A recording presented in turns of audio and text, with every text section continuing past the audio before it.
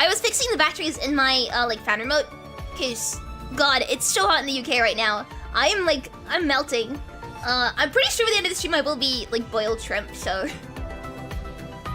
try not to die. But hello, hi everyone. PGR. I've been waiting for this. It feels really weird to me. I was just thinking before the stream. It feels really weird to me whenever like a construct that I was around for like their initial release gets a new frame. Like, it happened with Selena, and now it's happening with number 21.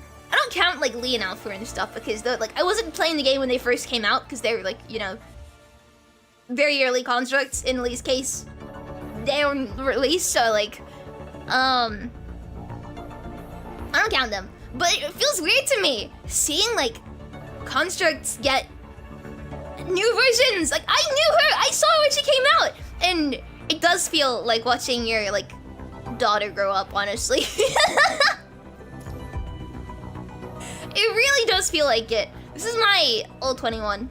Like, and now she's a big girl. Now she's all grown up. And first of all, can I just say, like, her design is incredible in this version. I love the oh, that's an angle. I love the design of her like big puffy sleeve things. Actually, one of my favorite kind of designs ever, these big puffy sleeve things. They like remind me of Miku. Very, very cute. But I mean, like, come on. Come on! She's grown up so much, and it does feel like watching, you know, your daughter grow up. She's my daughter. I fought Vera for custody. She's mine now. I love her so much! Oh. I see the chest spike. I guess I should just like pull for her straight away. But mad if her design isn't just incredible to me. I don't know, I love her a lot. I really do. And her story as well. It lives rent-free in my head and has since she came out. Anyway. Let's pull. I'm not gonna waste any more time. All the way, thank you so much, Girl Game, for sponsoring the stream! There we go. Oh yeah, let's talk about the new color frames, the CN side. You can if you want. I don't mind too much. I have seen what's happening on the CN side, and I'm very happy about it. But I'm only be talking about number 21 today. Okay, so otherwise I'm gonna get distracted. But I have seen it, and I like it a lot. Anyway, we're gonna pull. Oh, I'm already like 6 in? Ooh. This might be easier than I thought. Oh, by the way, there's still the thing in... Oh, whoops. How do I... Why is it not working? Cool, I'll get rid of that for now.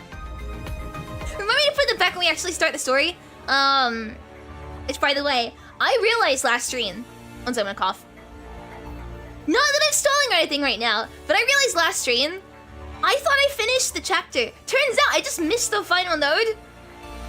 Someone commented like, Epi, are you gonna finish the story? I was like, I did finish the story. No, I'm an idiot and was really tired and didn't see I literally missed the end node for the entire story. Hopefully I don't do that again today. Right, pulls. We're gonna pull. I don't think I have enough to do Fate. But Fate would be really funny. We're gonna do regular for now. Let's do it. First tempo, watch this. Damn it. One of these days I'm gonna say first tempo and actually mean it. What if we get, other 21? That'd be a good sign, right? That'd be a pretty good sign. Lucia. Damn it, you're not 21. It's time to Neither are you. Commandant. I'm getting baited. You've not read. I almost want to see who the A ranks are. Come on.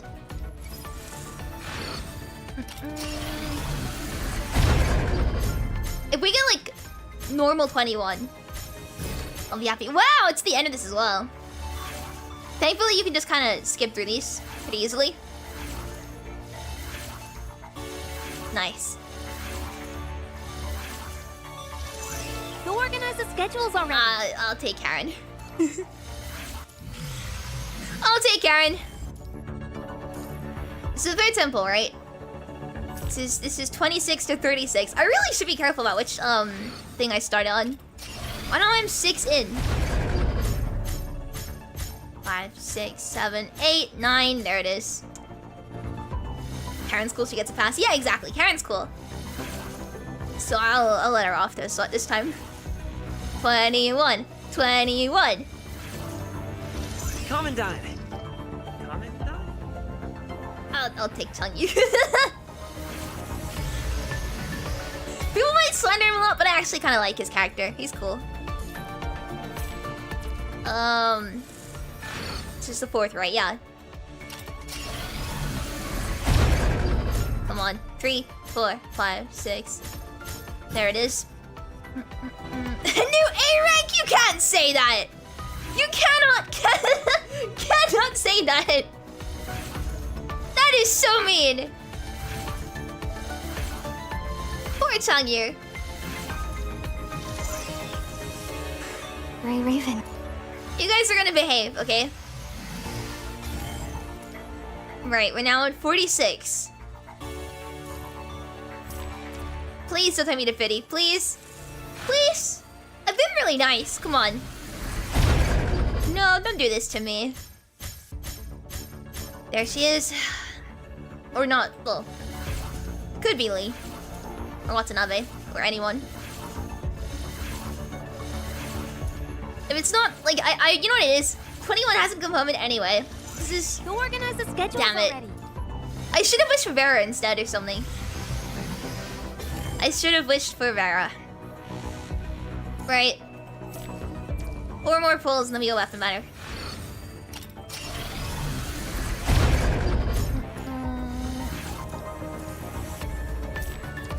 Come on. Me? You're afraid of the dark? Hey, Liv! Unfortunately not who I was pulling for, but... You still dodge pity? That's not how... No. Come on. This is it. Hello, 21. No, there is no the 21s to take home with us. That must be the problem.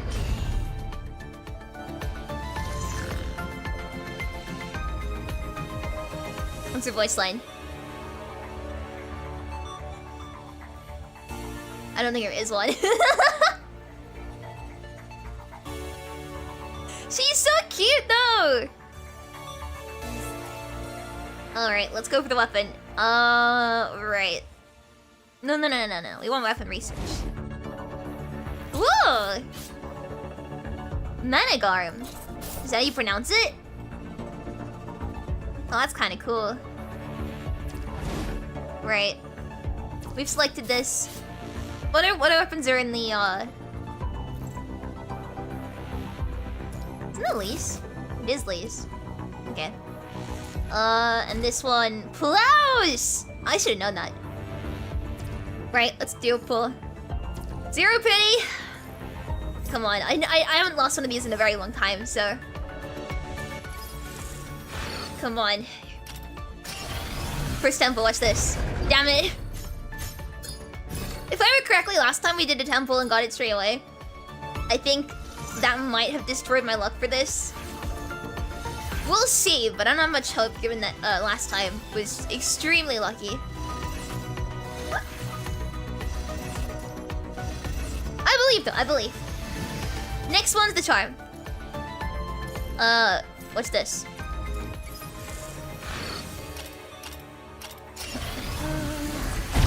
Damn it! I'm joining Pity Gang again. I'm joining Pity Gang. It was... Because it was nice while it lasted. I didn't really get any good luck with my pulls today. But... last time I did. So this is... you know, it's payback. Pity Gang! Watch it be off right. Or, you know, watch it not be the one that I want. Oh, it's at the end as well. God damn it. I really am fitting gang. Right. Come on.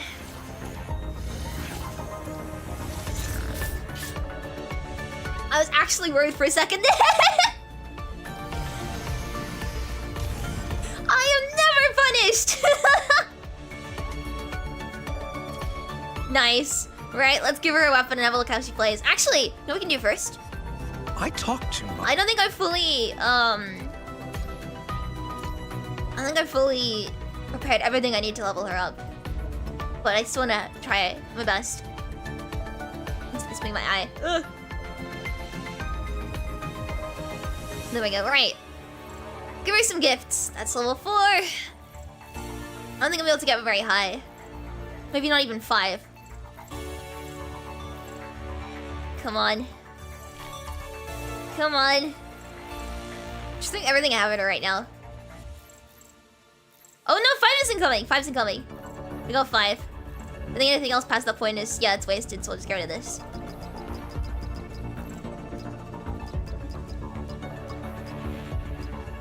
There we go. Level 5 it is. That was 12 and 21. Wait! How tall am I in centimeters again? Why do you want it back? To introduce it.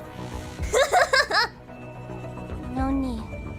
It's already mine. 69? Am I? I could have sworn I was... You know, I'll take it. I'll take it. Right. Voice... Actually, pose this first.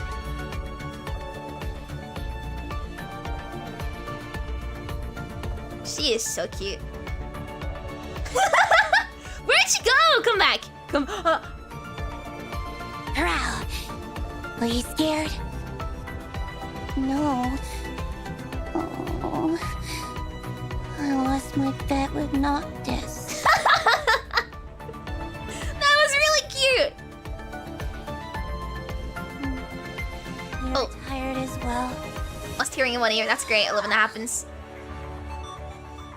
If you want, I can put Hello. a balancing device on you if you're cold. It's fur. It'll warm you up.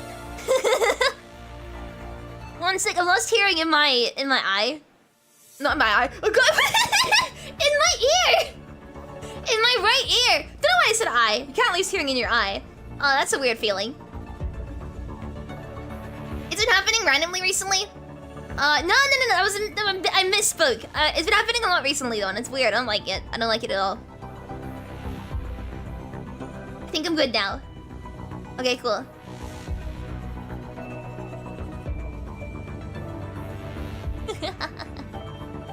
No, Tail, stop. Nothing. I love how they're playing into that. So many jokes have been made already.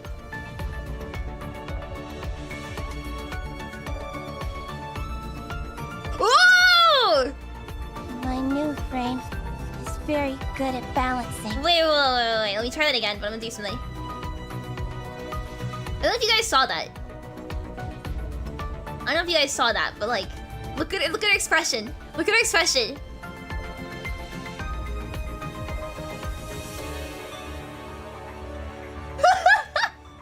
My new frame is very That is good at murderous balancing. intent right there.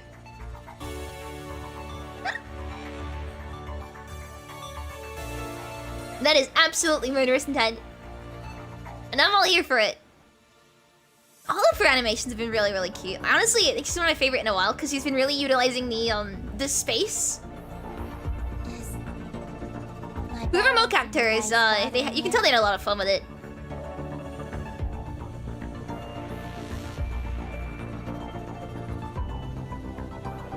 Do you miss Buddy too? Yeah.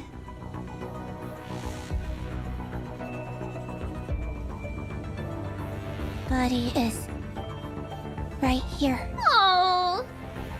I can feel it.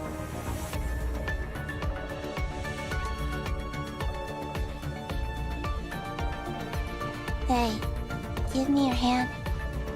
So Here, I noticed she didn't have Buddy in this frame. the pink sister from Grey Raven asked you to go out and get my teammate. you haven't been out. So I got some for you. Oh god. Sunlight.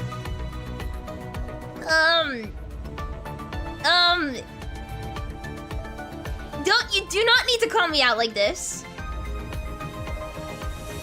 You don't need to. But thank you. I don't like this. Stop touching my ears. Why is she so cute? Anyway, right, let's see how she plays. I really wanna see how she plays. I loved her gameplay in remember her last frame? No, you know, I'm just gonna go into her members and find her there. Also, sorry I keep meaning to cough. Like, I think my throat's been killing me today. Am I not leveled you up? Apparently not, right? Yeah, my throat is killing me today. Right, I think I'm better now. Let's see how she plays.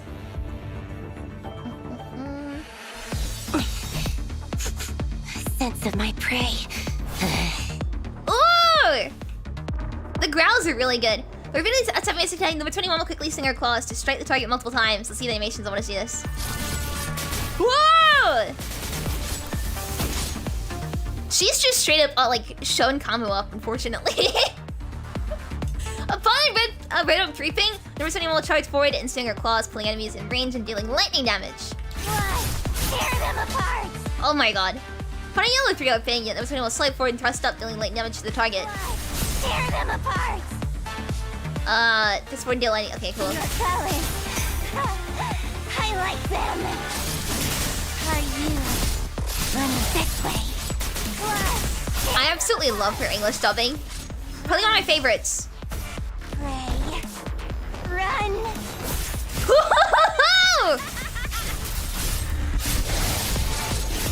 Are you running this way? Okay, well I want to actually see how she plays, but man, that's cool. I know. I do feel like she just completely showed up Kabu at his own game. Poor Kamu. Right, let's try this.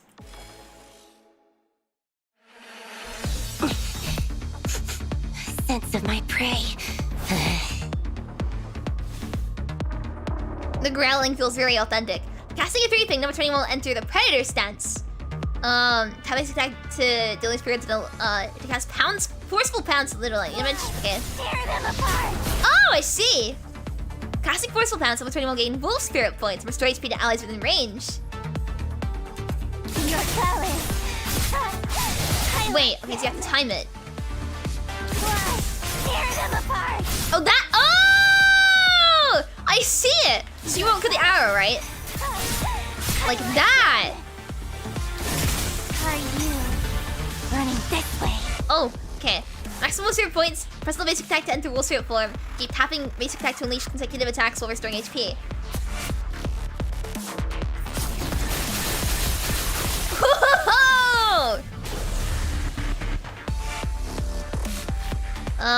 Like 2 things to activate the acceleration field. Trigger dead on pounce. Another 3 things to bring on dead on pounce to fully charge wolf spirit points. Tear them apart. Are you Okay, so you need to do it at the same time. tear them apart? Your talent. I like them. Run. Pray. I should have read that, I feel. Oh well.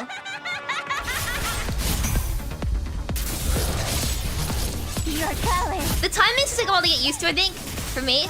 Run. But we'll see. Pray. See how it's with the follow-up? Yeah. I noticed that. So this...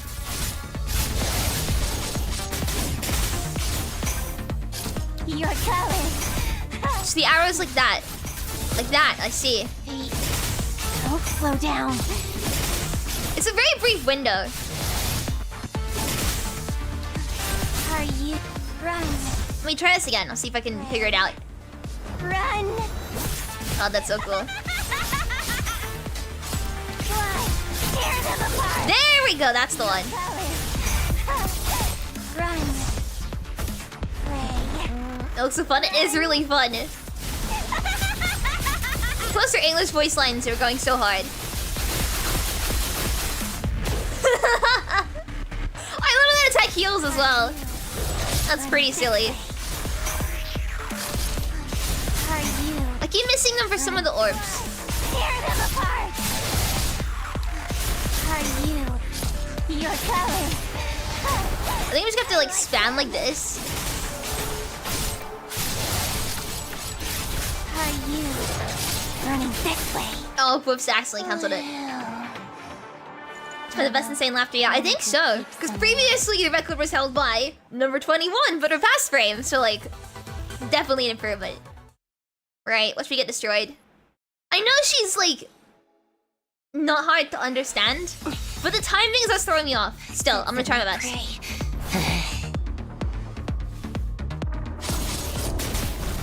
Oh, whoops. Your color. I like The timing is gonna throw me off completely. them apart. How do I know when I got like pullable strip points? Running this way. Your colors. Run. Pray. This is the bottom thing, but like, Run. oh wait.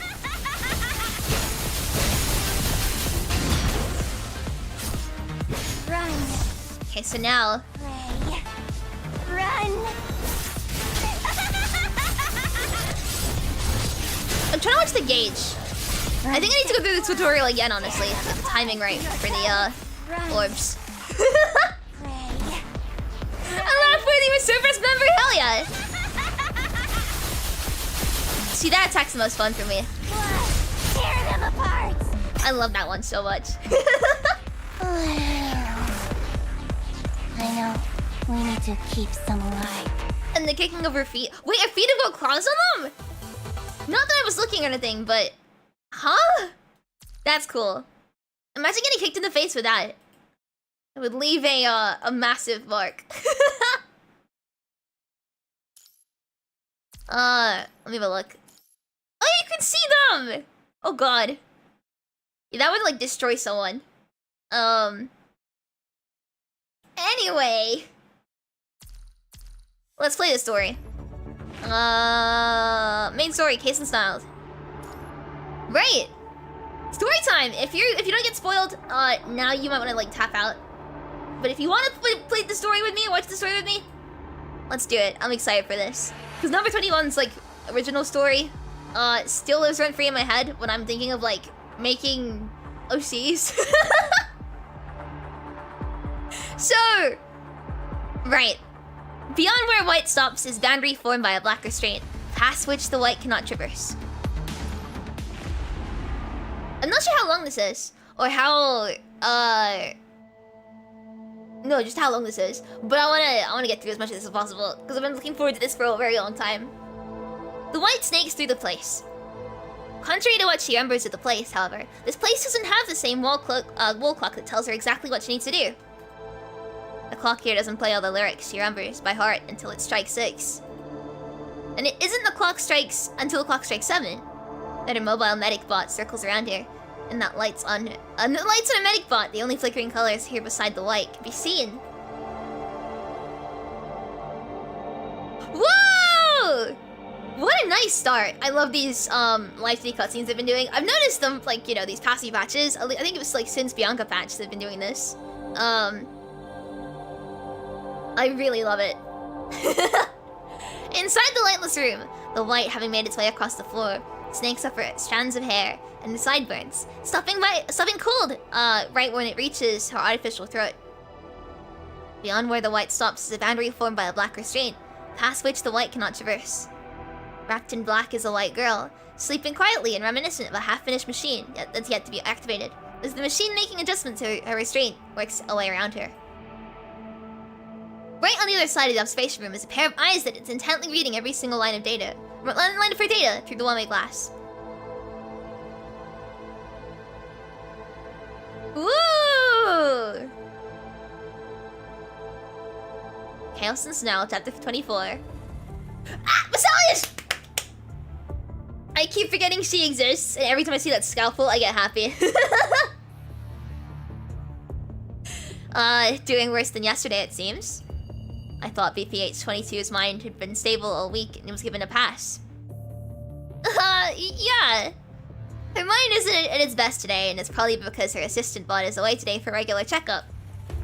The consciousness sharing module in the cobot has been switched to a simulated AI, no? What's still affecting her frame then? She has trouble adjusting to the simulated AI's feedback. Keeps shouting, "Get Buddy back!" and whatnot, and that's caused instability in her mind on several occasions. She scares you? She scares me too, but I love her for it. Which is why I put the original consciousness sharing module back in the cobot as soon as she started showing signs of compatibility with the frame. Because I wanted to make it easier for her to get used to the new frame. So this is how you treat her, huh? Like a kid. Aside from making this frame more powerful, they wanted her mind stabilized more than anything else, if my memory served me correctly. And the fact that the cobot shares her memory to a certain extent is what's causing the instability that we're seeing in her mind. Just because I'm not the project lead here doesn't mean I'm going to sit around while you squander our resources on experiments that are going nowhere. No, that's not what it is. See, I put the original consciousness sharing module back in the cobot, but there isn't a port of the mind for the new frame and the cobot to connect each other. This means that she can vaguely sense the cobot but won't be able to connect to it, which means her computing power won't be shared like it did before. Nervous, Yara now speaks twice as fast as he usually speaks! You aren't going to tell me this is what she needs to feel better, are you? Oh well, see, that's why I got times cold test measures, yeah? How old are you now, Yarha? I beg your pardon? The way you carry yourself reminds me of some innocent teenager, and what you say and do only reinforces that impression. Ever thought about a career change? I think I like it here the way things are. If the data isn't looking favorable, then just optimize anything and everything that's an issue.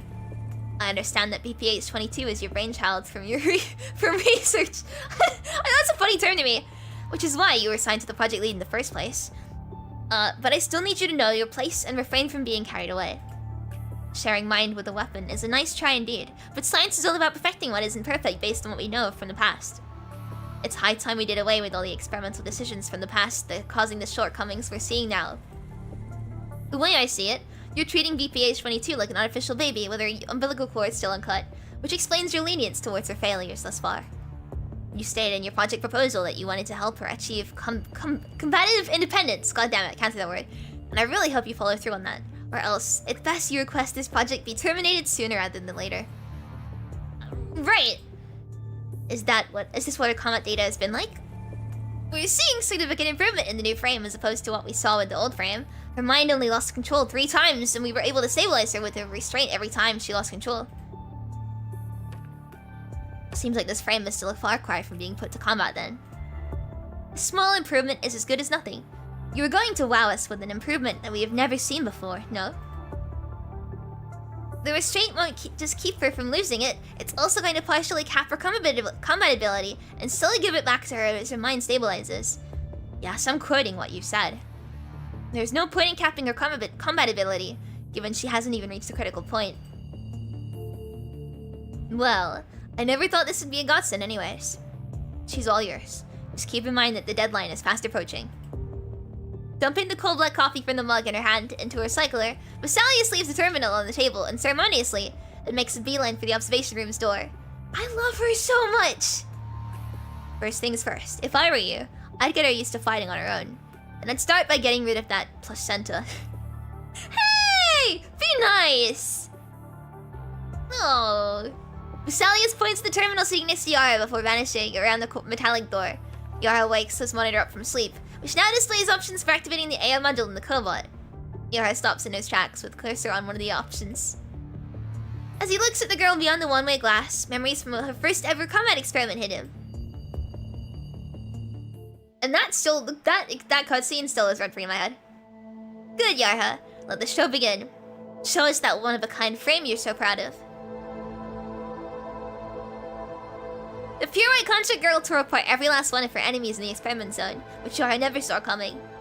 Driven by her instinct to attack, she was not unlike a beast born to fight.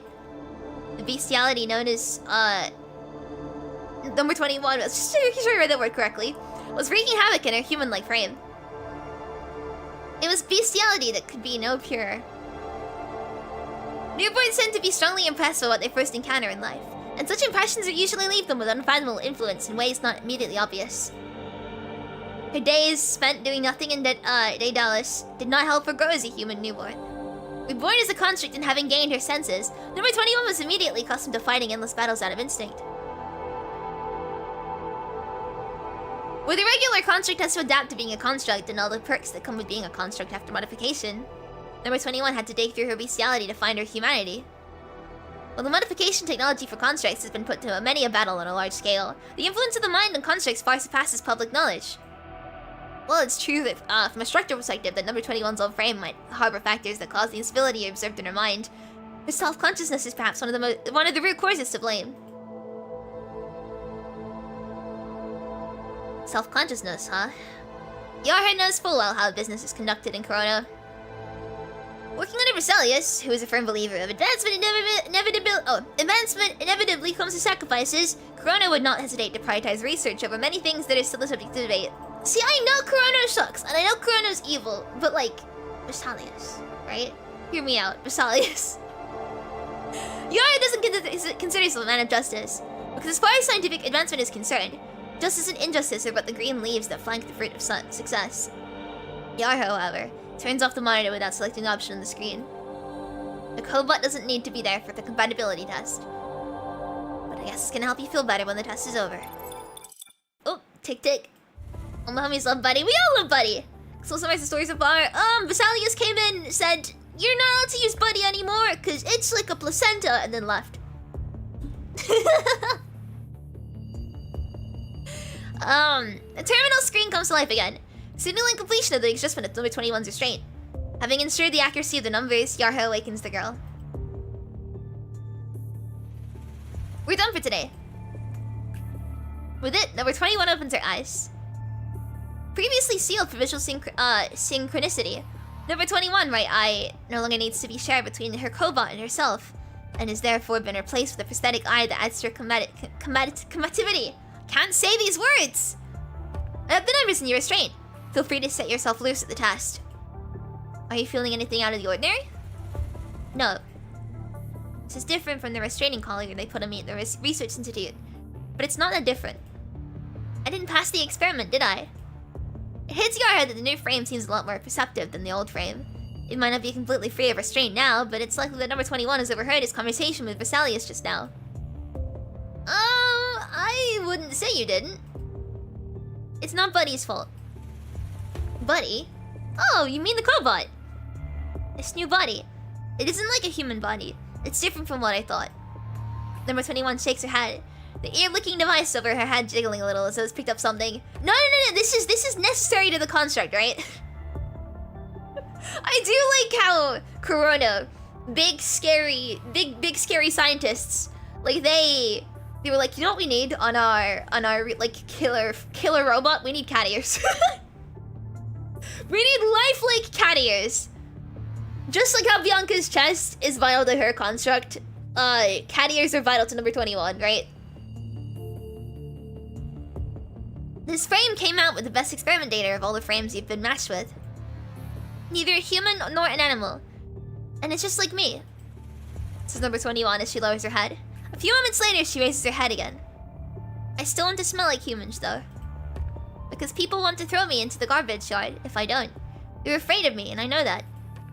The more I try to be like them, the more confused I get. It only makes me less like them. I've never had a human smell, and I always knew that. Which is why I don't dislike the restraint. It stops my brain from working when my brain gets confused, so people don't need to be scared of me. You can do whatever you want with it. I need to pass the test so I can go back to Captain and not this. It's wolf ear though. Well, it's animal ear, right? Fine, the wolf ear is the most important part of the frame then. We have a month left, and I'll do everything I can to make that happen. Let's call it a day here.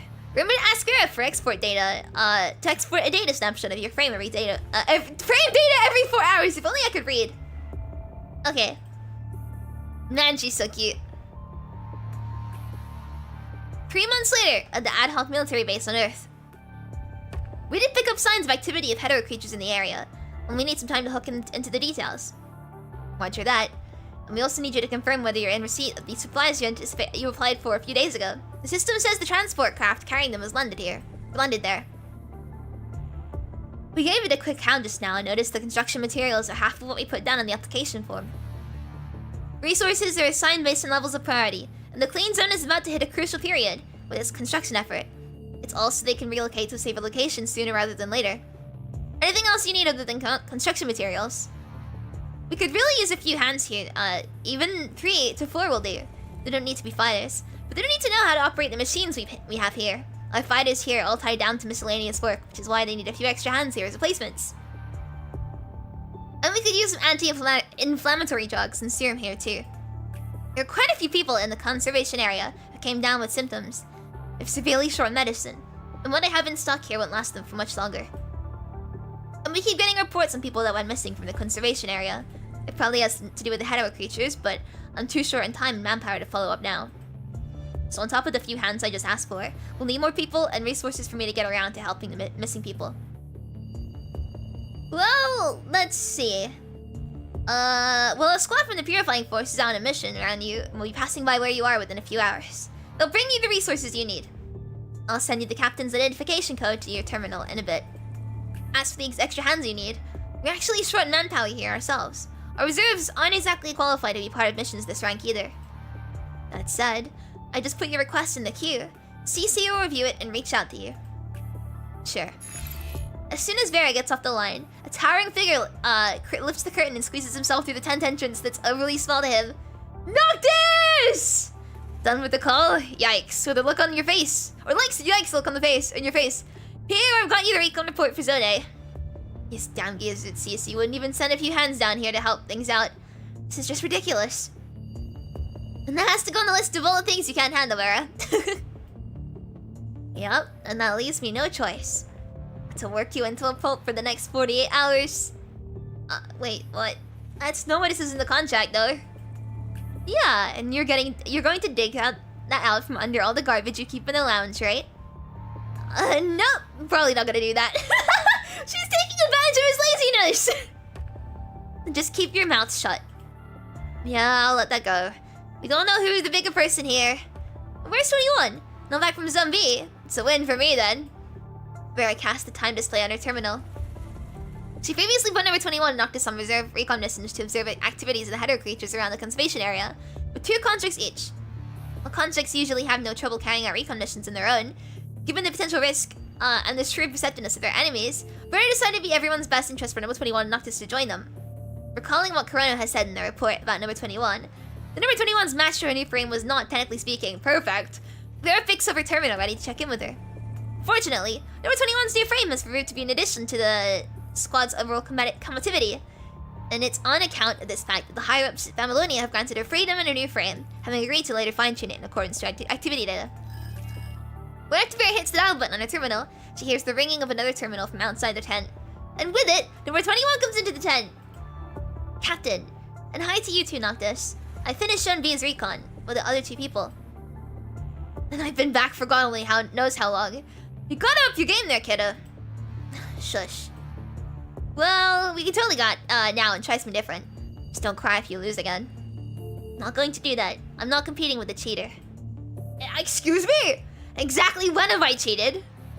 Fine with me, though. I just thought I'd entertain you because you and Vera have been looking shitty these days. They let him swear! Woo! Let's get back to business here. This corner from Zone B seems to be missing data, 21. Walking up to Vera, number 21 sees Vera pointing at the particular corner on the map.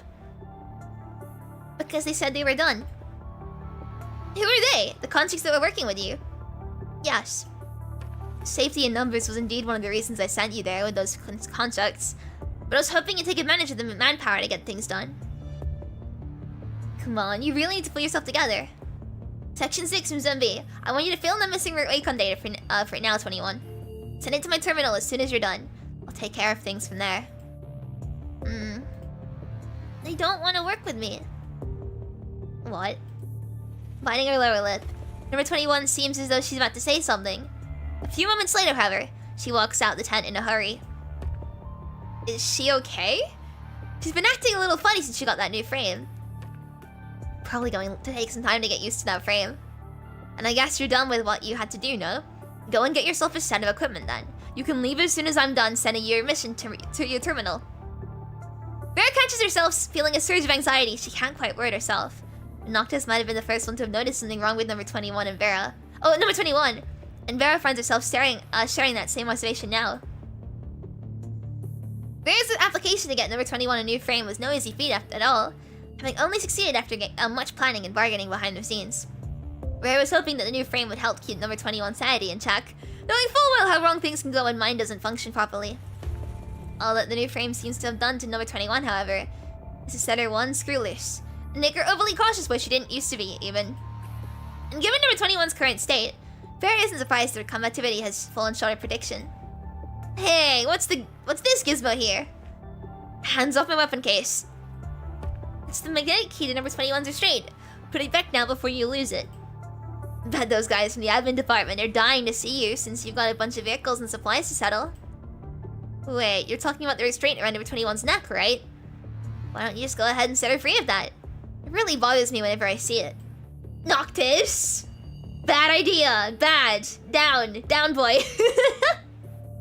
You know what? I think I'm going to buy one and put it around your neck and see how you like it. Says Vera, avoiding Noctis' question.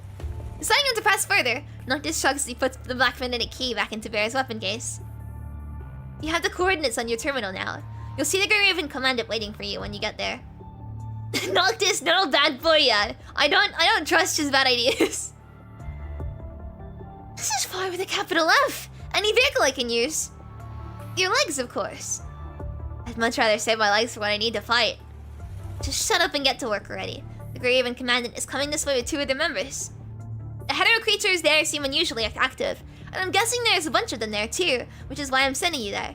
Remember to pack up enough supplies before you go.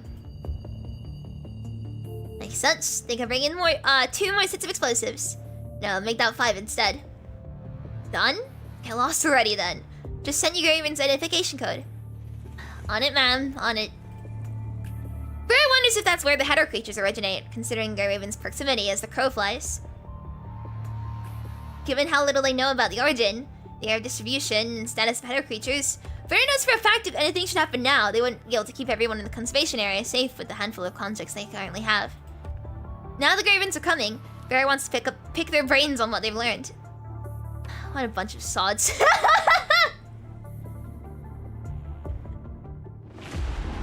It's a very British insult there, Vera. Alright. Noctis, your 2 brain cells haven't rubbed together in 3 years, don't do it. Yeah, I don't trust Noctis' bad ideas. Section 6 from Zombie. Over here, buddy. Number 21 turns the electronic map on her terminal screen 450 degrees to make sure they're going the right way. This is quite the handful, isn't it? As number 21 walks straight ahead, her cobalt gallops around her feet like a puppy having fun hanging out. But Bunny always understands me, even if I don't speak to you straight from inside my head, right? Uh-huh, that's right. Lowering her voice, number 21 makes her cobot's robotic tone. And here we are. An hour before. Hey, isn't that the mentally disturbed kid? Wow! You cannot say that! You cannot say that, Construct 1! Isn't that the mentally disturbed kid in service was seen back there? Shh, keep it down. Apparently there was this one time where she was on a mission where she lost it after killing all the enemies, and she just went on trying to smoke her own team. Luckily the Grey Raven commandant got there in the nick of time, and contained her killing spree. Oh? And my purifying force didn't wipe her out for doing what she's done. Some higher-ups let her off the hook. See, that's how badass they are, they're Cerberus. Which means our lives are at stake here, no?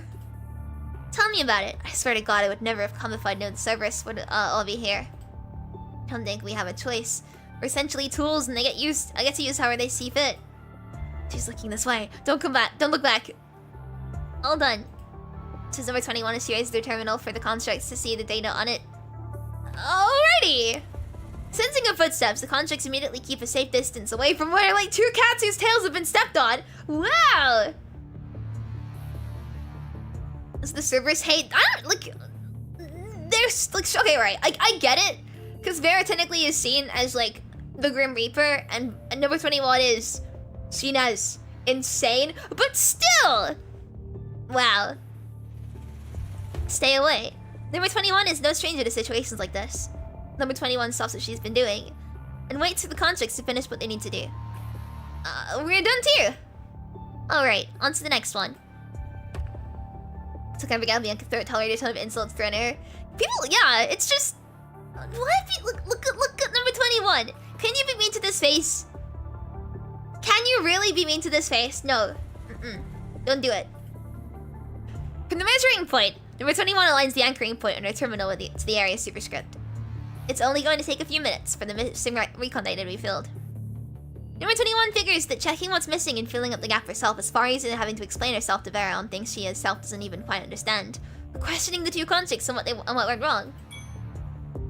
With her terminal beeping, number 21 proceeds to send the data that was previously missing to Vera's terminal. Phew, all done. Probably best if I don't do anything unnecessary. Right, buddy? As her cobot starts rubbing itself affectionately against her leg, number 21 can feel its chilling alloy shell against her skin. Hey, look! A dried leaf. And it's flying. I keep getting too expressive when voicing 21, right? I need to sound more dead inside. I don't know how to do that, though. Jolting to the cobot's movement, a dead leaf wobbles into the air, only to make a somewhat unsteady landing on a tree branch not too far away. It's not a leaf, buddy. Number 21 walks up and reaches her hand for the creature. She wants to touch the flitting butterfly. Oh! Better leave it alone. The kid is dying. Following a barely audible noise of cloth rubbing against each other, number 21 hears these very words from out of nowhere. Who's there? With a question, number 21 positions herself for a fight as she tries to pick up the signs of anything suspicious from where their voice came. A few seconds later, her coma takes a fighting position too.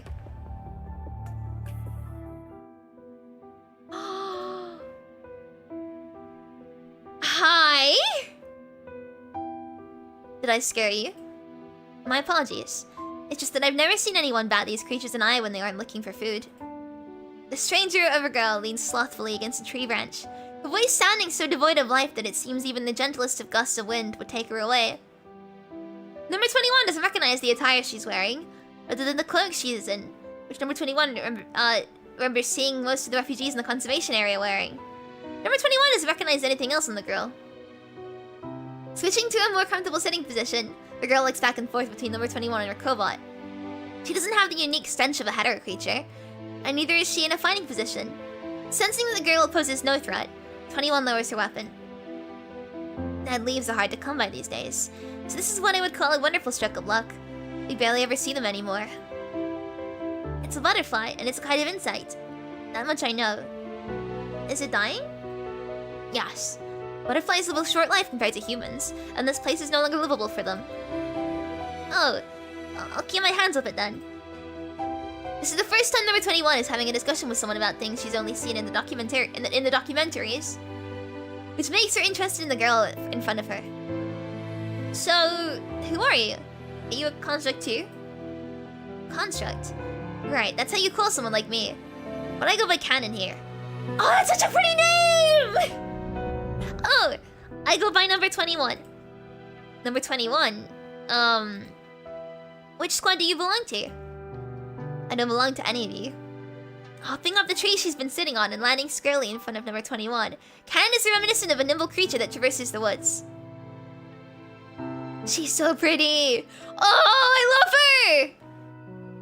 I do recon for conservation area, and I run errands every now and then, too. In exchange for my services, Salans lets me stay here. Salans? The one in charge of our conservation area. You don't know him? Captain is the one who remembers people's faces. Are you here on a mission too? You've probably heard about all the people that have gone missing here, right? I'm actually off duty now though. I like it here when I'm off duty. That definitely needs to be merch. I hope so. I'm waiting for them to restock more merch for PGR. I keep checking Taobao very so often.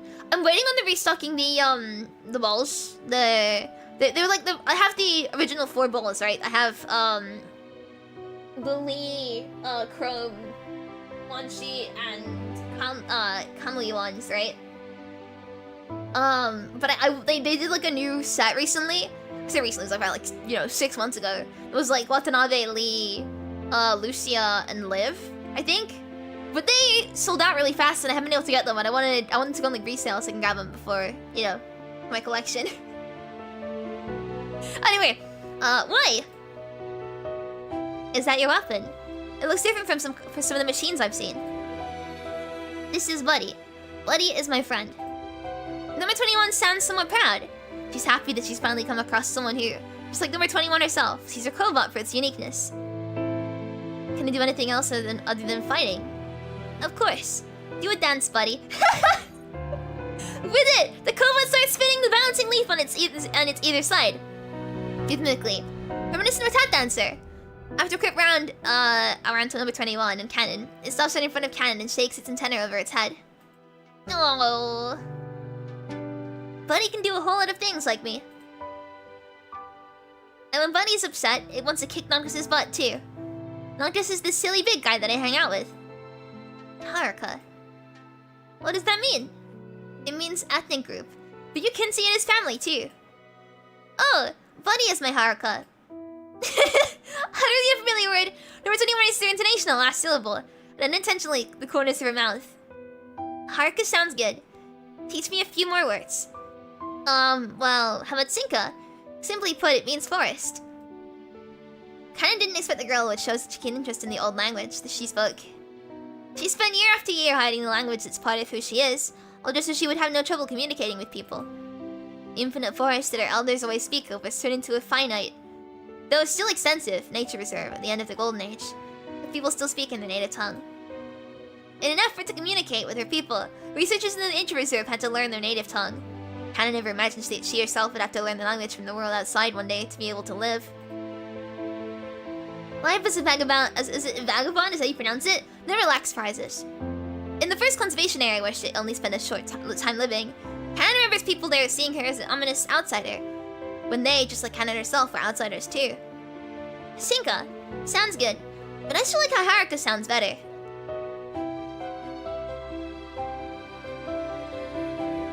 Canary, you sing so well. Can I hear you sing again? Come on. Connect and protect our Sinka. Bless the bodies on the ground as you receive the souls from the heavens. You planted and nurtured the seed that would eventually turn into our roots. The wind brought with it your murmurs. To share with our people your joy and sorrow, or do share with people. May we have your compliment through all eternity. I cannot read today. Please guide all souls that sing the soul of Sinka. Sing the song of Sinka forever and ever. That's great. Granny Shiriko would have had a lot of good things to say about me if I sing as well as you do.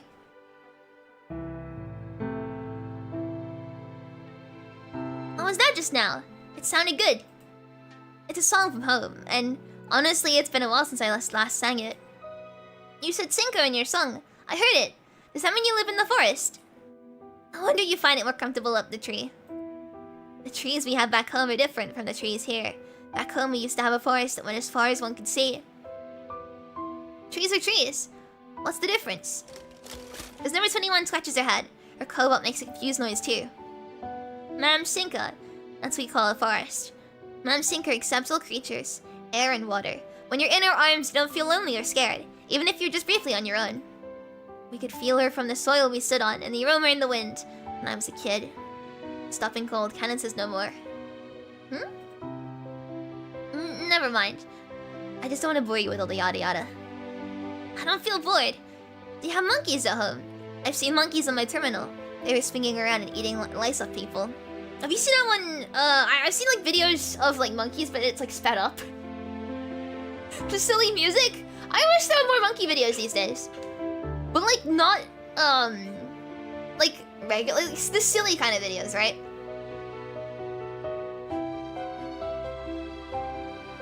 Sorry, I'm just chugging some more water because I'm really thirsty. Why is it so hot today? It sucks being in like warm temperatures. I'm not used to this. Monkeys. We call them tankun in our language. Oh, what about wolf pups? I see them all the time in my terminal, but I've never seen real ones. Sassy bee is the word we use to refer to baby wolves.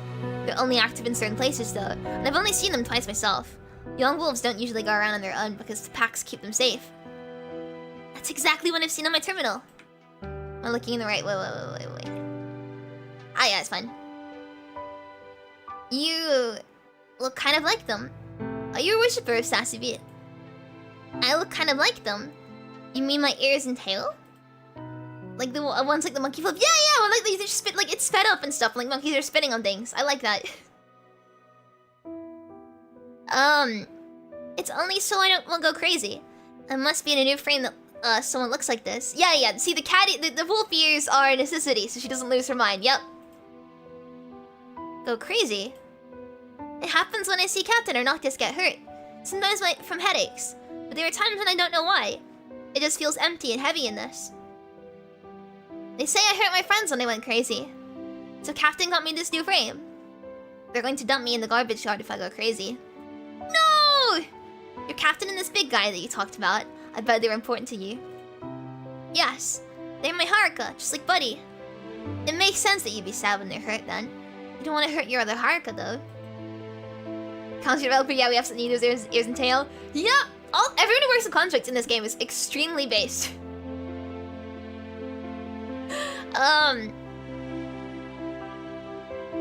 What is this? Is that so? Yeah, I love the part where she hiccups in the voice. Wait one sec. Okay. But I wouldn't call people my Haruka just yet. Well, relationships be complicated indeed.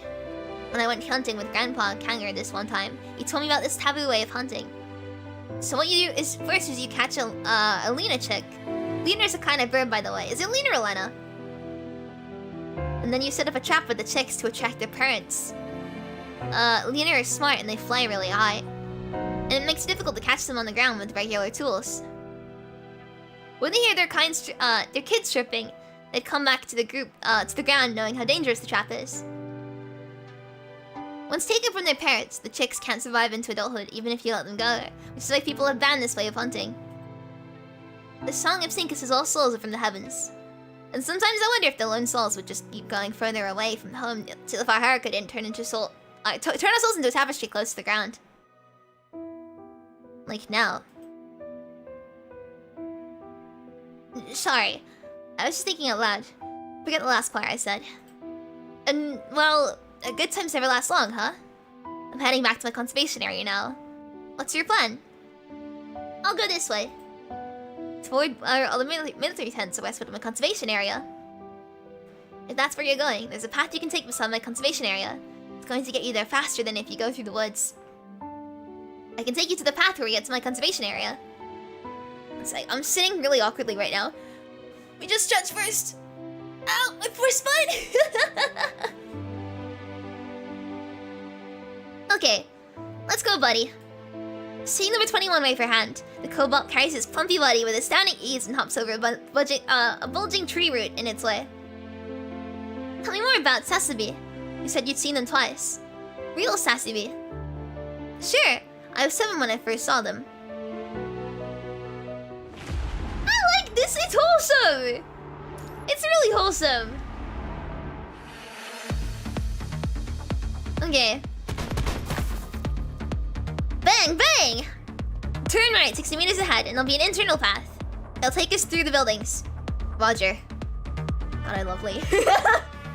Command it, we're here. Bang, bang, bang! Doors down, let's go. Through the destroyed side door barges a human and 2 constructs, behind whom was a bubbling red marsh that threatens to lick them by the ankle. In the lead is Liv, who's monitoring the environmental data as she clears their path of anything that stands in their way. You find yourself in between Liv and Lee, a relatively safe position. Ever since returning to the first hetero creature you saw here, Lee's been firing shots non-stop. While Lee's immune to the punishing virus in his specialized frame, his immunity doesn't prevent the frame itself from being worn down and the ensuing fatigue. Head upstairs! As you rush the way up, the clanks and clunks coming off the rusty stairs sound the furthest things from melodious. A few seconds later, the metallic staircase lets out a heart-wrenching cry as the hetero creatures flood up the stairs, painting the path crimson in the blink of an eye. Destroy the stairs, Lee! With no hesitation, Lee switches his composite armaments to rifle mode in a split second before firing a barrage of shots that land squarely on the staircase's point of application. Thud. With it, the waving staircase plummets to the bottom without— Wait, how do we get down now? Good job, Commandant. The wavering staircase plummets to the bottom with all the hetero creatures still on it. Coming to a halt, you take a few deep breaths to soothe your pounding heart. What's the situation, Liv? Let's pull her on now. I haven't picked it up at any other hetero creatures yet in the building. But the biggest bunches in this area... the biggest bunch in the area is the bunch we just ran into right under our feet. We caught the attention of a bunch of enemies along the way. So it's highly likely we're looking at a bunch about 20 to 30% bigger than what we just detected at first. Lee speaks from where the staircase is snapped, looking down at the bunch of hetero creatures engaged in seemingly meaningless behaviors. Every last one of the hetero creatures wiggles his body towards the second floor, apparently still remembering that the targets thereafter are up there. Fortunately, however, there's nothing for them to make their way up. I might be able to get rid of them with the ammo I have left, but there's no telling if we're able to run into a bunch this big again. That's a good point, actually. Have we ever really talked about ammo in this game and like the ammo economy? Because I genuinely think up until this point, like I've just assumed that bullets are infinite.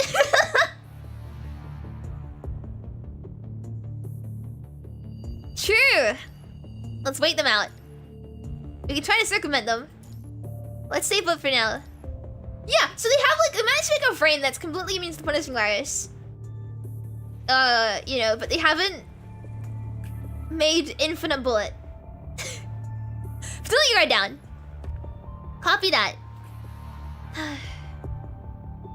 Lee lets out a long sigh. It's likely that something else weighs on his mind now, since he isn't the one that complains about missions, no matter how difficult they are. They might be. What's wrong? How's Lucia doing? Liv droops her head at Lee's question. This is probably the question they've been meaning to ask the entire way, but never had a chance to. Many people have never missed a chance to ask you about Lucia ever since she got back to Babylonia. Lucia's mind has been put under round-the-clock surveillance, as she was deemed a potential risk of having private contact with Ascendant. With the Science Council in charge, the Control Court has been monitoring and investigating Lucia's mind, and will eventually deliver to multiple parties their findings based on Lucia's memory data from when she was in contact with Ascendant. On the surface, it all seems like a harmless enough process of investigation and data collection, except no one can say for sure what the surveillance is going to stop. It's just like us, for real. Like, you know, but sir, I swear. Wait a second. Yeah, I swear. When we met 21 for the first time, unless I'm losing it. No, nothing. Was that patch?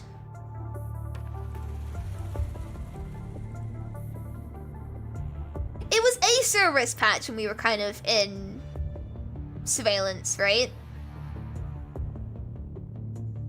But I'm pretty sure it was 21's. I might be wrong though. I genuinely can't remember because my sense of time is like very distorted. Anyway, having experienced what we call benign surveillance firsthand, you for one know for sure that being watched around the clock poses no less stress than the battlefield does. You, however, take comfort in the only starving grace of it all, one that currently works at the Science Council. Oh? Ashimov! You might have been Varys? No, because Varys is the one we went to Atlantis, right? Varys is the one where we fought, Lamia. But I can't remember which order they released in. So I guess it makes us partners in crime now, no? You hold out your hand to Asimov. Is he gonna shake it? After a brief moment of hesitation, Asimov's hand grasps yours! Yes! Make with these! It was a little... Oh, I missed that. No! It was a little cold. Reading into Lee's question, however, you see an email on your terminal to arrive right in time for the Science Council. There we go! You turn your terminal to face both Lee and Liv so they can see what's on the screen. On your screen now is a partial record of mind overloads from experiments in the hyperreal frame, except the record comes with detailed notes and analysis. Wait, what is this? Lee, I think you'll probably want to... Dumbfounded, Lee looks at you, apparently waiting some sort of approval. You project your terminal's virtual keyboard to Lee. With it, Lee works away immediately. About half a minute later, having been extracted and recorded, the notes and analysis that come with the report have been turned into an email with just words. Code 006. Did a regular checkup today. She felt a little bit tired, but she was doing fine. Kuro raised a few questions last night about the open report. It's under control though, so worry not. The control court has asked for real analysis of certain data. I demanded an explanation given our shortage of manpower. They haven't replied yet. Their motive is yet to be determined. Best not let our guard down. I can't read today. Doing fine. That refers to Ushio, right? I'm glad to know that we have him there to help us from the inside. But exactly when did this... He has apparently guessed the identity of the email sender, since that person has helped him out on countless occasions. When it comes to the hyperreal frame and the hetero incident. But at least you just got back to Babylonia. I didn't see any of this coming at all. Which is why I felt to bring you all up speed. My apologies. No, it's fine, Commandant. We know you're always looking out for us. There was no need for you to bring this up anyways if nothing happened. True. I'm glad that Leo's here is doing fine. But, well... Liv seems to have recalled the whole surveillance incident from before. Her face growing heavier by the second. Yeah, I remember that whole incident. Right when you had to say a few words to your both Lee and Liv, you barely pick up an audible noise. Oh, you pick up a barely audible noise. You keep your eyes closed for 2 seconds. And through the silence, you hear something you describe as a metallic object being pulled lengthwise or twisted. Before you can tell about the weird noise, however, I was already busy surveying your surroundings. Again, while Lee trains his weapon straight at where the staircase has just been snapped. Ooh. No new target found. Maybe it's downstairs or it's still a main target of interest. The staircase is gone, but they're still trying to make their way up here. The staircase is completely snapped away from the floor you are on. And you can't even begin to imagine how these hetero creatures would ever be able to make their way up here when they literally lack the cognitive ability to do something as complicated as this. In the severely destroyed staircase, a few razor-sharp parts stand coldly in the air, reminiscent of the sharp fangs of a menacing beast, making it close to impossible for anyone to set their foot in the staircase. The staircase now lies lopsided against the sand and gravel, making its tilted surface almost an unscalable hill. Anyone in their right mind who wanted to try their luck getting up here would definitely seek a different path. It would work some other tools, at the very least. The hetero creatures down there, however, have for this entire time been trying to make their way up with this destroyed staircase. And then, you hear a weird noise coming from the staircase. It's the same noise you heard just moments ago, a metallic object being pulled lengthwise or twisted. Then it hits you that it's the hetero creature that are making the noise as they crawl over what's left of the destroyed staircase. Oh god! Wait, do you see what the one is doing over there? Looking at where Liv is pointing, you see a hetero creature slowly inching its body towards the staircase's razor-sharp skeleton that's poking out the one of the stairs. With its belly, the toughest part of a hetero creature against the needle-sharp skeleton of the staircase, the hetero creature does not come to a halt. Right when the skeleton pokes through the hetero creature's belly, you can almost hear a crispy snap inside your head. Despite the cut in its belly, however, the hetero creature keeps moving, the liquid coming out of the wound slowly dripping down among the fragments, turning before you know it into a river underneath the other hetero creatures. Oh god! When the first hetero creature finally grinds to a halt, a second one is already stepping on its dead body, commencing a ritual path paving one stair up! I see! When the hetero creatures were unable to set their foot in the destroyed staircase, they can now safely do so with the corpses of their kind underfoot. And the weird noise you heard earlier is the sound of the staircase being squeezed under the weight of all the hetero creatures, trying to make their way up. Ow, ow, ow. Flashing past your mind in a moment like this, however, is the story of the Tower of Babel. At the same time, you see yourself as the very god who can't wait to topple the tower. We aren't safe here. We probably won't ever make it up here, but I think we should leave just to be safe. Copy that. Calculating evacuation route. We'll take another 30 seconds. It's my leg. It's another bruise. You'd love to see it. Half an hour later. Done scanning. We're safe for the time being, so we don't have a geographical advantage here. I'll keep scanning our surroundings, though, in case of anything. Thank you, Liv. Don't mention it. And thank you, truly. Taking out those little fires was nothing but a cakewalk. And I was able to try out the silencer on my composite armaments, too. We'll send you a request for certain optimizations once you're back. Sure thing. So, what's our plan now? Is to now write some fire lines? Exactly. I don't think I'll ever recover from Liv's chapter, though. That was the most poetic of them all, in all the wrong ways. Well, not the best ways, but you know what I mean. Liv, can you pull out the mission info we've gathered so far? Let's go through what we already have first. Sure. Just one sec. Liv works away on our terminal and arranges the projections in a layout in which they're all simultaneously viewable. We had 3 sets of mission coordinates in total. We have been investigating them in descending order, and are so far done with the first 2, and we're at the 3rd location now. The first set of coordinates is located 16 kilometers outside the area of coverage of the CPFs. Prior to this location are at the speed at which the plants wither and the excessive density the punishing virus found in the soil. Normally and theoretically speaking, an area of coverage should be slightly bigger than what's publicly announced, forming what they call a partly shrouded area that falls short of being as effective as the actual area of coverage. I've just double-checked and confirmed the CPFs closest to the first set of coordinates is still functional, which is why it makes no sense for the punishing virus to be found in such a high density in the partly shrouded area. Right! Not to mention the hetero creatures there are tougher than the ones you usually have to fight. But they got a power boost from the punishing virus. Question is, where did all these nutrients come from? Nothing has occurred in that area recently that might have caused the density of the punishing virus to rise. What about the second set of coordinates? The second set of coordinates is located 5 kilometers southwest of where Conservation Area 46 used to be. It's within an area of coverage, but the CPF there stopped working. The punishing was no longer the densest there by the time we got there. It was 7 kilometers southwest of the Conservation Area instead. And at the new location 7 kilometers southwest of the Conservation Area, we came across a pile of dead bodies of hetero creatures.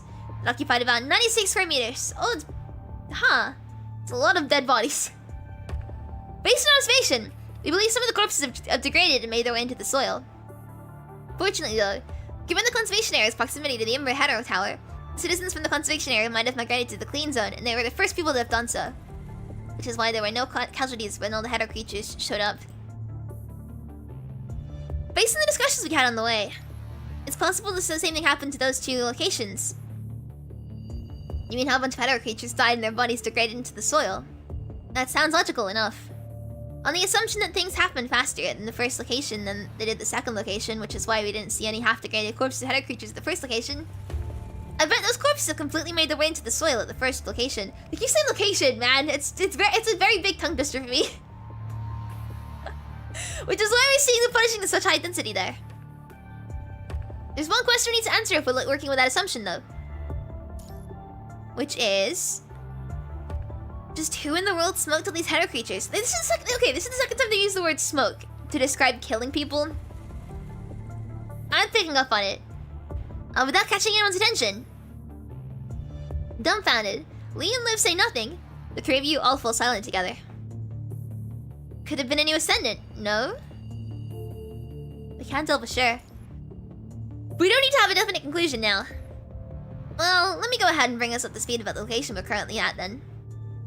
The third set of coordinates is what remains of City 027, located inside an infected area of coverage because it was slated to be turned into a conservation area. No one came to fix the roads here after an earthquake destroyed them 6 months ago. Construction effort in City 072 has been indefinitely suspended ever since. Most of the refugees here live in a small conservation area in the other half of the area of coverage. Despite an overload, the CPFs here are operating normally. In the mission summary we received, they made no note of there being hetero creatures in great numbers here in the data they sent back from Earth. So it's possible that what happened at the first 2 locations is going to happen here as well, but progress more slowly. Which means something is probably going to show up here soon and kill the hetero creatures and have come up with a pile of dead bodies. We're missing something from the equation though. So I got an itch. CPFs, the first 2 locations weren't working. But the ones here are. Aha! Right. There's no way anyone can tell there's CPFs here just looking at the data. And I'm guessing that means hetero creatures here might have higher resistance against CPFs. The theory from the discussion among the 3 of you just now won't stand if you can't work out the inconsistency observed among the CPFs at the 3 locations. Could it be the 3 I can speak English. Let me try this again. Could it be the 3 places operate by slightly different mechanisms? That's possible. All we can say about the 3 locations is that they all have hetero creatures in the great numbers that, for some reason, have developed a higher resistance against CPFs. And the only way to take discussion further is if we figure out what brought them about. With the discussion once again reaching a stalemate, you run a mental search in your head, hoping to find any missing pieces that might explain what's happening. Right then, all the projections go poof without a trace. Wheel Company commanded, hetero creatures are coming this way, we need to get out of here. Get the transport craft to quick us as we go. Wait, are we heading straight back? Or are we gonna stick around and wait for whatever can kill the hetero creatures to show up? There's no telling if we can make it out of here with the thing around. We should err on the side of caution without Lucy around. Right, one sec now. Pulling out what seems like a magazine and switching it into his composite armaments. Lee fires a shot towards the highest point of the building. What comes out of his weapon, however, isn't a bullet, but a claw-looking object. One that travels through the air following a trajectory. What's that? A monitoring bot that I can control remotely. It'll stay here and keep an eye out on things for us. He's so smart! But it's just a toy that I came up with on a whim and isn't meant to be durable against powerful enemies. Better than nothing, I suppose. Just head back from the transport craft, Commandant. We can't meet us at the rendezvous point given what's at stake. Need to keep a distance away from the rendezvous point. What do you suggest we do instead? Let's see. There's a mid-sized conservation area southward of where we are with the mission squad from Babylonia. We can take cover there for the time being. You should probably give them a heads up before we go, in case we can't get rid of all these creatures on our own. We don't want these things following us into the conservation area. Right. And the one in charge of the mission squad is Vera from Cerberus. Message sent. Great. Let's stay on the down low and head southward now. As expected to believe, he truly is Babylonia's strongest construct. Of course! I would not expect anything else from him. He's great. I love Lee. You have live, laugh, love. And leave, laugh, love. Roger that. I just realized something. It's unrelated to PGR, but like, in a few patches time, I'll have an announcement to make.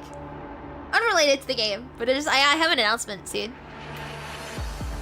I just realized that. I'm looking forward to it. Right. This Noctis guy, is he really as bad as you make him sound? Yes. Noctis is a lazy troublemaker. I'm always there to handle his poop every time Captain is mad at him. So Noctis can swear, but number 21 can't. I see how it is. Are you sure you didn't mean to say that you're always there to deal with the mess he causes? Yes, that's what I meant. As number 21 does a disgusted squint. Her Cobalt raises its legs, apparently wanting to give Noctis a few metaphorical kicks in the butt. The Captain always goes easy on him. See? What took you so long? Remember what time Boss said we should be back to get things ready? Canon wears the same look on her face, but number 21 can feel her vibes changing from just moments ago. We are for the anticipation till then. Yup, there's some stuff to look forward to. Be excited. It's quite a walk back from the forest. Think I'll never try walking back from there myself? It took me only 15 minutes when I did that. When are you going to stop slacking off? I wasn't slacking off. And today of all days, huh? Why are you doing this when Boss and everyone else are so nice to you? The boy's growing volume draws the attention of the two people sitting by the tent who are busy organizing their things. They stand up and walk this way. Hey, Canon.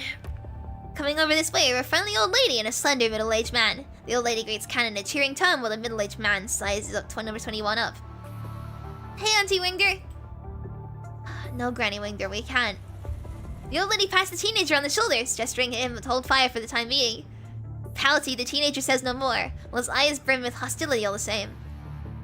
See, Canon? This young one is no bad kid. It's my old lady voice! He's no bad kid. He just says what's on his mind.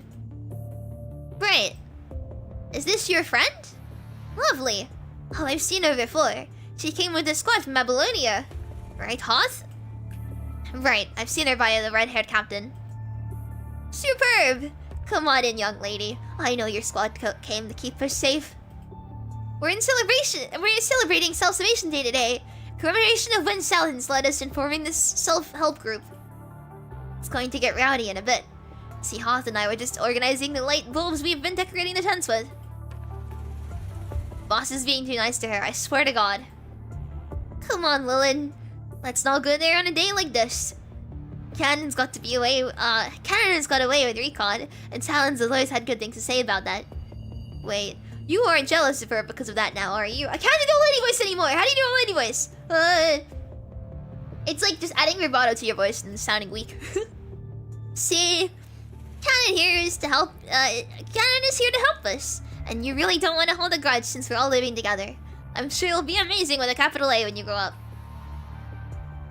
Never played anyone play this before? I'll play it yourself. But you know, it's like the animation. You saw some stuff in the Rock Shooter event that looked really cool. Yes! I can't recommend this game enough. It's very wordy if you want to read the story, like I do. It's basically just a visual novel, but the gameplay is like good stuff, and all the characters are great. It's got English dubbing, and I'm just like, man, I love this game. The dueling animation was amazing, though. I remember that. But she only shows up when we're handing out supplies and keeping an eye out for potential threats is all she ever does. Well, as if that's not... Huh? To me, it's all she ever does. That's really important. Hell, she doesn't even really talk when I talk to her. How am I supposed to see her as one of us and she's like that? And there are always strings attached whenever we need her help. I've never been such a greedy leech, if you ask me. And I even hear her saying all these words of racist lies I don't understand. She's just weird. We would never have asked her to come help us if Saren didn't go... And this leech isn't even helping us for free, as we all know. Lilin. The old lady's face grows heavy at the mention of the name Sharon. The middle-aged man by the name of Hoth wastes no time giving Lilin a piece of his mind. Realizing what he's just done, the teenager says nothing. Sorry, Granny. I didn't mean to. Wait, I thought you came here with your squad to help us find people that went missing. It's taking you people so long. What are you doing goofing around with the leech? Let's go find Saren already. Lilin directs the question to number 21 in a slightly quiet tone, apparently knowing that he isn't going to get the answer he wants out of this question out of number 21. Hurry up and get in. Dinner should be ready in a bit. Nodding at Hoth, Canon grabs number 21 by the arm and dashes off. But number 21 looks back. She's the gray-haired woman in the arms of Hoth, her shoulders shivering slightly. No. I'm sorry, 21. What are you sorry for? For how you were treated back there. It's all my fault. Oh, I see. A lot of people are like this to me. It might not be your fault. It's probably carrying different vibes from people. Those are the second time to say the word vibes. Or no, I think it might be the third time to say the word vibes. I'm keeping track. People here label me as odd when they sense something different about me. Animals accept to reject individuals based on smell. And humans might differ slightly from animals in certain ways. Except feelings don't lie. Hence the way Lilin treated you. Basically, he saw you as an oddball too. Only saving grace, though, is that he apparently guessed who you were, which is why he didn't spew more venom than he already had. Number 21 wonders if she's not picked up Canon's vibes hanging out with... Poor time. I want people to think of Vera and Noctis when they see them standing with her. She wonders if people want to throw Vera and Noctis into the garbage yard too, just because they hate the Cerberus. Oh wow. Just when number 21's mind is about to grow agitated, she feels a sting from the restrainer on her neck, subduing the ripples in her head with pain. Are you feeling okay? Hey, come on over now. It's about to start. Already? I'm not even done here yet. Hey, wait up. Before number 21 can answer Canon's question, the surroundings grow rowdy with people gathering towards the biggest tent in the base. Hey, if you aren't in a hurry, would you mind if I walk out with you after claiming my share of supplies? I doubt there'll be anything useful left after me to claim if I don't do it myself. Canon asks number 21 with a somewhat awkward expression. When number 21 nods, Canon once again ensures that number 21 feels fine before they head towards the tent with the crowd.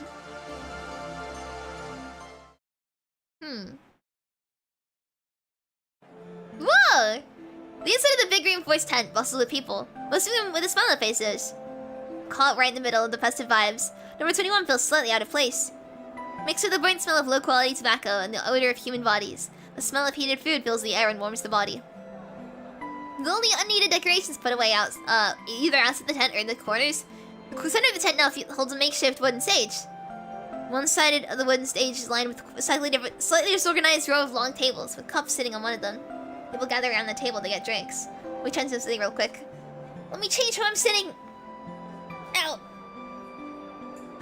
Ow, ow, ow, ow.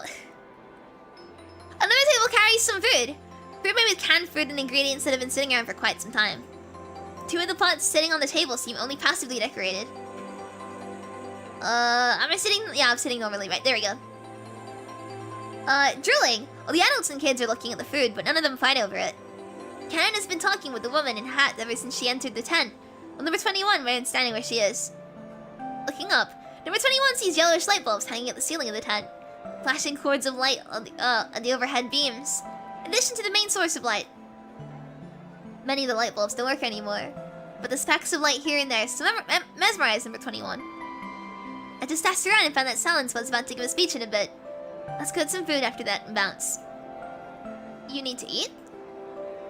I don't, but I get some useful stuff if I exchange my food with people. You're a merchant passing by this conservation. That's kind of clever! But it's conservation area all the time. And it's from there I get... Well, I get what I need for my body. I see. Right then, the clangs of someone being on a piece of enamel tableware. People all turn in unison to base where the clangs came from. And with it, the crowd falls quiet. On the stage, it's only big enough for one occupant. A tall man greets the crowd with a smile. Oh, he looks friendly. How's everyone doing today? The simple greeting sets up a tsunami of applause. Some people raising their arms to greet him. The man nods back with a grin. Thank you all for being here today. We're all here today not only to celebrate having lived through yet another year, but also in commemoration of what's happened over the past few years, and the people we should not forget. We're all living through a time in which the whole of who we are is greater than the sum of our parts. And trust, my dear friends, is what makes us strong.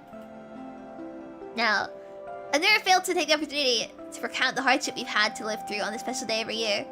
But in the interest of time, I'll save us all the pain of having to listen to the same stories this year. He's nice! I like him! Hey, don't do that! I'm new here and I'm all ears. It's that bedtime story. Raise your hand if you want him to tell a bedtime story. As they speak, people wait in anticipation for their leader to take them down memory lane. One with times they can still recount by heart.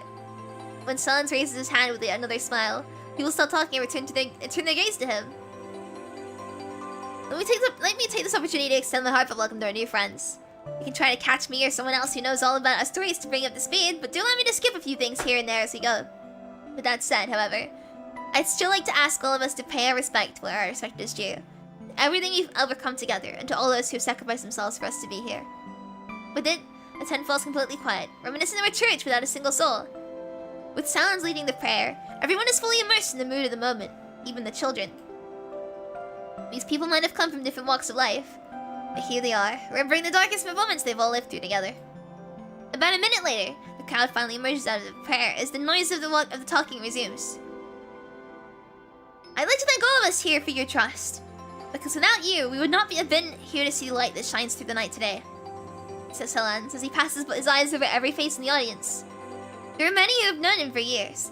When they meet Silence in the eye, their eyes brim with tears.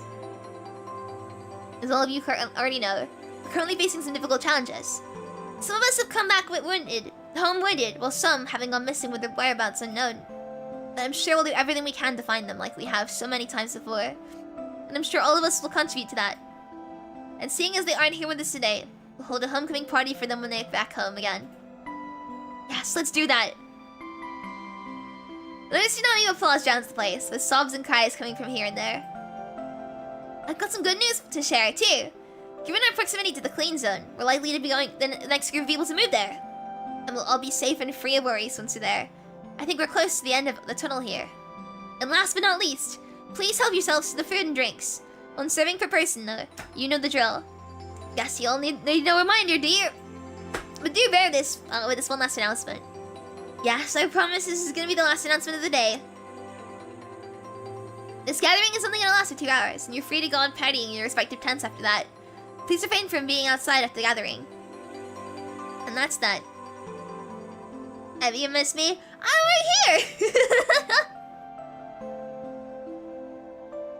The good news and Silence is good sense of humor lighten up the mood. People from the fringe of the crowd start making their way towards the table with the food. Another group of people surround Silence, taking his hand and making small talk with him as he walks down the stage. I'm done. Oh!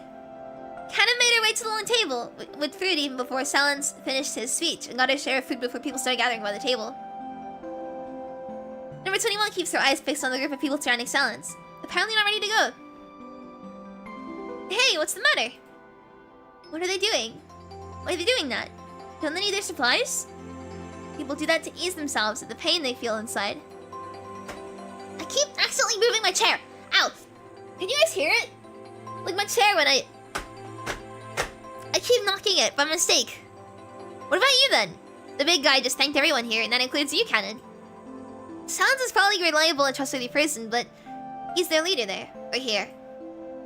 Anyone who wants to be a leader here has to become part of them, which is not something I can do. Just like what you said, number 21. You have no idea what some people are hostile against you. It's because there's no way you can become part of what you don't belong to. Unless you forgive up on being who you are. But I don't want to be assimilated and become someone I don't even recognize just so I get to enjoy being part of the group. I can't become part of something else that I'm not. Assimilated. Number 21 repeats what Canon just said. Come on, let's get going. You just need to cross the conservation area and keep walking down the path there. And we'll reach your encampment. Does mean do not the chair? Do not is used. That's used for. I don't think you guys will know what do not the blank means. Sure. Having only taken a few steps, however, number 21 stops Canon.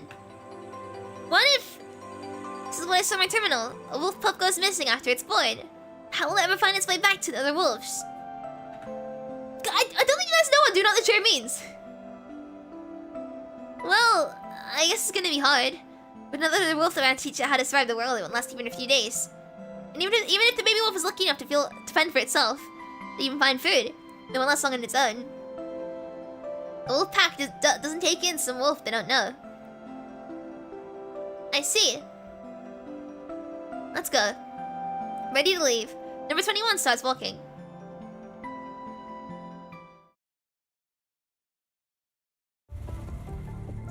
Canon, wait. Right when number 21 and Canon are about to exit the tent, Silence calls their names from behind. He makes a beeline for them as he refuses the drinks people try to pass him.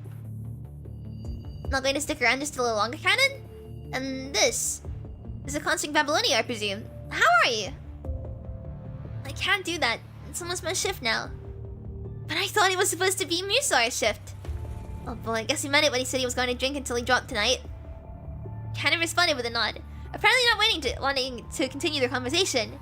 In a quiet tone, Silence says what's on his mind. I heard about how Lilin treated you today. I'm sorry for what happened. He just has a hard time changing the way he is.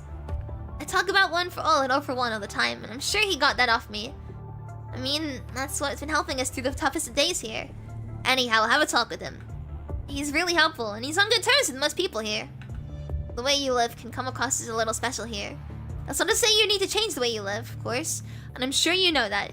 It's just the way you live your life probably reminds Lilin of what he's experienced in the past. It's because of what happened to him that he... Anyhow, do allow me to apologize to you on his behalf. It's fine. Auntie Reindeer had it all smoothed out for us. Oh, is that so? That's great then. Right when Silent's about to say something more, a dead drunk woman shows up and stuffs a mug of beer in his hand. Silence! That was great what you said. You are... I get to use my burping on command for this! Yay! Jeez, Susie, how much did you drink? Just wait. Hey, come on. We gotta do this. Here, bottoms up. And you use whatever floats your butt. Very immersive. You're welcome. I can do a little banner now. Yeah. See what's happening. Canon nods to Silence and elbowing her way through the crowd as that's gathering this way for a look at the scene. Leaves the tent. I can do better versus that. That was a pretty good one though for like a quick burp. I'm very good at that though. According to Canon, it's this way. Alright, let's have a look around. Let's go, buddy. Back to our place. Buddy! I've used the round to burp on command. I can burp at any time. I'm good at this. Come on, buddy! I won't do any more burps now, because I'll be in pain from doing it too much. Don't do this at all. Sorry. It's been days already. Have you really been searching seriously? You must look at missing people. See. It's gonna be long as possible. The hell is that thing? Buddy, where are you going? Oh, you're so cute! He talks in cow emoji! If you're pained from doing it, don't. No, because now I'm actually gonna burp, like, for real.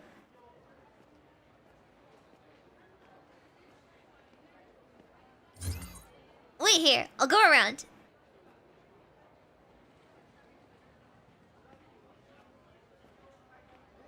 Figure out what here's I know what happened to them. The price here is very expensive than last time. Okay.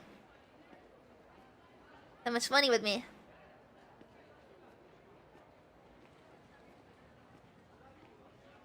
So when I get to Buddy.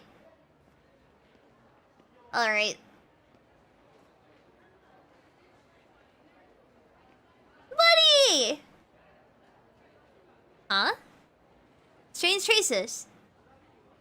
Buddy, check these out. Oh. Can't use your eyes anymore. I'll figure it out myself. My eyes said could be the smell of the enemy. There's be more around here. Buddy! See, go in the source! Okay! I love Buddy! I'm so used to it. I can't connect to Buddy. Oh, I love how he just talks in cow mods. Yo, he's so cute, he's so cute, he's so cute, he's so cute, he's so cute. I love him, I love him, I love him, I love him. Ah! Found anything? Let me check. It's probably I can't see what you see anymore. Go around, wait for me. This way. Unknown slime.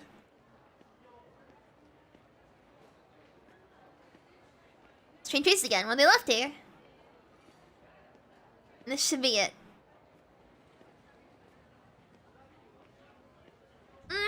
Slime everywhere. Oh god, what happened here? I love the cat emoji! He's just a little guy. I love him so much. I love Buddy. I love Buddy. I love Buddy. I love Buddy. I love Buddy. I love Buddy so much. I love Buddy so much. I love Buddy so much. I love him. I love him. I love him. No, no, he's so cute. A dead person who dresses like a traveling merchant passing by. Her chest seems to have been torn open by something, with signs of infection on the skin around the wound. Her fingertips are coated with black mud. Her body is still warm. She must have passed away not long ago. Buddy marketable plushie bud. Kuroge, please! Kuroge, please! Big Buddy marketable plushie, please, please, please, please, please, please! Strange trace in the wall. So human tissue and punishing virus. Oh wait, one sec. I need to actually work for real. One sec.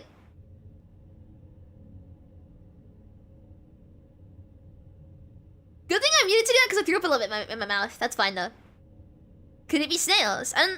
Number 21, I think it's a snail. I don't think it's a snail. An exit! There are any strange traces out here? Aren't there?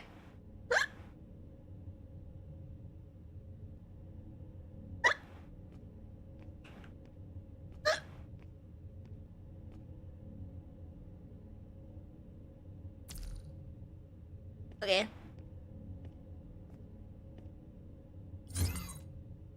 Buddy! A dead person. It looks like a concentration area resident. His legs are deeply infected with obvious traces of tissue fluid coming out. Blood vessels can be found on the exposed skin. I just had that in the game because I'm smart. Yippee!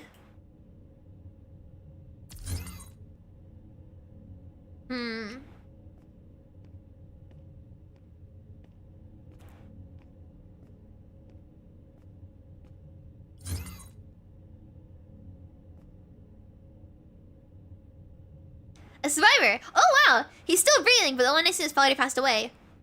Judging from the amount of liquid with punish marks on his face, the man will probably lose his eyes even if he survives. Still breathing. Need to contact Captain. Oh god, her hair is so pretty. Mind the bus? Bad reception. Buddy, let's go outside. Buddy!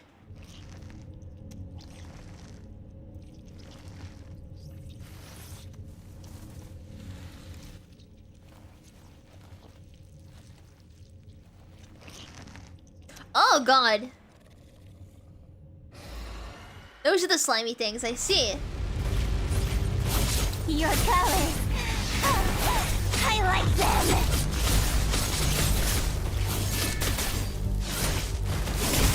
Okay, I need to get 3 things, right?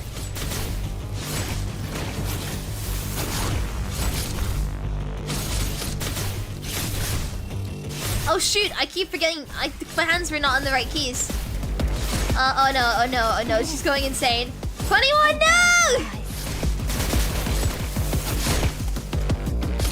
Oh!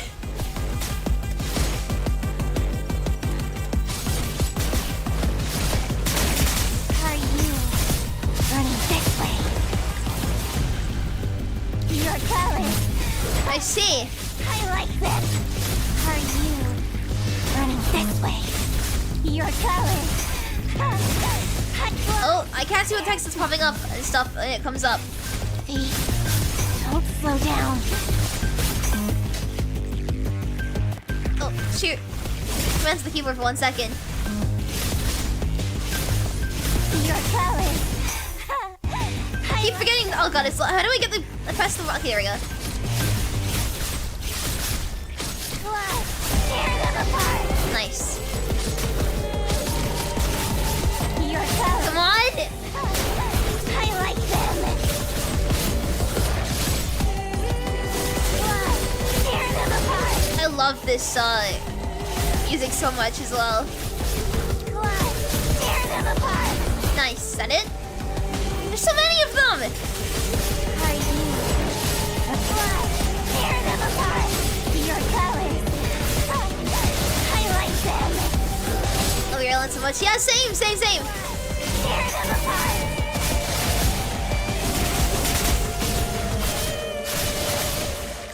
I think she'll tell me something, but like it's.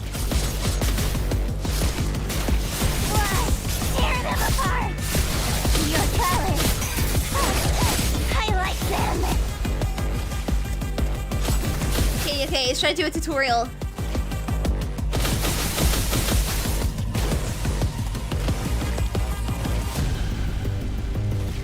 I couldn't quite see because the text goes by so fast. They were like arc flash. Okay, Run. there we go. Pray. Run. I love her English dub so much. Mine's really rising. Okay, cool.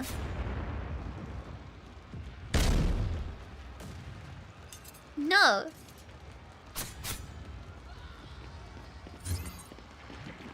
Oh God!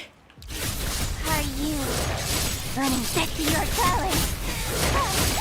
I like them. Are you running this way?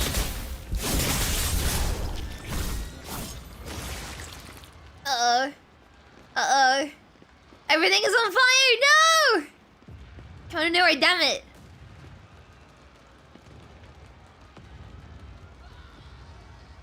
Number 21, you're here, that's great! You're injured. You're ambushed. Anyway, go bring Captain here. That way, hurry.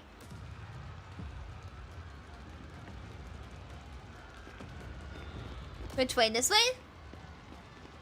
This way. Oh God. Ow.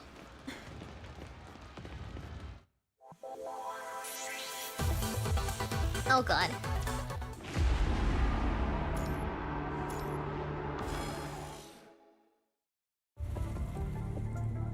Are the patients all gone? We're rushed away to the conservation area, having learned about what had happened. Having quickly purged the encampment, we asked Silence to quickly tally up the people there. Before we left in the house, one's still breathing and the other already dead. That's weird.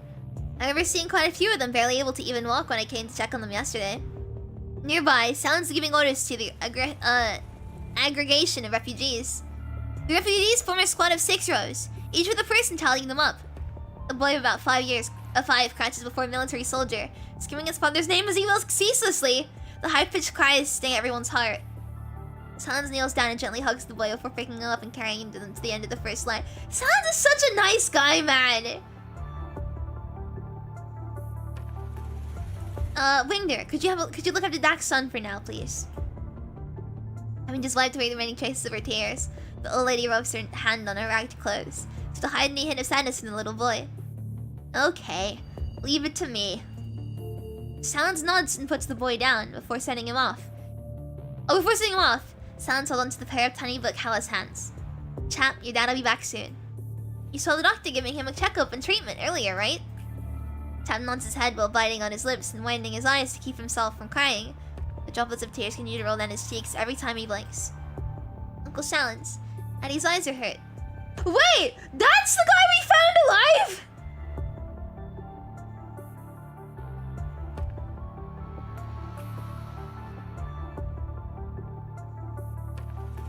I see! What'll happen when Daddy wants to dry? Daddy always sheds a lot of tears whenever we went visit Mom at the grave. PGR, please!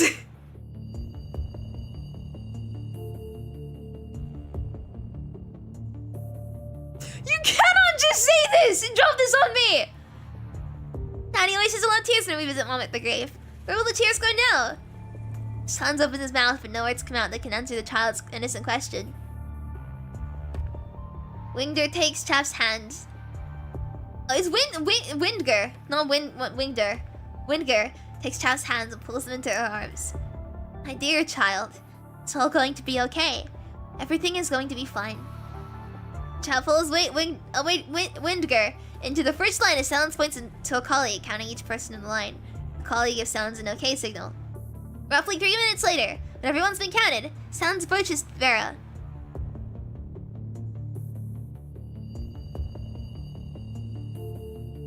Vera, we have 6 deaths, 12 injured and 9 missing. Including the ones who were missing before, we have a total of 26 unaccounted for. Thank God you and your team were in the area when it happened, or it would have been much worse. With the missing 26. Every one of them is important to us. I know you only have a few hands, so if there's anything we can do, please let me know anytime. If there's anything, I will. But let's make sure these people are safe first. Vera points to the crowd behind Silence. One of my members told me that the hetero creatures appeared inside the makeshift shed. If my memory serves me correctly, that's where the injured were cared for, is that right? Yes, before you arrived, the shed was a resting spot for the merchants or informants. We took over the place with the infected grew in number. Who was the last person to check on the shed before the incident? Is she on the death or missing list? It was a nurse by the name of Vane, about 20. She's also one of the missing. And Dak. He's not a professional nurse, but he's been learning how to care for patients ever since his wife passed. This is really dark. Can you imagine like an hour ago? I was like, this is so wholesome. This is a wholesome story. Nope. Anyways, he's been helping out in the shed. His face is severely infected, which caused some complications.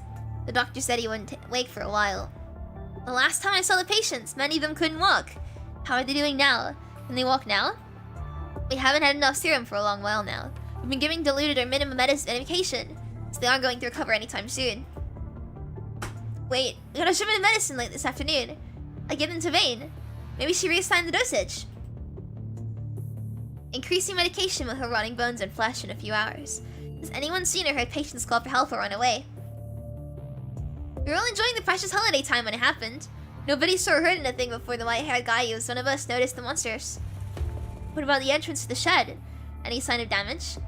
There is, but we don't know what caused it. Everyone was panicking, and fighting will inevitably cause some damage. Vera looks past Silence at the sight that until not long ago was filled with joy and laughter. This makes no sense. How did the patients move elsewhere? If the hetero creature carried them off, there should be witnesses or tracks. With that, Silence falls silent too. How about you help me out now? Get everyone who's not on the same urgent task gathered at the clearing.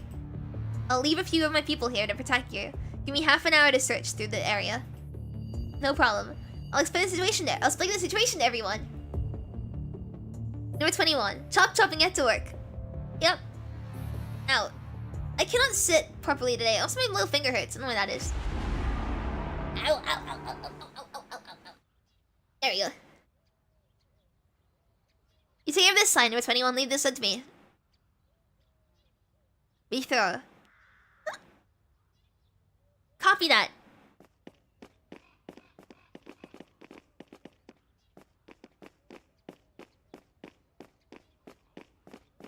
Okay, what's this? Investigate. A red and gray braided rope, probably worn by someone around their waist, lies on a trace about to dry out, wrapped in by re-dried liquid. A trace seems to lead from the distance. I see.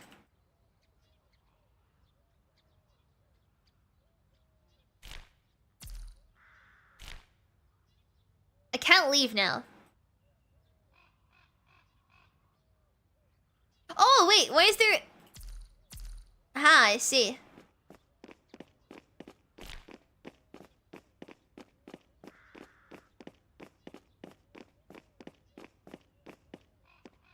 Evacuate! This place is not safe. Or this place not safe. Just need a little more time.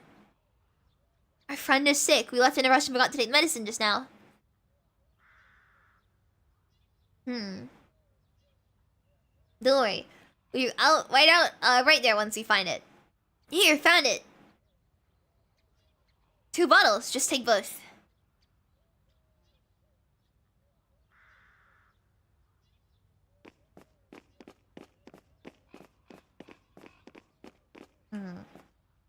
Did anything strange happen here?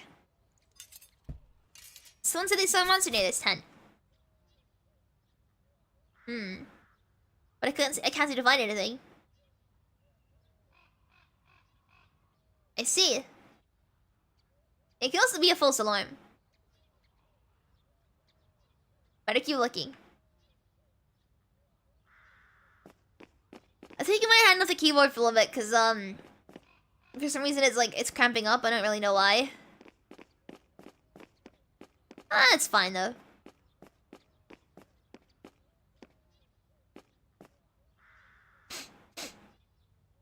Here it is. Same trace as before, but it seems new. It's heading that way.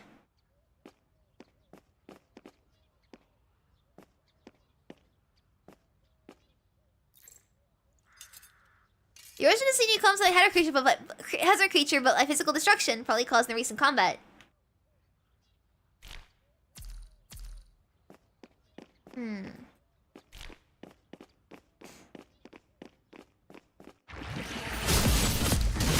Are you running this way?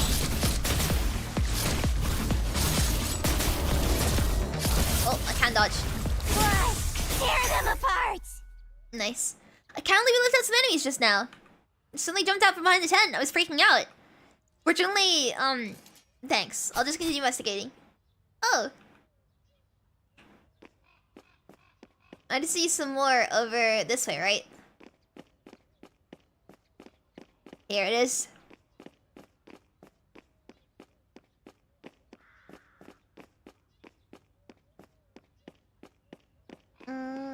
What are these guys doing over here? Oh shoot. Calm down, Clyde.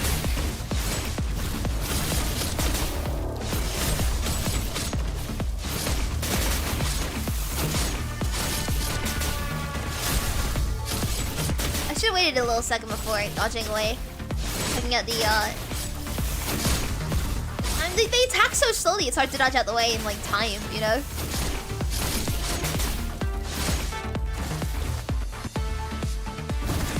It's still too early. There we go. Are you running this way? New enemies. It's only missing just now. I'll go back and double check. Be thorough, Captain said. Let's go report to Vera.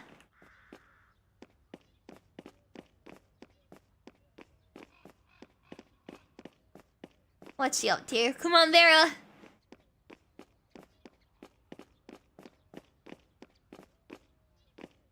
Captain, number 21, task complete. Found anything? Number 21 found. Uh-oh, here come more enemies. Monster, help! There are still monsters in the base.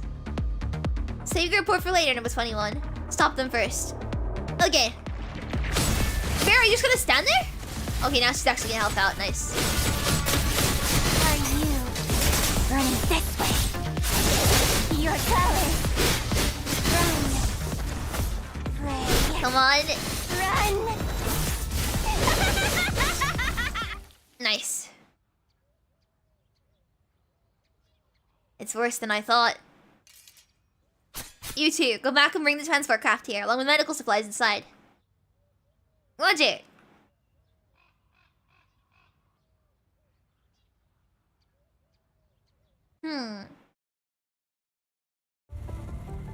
Tracks. They went that way. Number 21 Someone points to the hetero creature tracks she just discovered. It's a drag mark. Sounds. Is there anything out of the ordinary in the Northwest Base recently? You saw Lila and Canon came over here. Have you guys noticed anything unusual in your patrols? Northwest? Nothing I can remember. I've been guarding the south for the past week. North was the boy, and the boy and the girl alternated. Ushio points at Canon. Canon's about to answer Vera's question, but Lillian cuts her off. I assure you, there've been no monsters in the Northwest the past few days, or would have reported it already. But they think I haven't seen anyone pass through that main road these days. Usually we'd see merchants or other travelers on this road, or 2 or 3 times a day. What about you? Vera focuses her eyes on the only person who hasn't spoken, but speaks in a hesitant tone, taken aback when she realizes the girl isn't human. What Lillian said is exactly what I've seen too. But I did notice the woods near the Northwest recon point are quieter than usual. Quiet? The birds don't chirp anymore, and the breeze seemed, for 2 days it was too humid, and another day too dry. Birds? Never heard a bird call around there. Where can you find birds here? Deep in the forest. Those little critters are having a difficult life too. Lillian looks at Canon with suspicion. Whether it's work or personal, what Canon said seems not very credible. I think we should go take a look. If these clues do mean something, we might still make it in time. Hey, the guy responsible for the south. Just to make sure, is there anything unusual in the south? Let me think. No, there's a field of tall grass in the south, but no path. Nobody passes through there anyways. There are no trees and no birds to begin with. And this. Then what's anyone opens a terminal to show Vera a photo?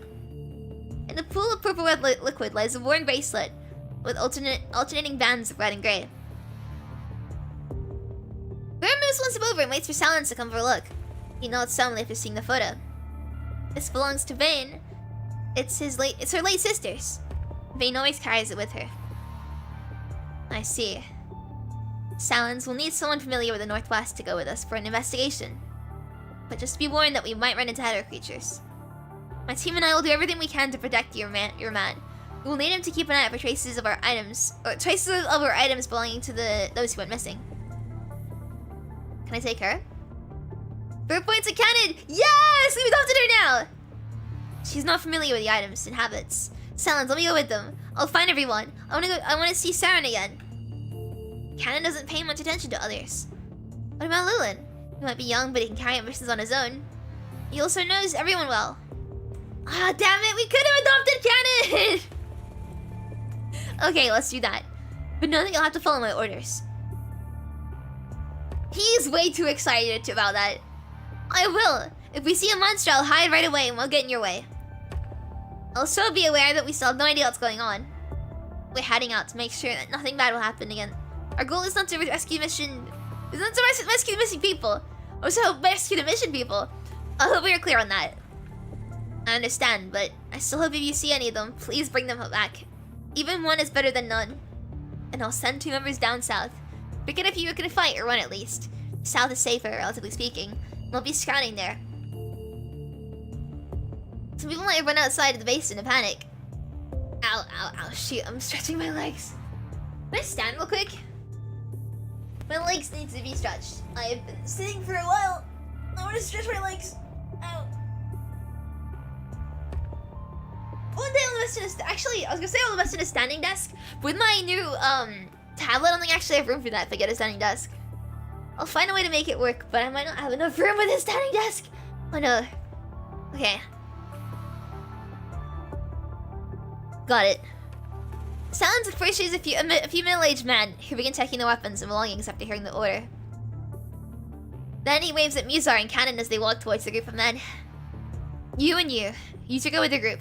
Remember that if you spot a bunch of enemies at once, run for it immediately. Roger that. Also, keep an eye on that contract to make sure she's not someone who escaped the purifying force. If she is, just report her all the way up without going through me. If she's not, just leave her be. The contracts nod their heads and follow Vera's line of sight to look at Canon. Huh.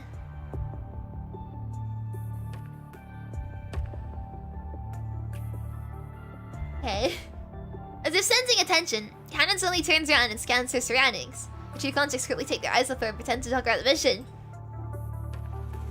You three, stay in the conservation area with the medic. Stay vigilant and contact me if anything comes up. Roger that. Number 21. Number 21? What are you doing scurrying about? Time for work. Buddy! Buddy is not here! I can feel it, but Buddy is not here. Open, Buddy! Open your eyes! It won't open! I can't see what Buddy is seeing! Number 21 shows her fangs like an angry lion, but she can't find her foe. Faces the ground with an empty stare. She tries again and again to sync with her cobot. Her pupils continue to dilate and contract like camera lenses that can't find their focus. When did that happen? Just now? I don't know. This frame contact connects differently to Buddy. I can only feel a weak. Number 21 stares from the distance and focuses all energy on searching for the weak signal from the cobot. A shock of pain travels through number 21 like a venomous snake racing through her veins. Don't concentrate all your computing power to your mind, Port. Are you trying to fry your brain? But I need to do something about Buddy! Number 21. Try to see if you can get a general direction. Number 21 closes her eyes and scans through a massive signals for the familiar one. I can't. We've got to go. We need to make a trip up northwest. You sense something different from a cobot later, we'll act accordingly. 21. Okay. Scanning through the base one last time, the white-haired girl responds positively to the order. Where's Buddy? I don't like this. What happened to him? A slimy, sticky, crawling sound echoes through the dim room. Inside a simple car made of piles of boulders and rebars. A few flora and fauna like hetero creatures wandering about. The monsters walk past one another without any aggression. Instead, they move together as a group towards the edge of the coral. I'm gonna take some more water real quick. 1 second. Oh god, I'm so thirsty.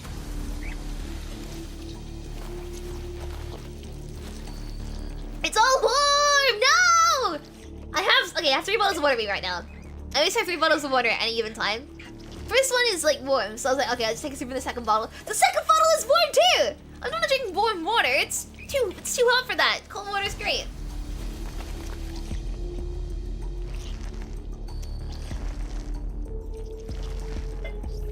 Ugh, ew, warm water. I hate it. Ow. It's like... I like when I turn around to put it away, I see, you know the little Lena donut, like, figure?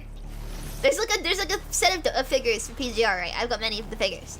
But when I turn around, Lee is just staring at me. Within 1 meter of the coral is a house cleaning robot that is dead from running out of power. The hetero creatures reach out their limbs hysterically at the slumbering machine and keep ramming into the fence that is stopping them. Gradually, the commotion slows to a halt.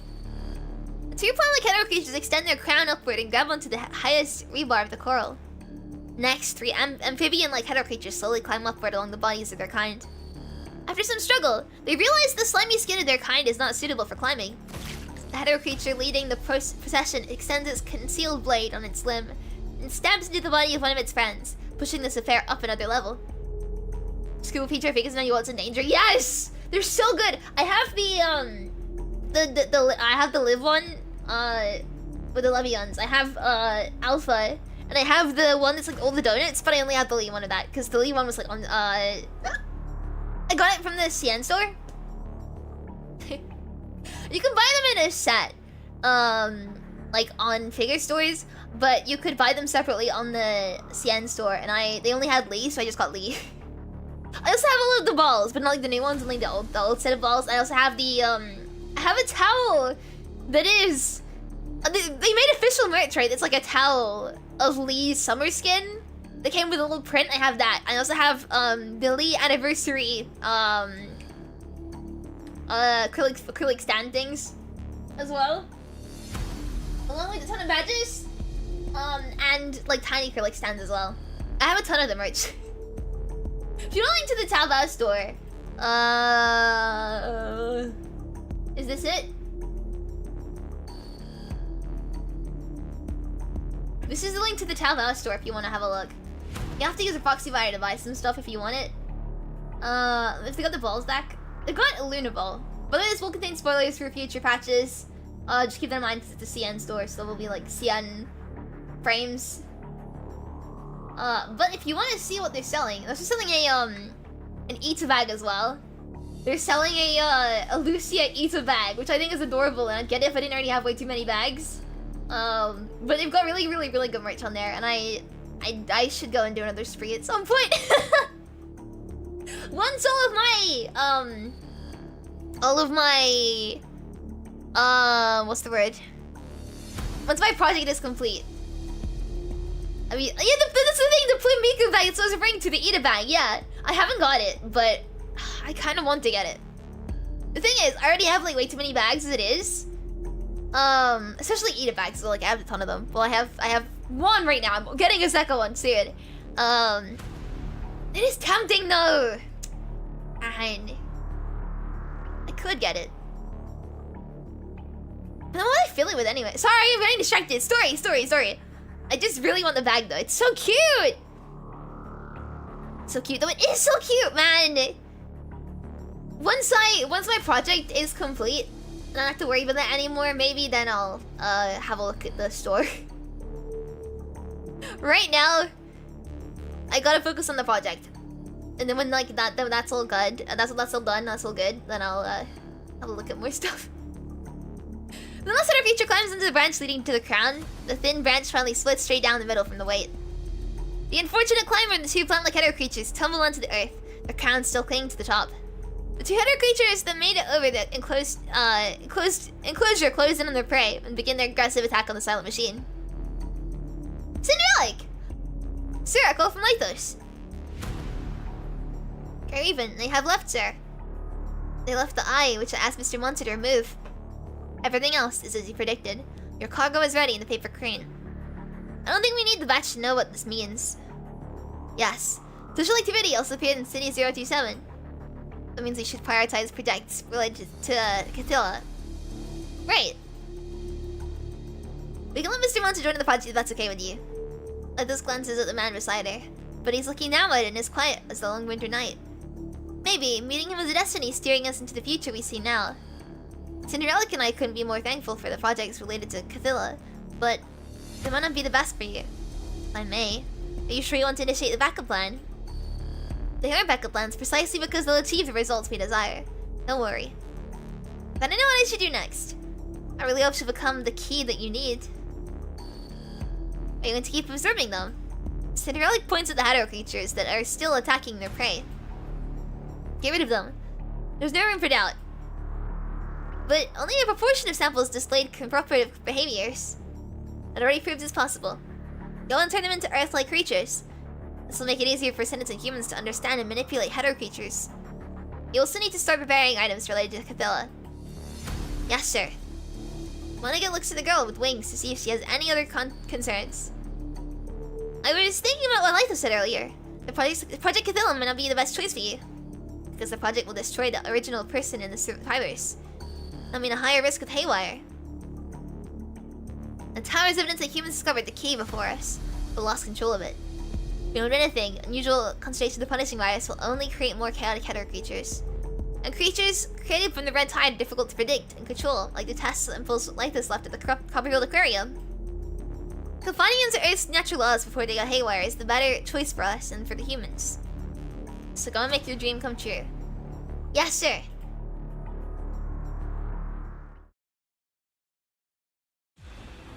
Hey, hey, hey! Over there, over there! Go right over there! Boom! Behind a scary-looking guy is a group of 4 or 5 hetero creatures. After luring the monsters to a specific spot, the muscular construct gives them an aggressive punch, sending them flying a few meters backwards. Before the monster could get back up, they were already engulfed in flames from the explosion. Mr. Noctis, too close! What? The explosion! Too close to commanded! Huh? There's enough time for 21 to run 3 laps while carrying Vera. The construct might be capable of that, but shards from an explosion can totally kill a human. But he's wearing a powered metal suit! Does that mean I'm a fanboy? Well, at least count to 3 next time before you set off the bomb so people have time to ready themselves. Oh, sure thing. Next time I'll go 3. Thanks, Noctis. Jeez, we asked you to count to 3, not say 3. You moron. Don't you know I don't like to count? Just kidding. I said that one up earlier, so that doesn't count. Next time I'll count properly, alright? You're right, Commandant. Yeah, I'm fine. A reeking of explosives rushes through your lungs as you take a deep breath. Shiver travels down your spine when you realize that it has already been filtered by the power suit. The Cerberus is notorious for the way of executing missions, but the way this particular mad dog pulled up his act just now is way beyond rough.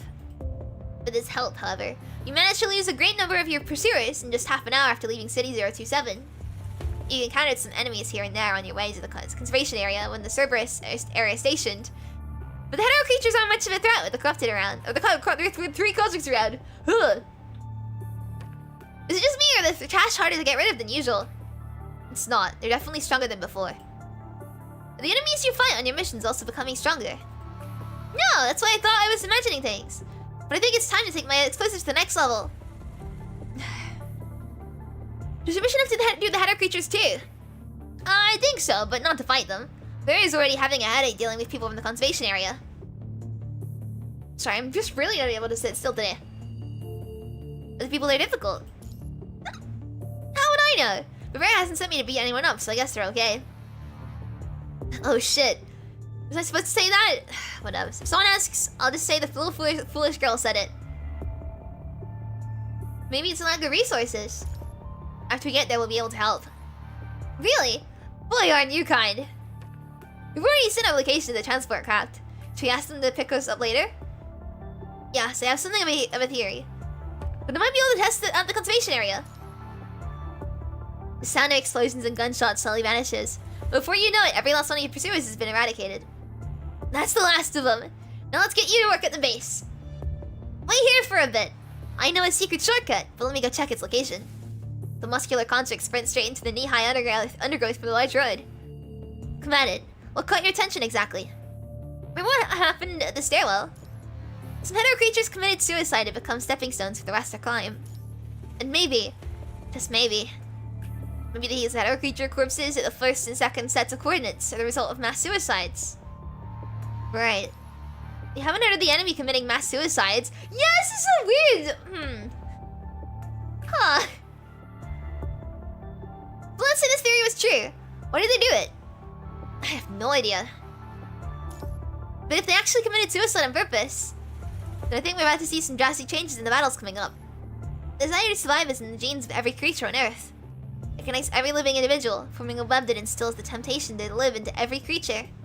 Only blinking eyes can behold the beauty of a loved one. Only a breathing nose can take in the aroma of delicious food. And only moving arms can feel the warmth of another. Living is the only way to experience what life has to offer, and lives on Earth find endlessly for that right. It's also why I remember those who give their lives for others as heroes, and their deeds. They went against the instinct to avert death, against their nature, against their fears, all for something greater. Hetero creatures, however, simply live with the need to attack and are unbound by individual worth and the fear of death. For them, the strategic goal of the group takes priority, so sacrificing the self to create a bridge is the most sensible choice. And that turned an otherwise disorderly group of individual hetero creatures into an organized troop with absolute execution power. Humans have been searching for solutions in waves of disasters with our intelligence and human nature. But are we entering another deep winter just as we are heading into this forerun in the fight for survival? We have to keep in mind the possibility the descendants are behind this. Speaking of which, the camera robot is damaged. Did it capture anything? You could see that the hetero creatures in the area were all moving slowly in the same direction after we left, and the robot went dead.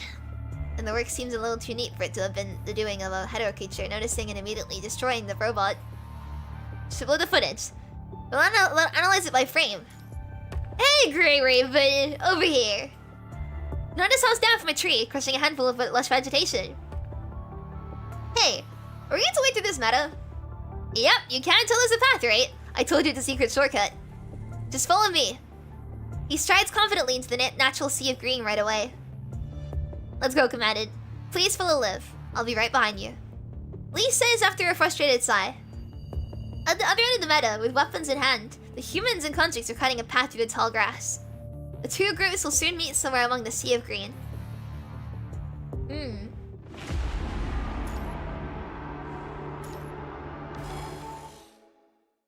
Whoa! I'll take the left and you take the right. Number 21. Shortly, stay close to us. Shortly, stay close to us. I'm not short. I'm not done growing yet. Right. Number 21 looks to the other side of the road with a blank face and focuses on some marks left on the undergrowth and mud. Her tail swings quickly but mindlessly, destroying a few fragile flowers. He's getting flashbacks to Camry? I think he is, yeah. Is Chrono the one responsible for developing number 21's new frame now? Yes. Under whose order? Forget it.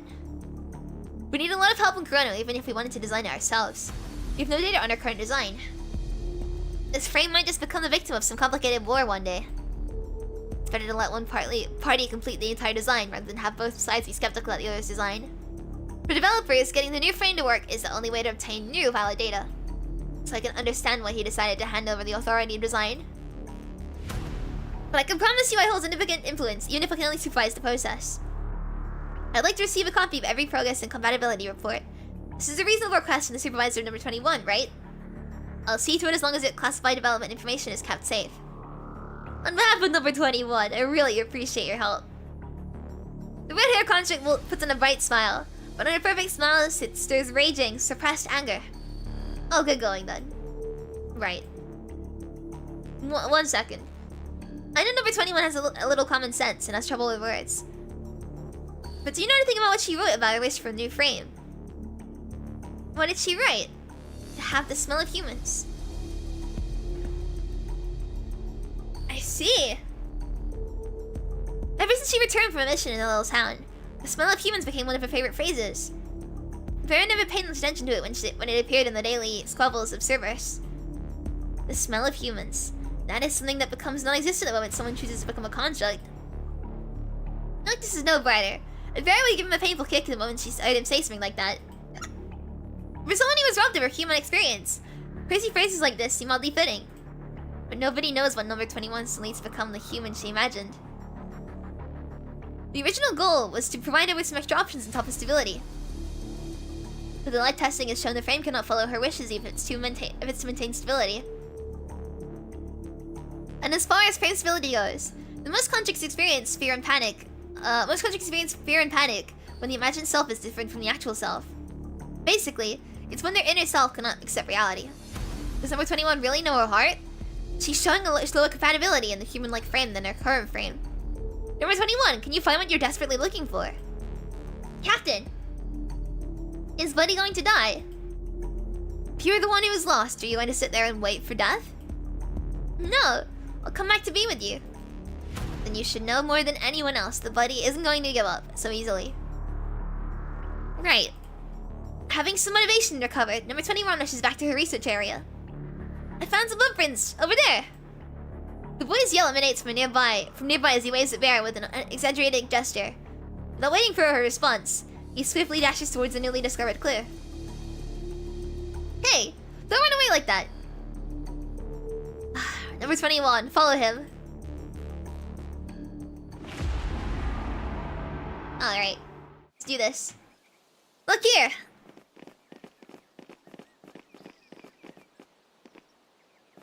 I said stay close to us, will you?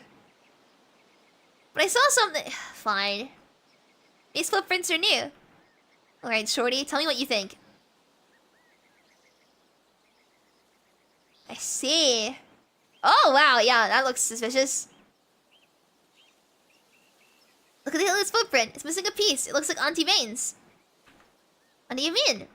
She lives close to me, so we talk every day. Yesterday she complained that the cracks all over her shoe. She didn't have time to get it fixed. Weird. Why only footprints from 1 foot? Footprints are getting messy from here. Does she bump into hetero creatures here? Why'd she run so far out by herself? Let's keep going. Sans is right. You know your conservation area very well. Of course. I'm not like that cold-blooded one. Everybody is nice to me. Of course I should help them back. I just don't understand her. She took all the help for granted and still remains so distant. That's why I want to find everybody. I don't want to see their tears. Just a reminder that I can't promise you will find them.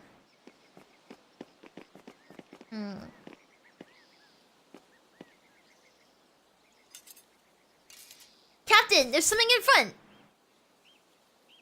A flower. Never seen this kind before. Have you, Shorty? No, never. Wait a sec. This is not right. We didn't walk that far, but these trees, they look nothing like what I remember. Stay calm. Ew, the smell makes me uncomfortable. Oh god, these things are weird. Are you running this way? An earthquake?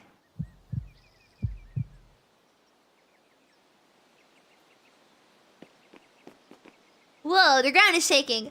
What's going on? Uh-oh, 21. 21? Number 21. I don't know what's going on. My head hurts a lot.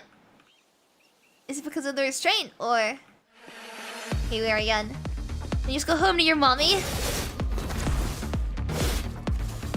Rest to ease the headache.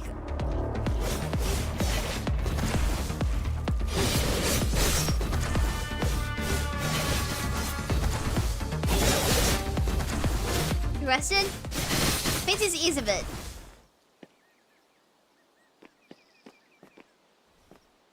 Phew, it doesn't hurt anymore.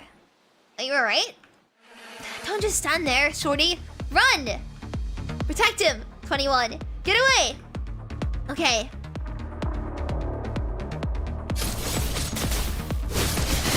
Let's kill them all!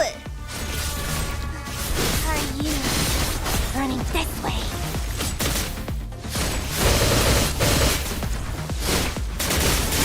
Are you running One. this way? Nice. I like these guys. I mean, I don't like... You know, they look kind of, silly, but... I like the colors.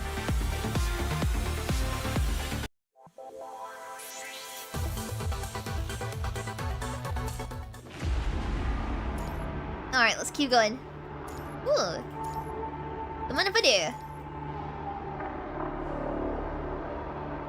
I'm a little bit tired, but I'm fine.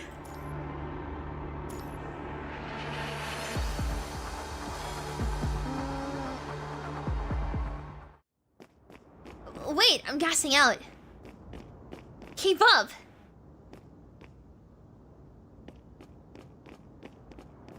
Things I would do to be carried by Vera. The Malaysian cool glory pose. They do they like their glory pose. Enemies ahead. And so there's something protozoa, aren't they? I think. What I saw. Pray through the eepiness. I'm so eepy right now.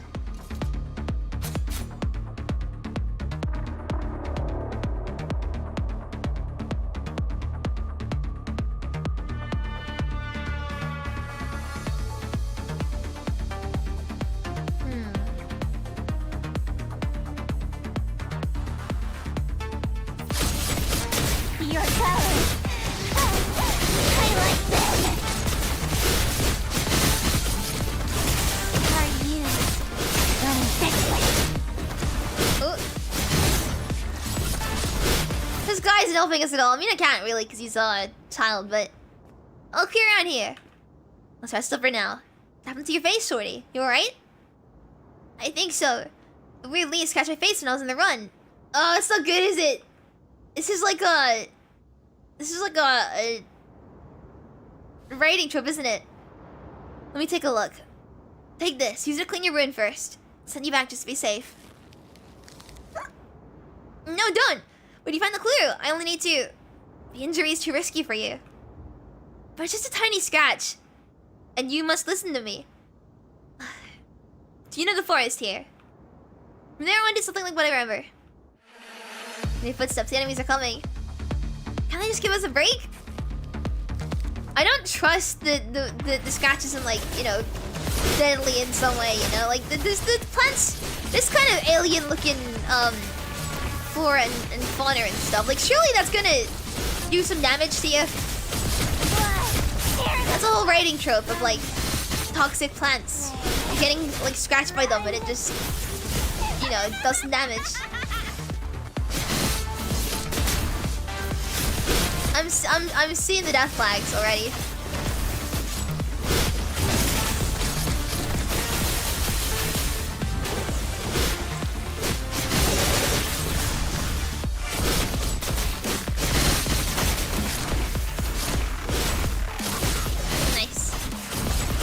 the people before, yeah. I don't trust that, like, this guy is not in danger now. Run! They're getting tougher. I can't tear them apart easily. Indeed, I feel that too. But I get someone to pick us up. Initiating comms. Hello? Barry here.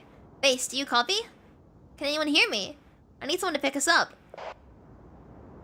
What's going on? Hey, you! I think I just saw them. Hey! The smell is getting strange. Follow him. Got it. Yeah, this is what I mean!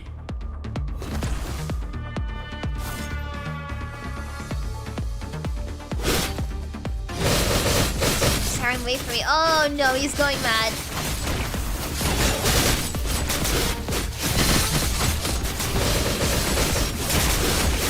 Are you running this way? Come on. I think I just saw them.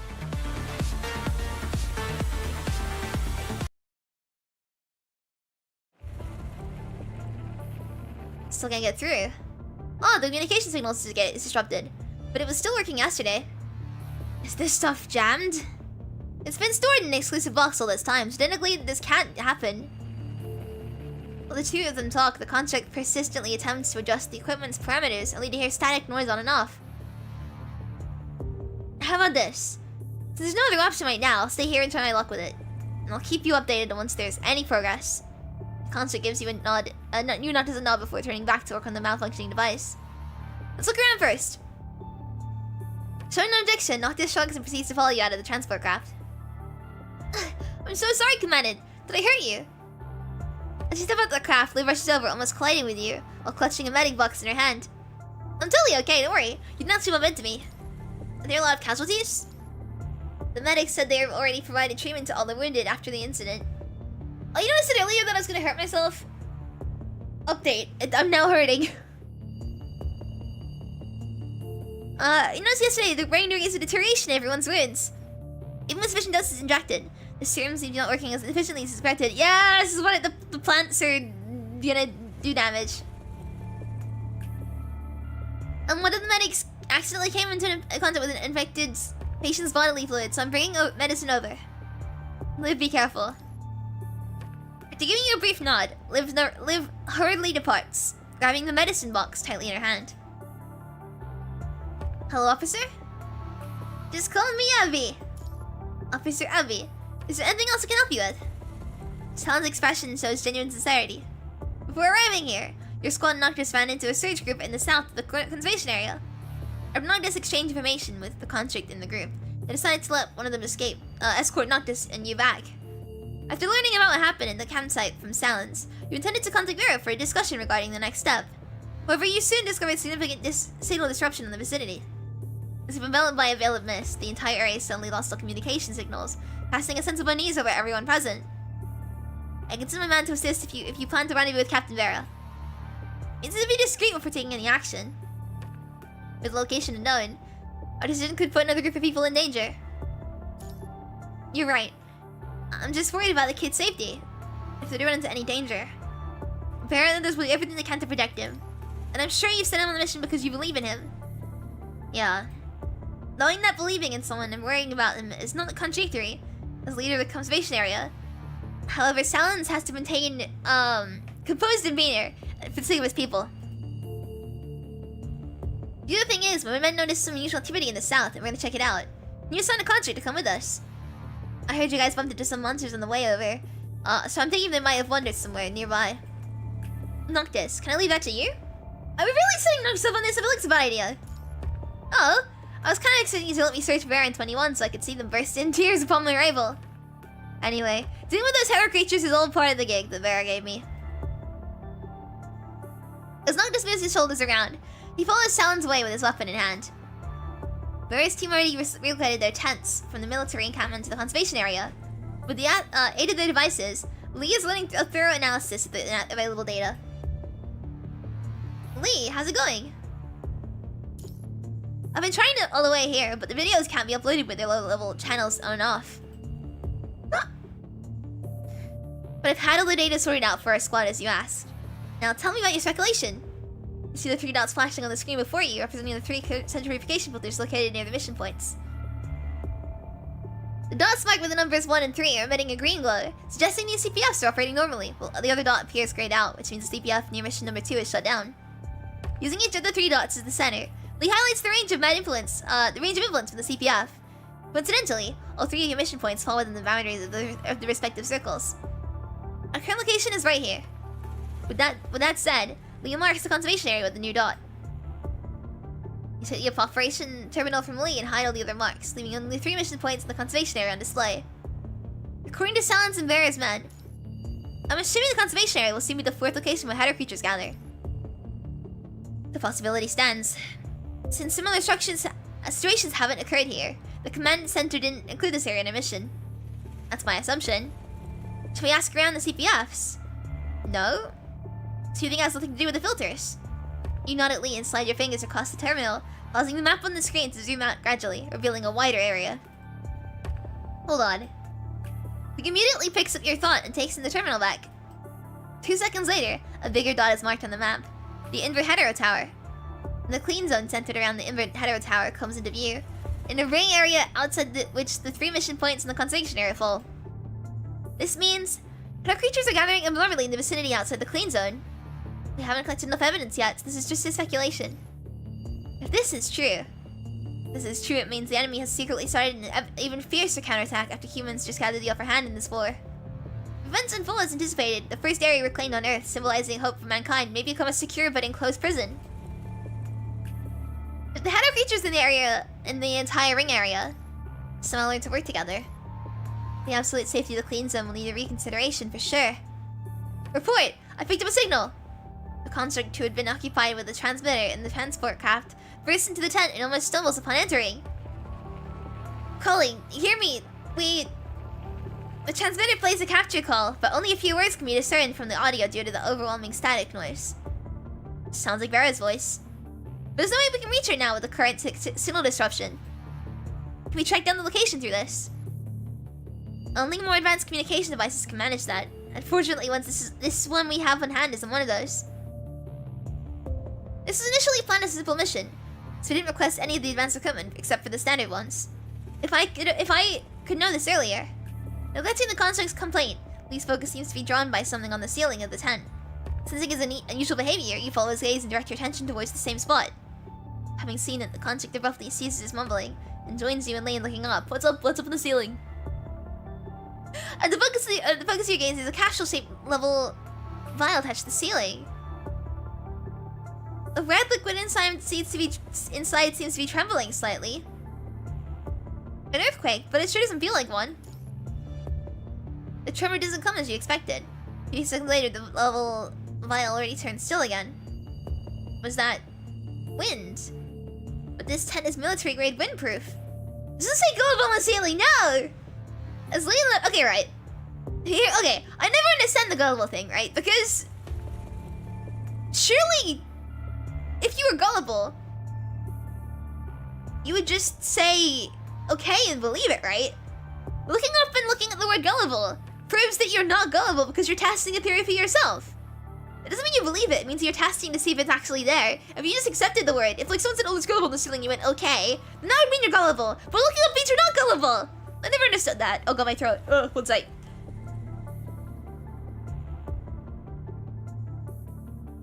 Anyway.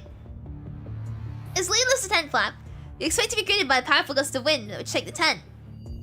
However, nothing has happened.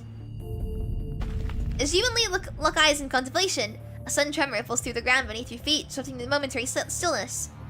Unlike the sensation of the ground being torn apart, you're bombarded by intensified small vibrations as if countless insects are scurrying and trampling upon the ground. The peculiar sensation creeps at your feet, crawling its way up your body until it permeates every inch of your skin. Let's check outside. Confused murmurs and noises reverberate throughout the conservation area as people exchange glances, searching for an explanation. Before anyone can fully comprehend the situation, the ground starts shaking with even greater force as the true horror begins to unfold.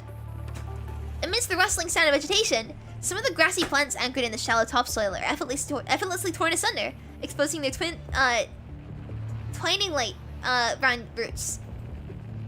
Ah! I should be a voice actor. Ah!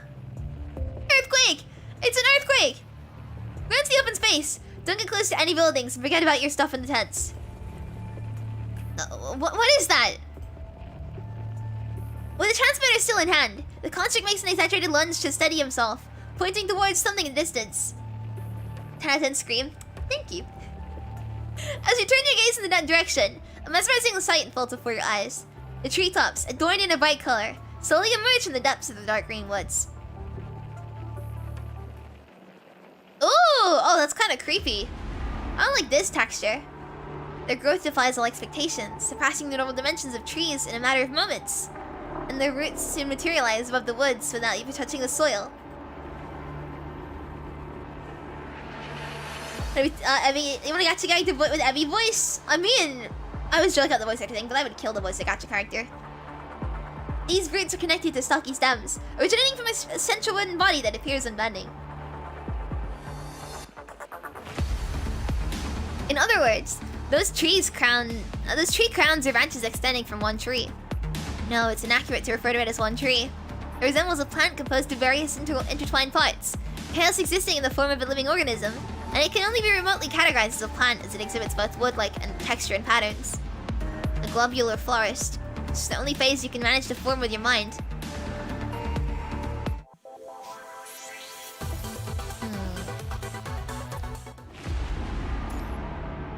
I see.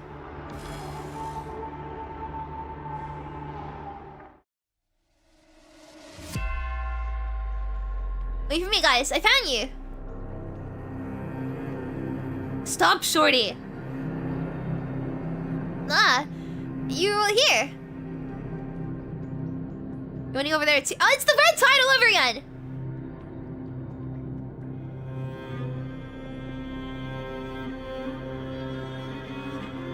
Uh-oh. It's the red tide! Yippee! He's getting souped. Number 21, stop him. Roger.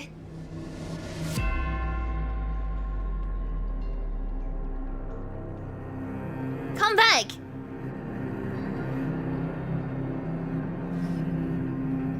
You also want to hold my hand?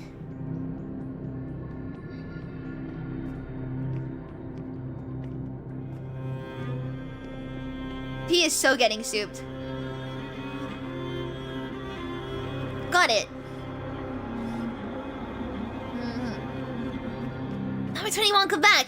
Safe in the water! Oh, God.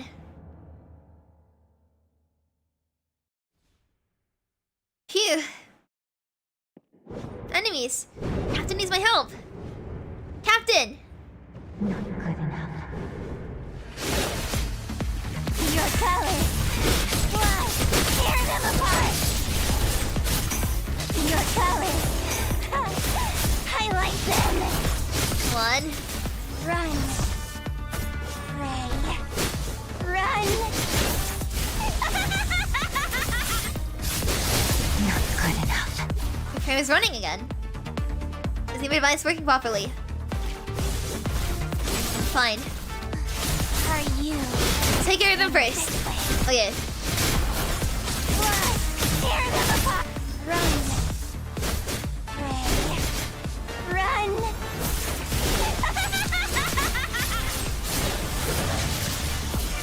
Nice.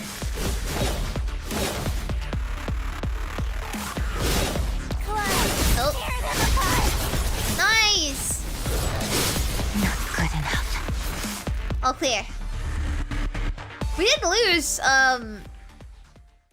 Shorty, though. I love you, Henlo! Thank you so much for this project. Thank you for something cheesy. Of course, go ahead. Cheddar. You can say anything you like. Thank you so much. I really, really appreciate it. Thank you. I used the frame. Oh, I'm missing text. I was just making a really terrible joke. It's not even good. Alright, let's go.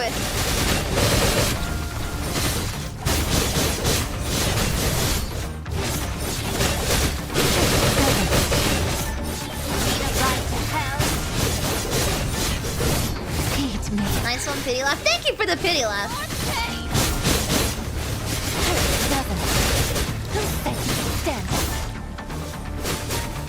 Die, come on. Come on. Not good enough.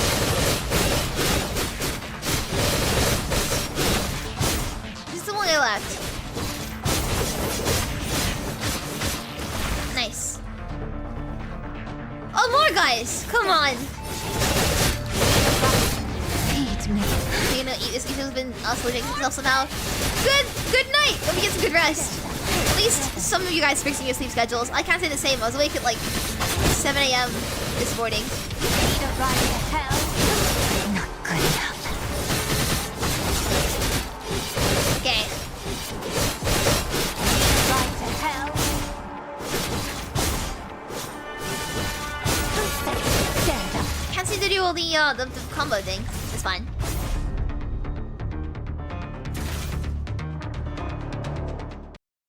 Alright. Commanded, the winning party evacuates have finished boarding. Thank you so much for this return. Thank you. I've never dated anyone before, but you sound exactly like first girlfriend. Eyes, smirking face. I like the way it goes eyes. This is like a good pickup line to use on people. I will give that a 9 out of 10. Thank you so much. I really appreciate it. Thank you. Unless you actually just mean that, in which case,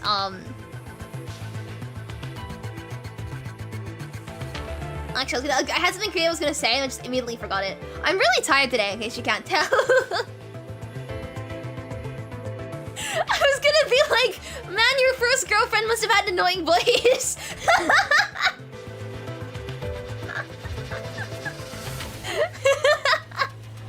Thank you so much. I really appreciate it. Thank you. Commanded, the winning party of Blackies has been sporting. Should you get them going immediately? Give me a minute, I'll go take a look. The transport craft that Varys' team brought is now filled with people. The majority are elders and children, with only a few individuals being carried on stretchers. That thing stopped. Silence points at the globular forest that almost descended to your vicinity. Is everyone alright? Only a few are slightly scratched. They'll be fine. Still, we've seen much worse than when the towers and the clean zone appeared. One second, we got it. Ugh. I'm dying. It's great. Look for funny reactions of others. I wasn't even a funny reaction on my part, but still, this is like a good line to use on people. Having scratches was like winning lottery at the time. But the waves of tremors are really unsettling. You wonder if it looks akin to a tumor abruptly spouting from the surface, as seen from Avalonia's point of view. But the true horror that it resembles can only be fully experienced when one sets foot upon this land. In contrast to the humored hetero tower, seemingly intricate craft of another realm, the globular forest stands as a manifestation of betrayal originating from the soil. Not a majestic staircase crafted by divine hands, but a menace standing right before your eyes, whose roots have quietly torn the land apart in fleeting moments. Even the once tranquil woods surrounding it now exude an ominous aura. Fortunately, its rapid growth has been slowing down after it first materialized. With its initial expanding speed, everything in your view would have been devoured already by now. However, that uncanny vitality persists, which everyone can feel through the occasional vibrations beneath their feet. Give us a break already! How many trips will it take to evacuate everyone in the conservation area? All the wounded are aboard, and those stretches are taking up quite some space. I think 3 trips would suffice. No, actually, you might just pull out off in 2 trips. On which trip are you leaving? I'll stick around until the very last person leaves. Don't worry, there are trustworthy people within the group. I'm honestly not so important as you may think. Alright, the contracts leaving with them will help settle them down as well. Okay, then I'll leave that to you guys. Having said that, Silence firmly strides towards a group of men who appear to be preoccupied with their tasks. They are trying to push down the empty houses that teeter on the brink of collapse to avoid any potential danger if another wave of the tremors hits. Observing Silence as he rolls up his sleeves and joins the group, you feel a newfound respect for him as a leader growing within you, even though he claims himself to be not so important. In the corner of your eye, you catch a glimpse of Leaf lifting the tent curtain. and waving at you.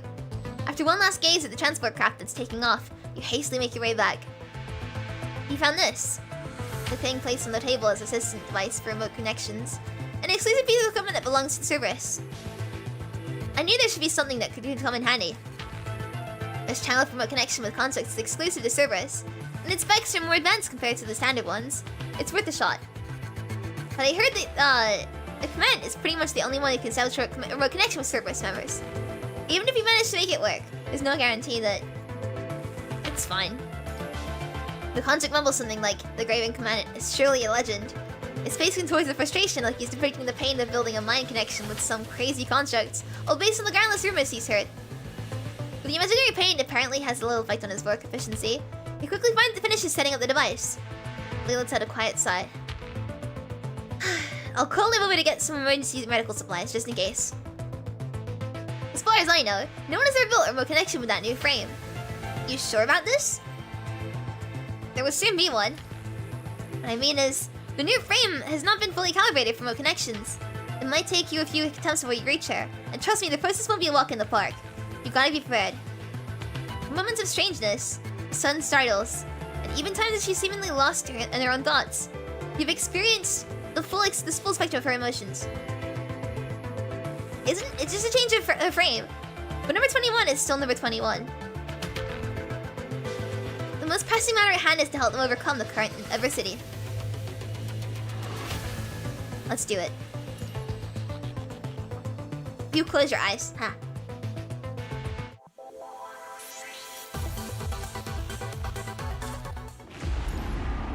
Alright.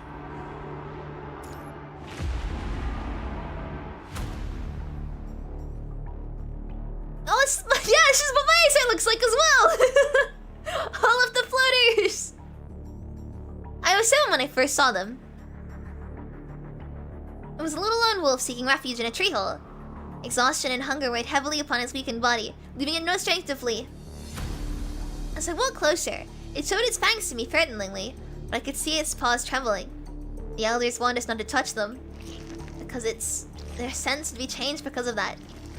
If it returns to its pack, it will be rejected by its family.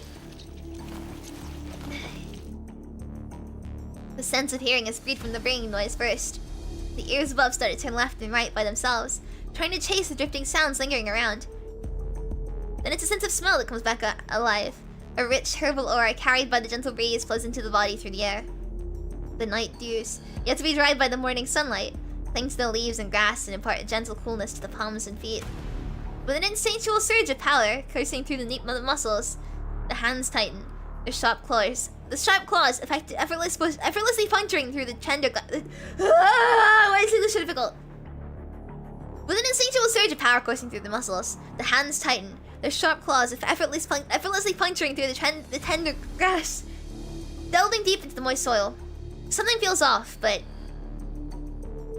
as the eyes open, the gray pupils are immediately struck by the blinding light, which causes them to constrict uncontrollably. Once the pupils become accustomed to the brightness, the light gray figure finally gains a clear view of the world around. The little wolf rises to her feet, shaking off the clinging soil and leaves from her fur. She takes a moment to observe the shelter where she had slumbered, then lifts her gaze towards the forest. Those entangling branches and stems appear even more majestic than before. As she sniffs the moist air, her nose detecting the array of familiar and serene smells, one scent in particular draws her attention. It comes from somewhere nearby.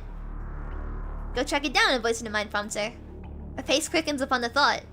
As she jumps over twining tree roots and darts through lush bushes, the scent grows thicker. Taking her head out from a bush taller than her, captivating sight comes into view.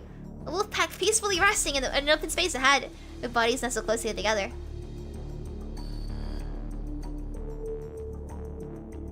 Startled by the noise, the wolves swiftly stand up, their gaze fixed in her direction. Should she directly walk over and join them? However, all the wolves appear on high alert, their muscles tensed. Clearly her arrival is not met with a warm welcome. The tense standoff persists for nearly a minute. Then out of nowhere, a shrill scream pierces through the air, shattering the silence. In a flurry of urgency, the wolves simply come together, forming a cohesive unit, and dash towards the depths of the forest. Predators, the voice in the mind prompts her. Run! But the little wolf is left perplexed by the pack's vigilant reaction to her presence. Doubt lingers as she ponders whether blindly following them would be a wisest choice. Time is running out. Driven by her fear, her body instinctively takes charge, acting before her mind. Her legs carry her swiftly in the direction of where the pack disappeared, her tail tightly clenched. The pack must escape from the pursuit of their airborne enemies, but the predators are just as familiar with the forest as the wolves themselves. As the chase intensifies, the little wolf falling behind the rest of the pack unwittingly becomes the primary target of the relentless pursuers. She loses count of the palms in her paws splashed through and the flowers trampled under her hurried strides. The little wolf's heart pounds relentlessly in fear, its rhythmic thumping echoing in her ears. If she were to spare a moment to listen carefully, she would discern the sound of her own blood rushing through her body. After what feels like an eternity of weaving through the dense woods, little wolf finally realizes with relief that the once persistent sound of the predators chasing closely behind her has faded. Taking refuge with a hollow tree, the little wolf musters her courage and cautiously pokes her head outside.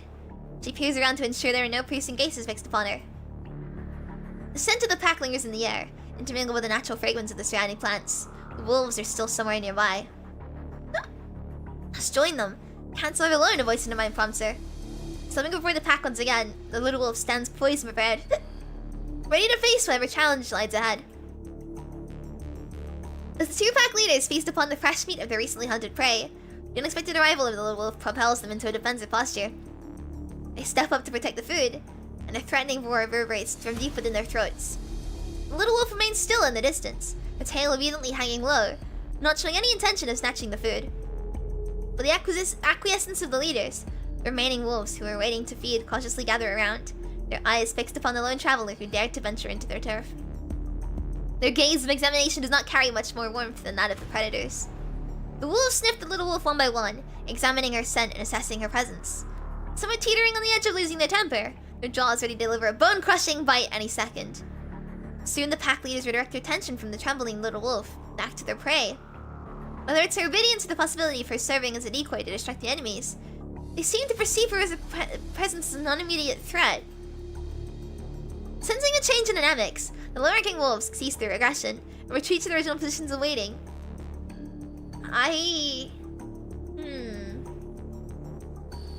As he gets into the pack washes over her, little wolf finally realizes the strain and soreness in her muscles. The wolves revive their playfulness as they wait. They rub their backs against one another, emitting sounds of contentment and affection and sheer delight. Perhaps she will soon join their ranks.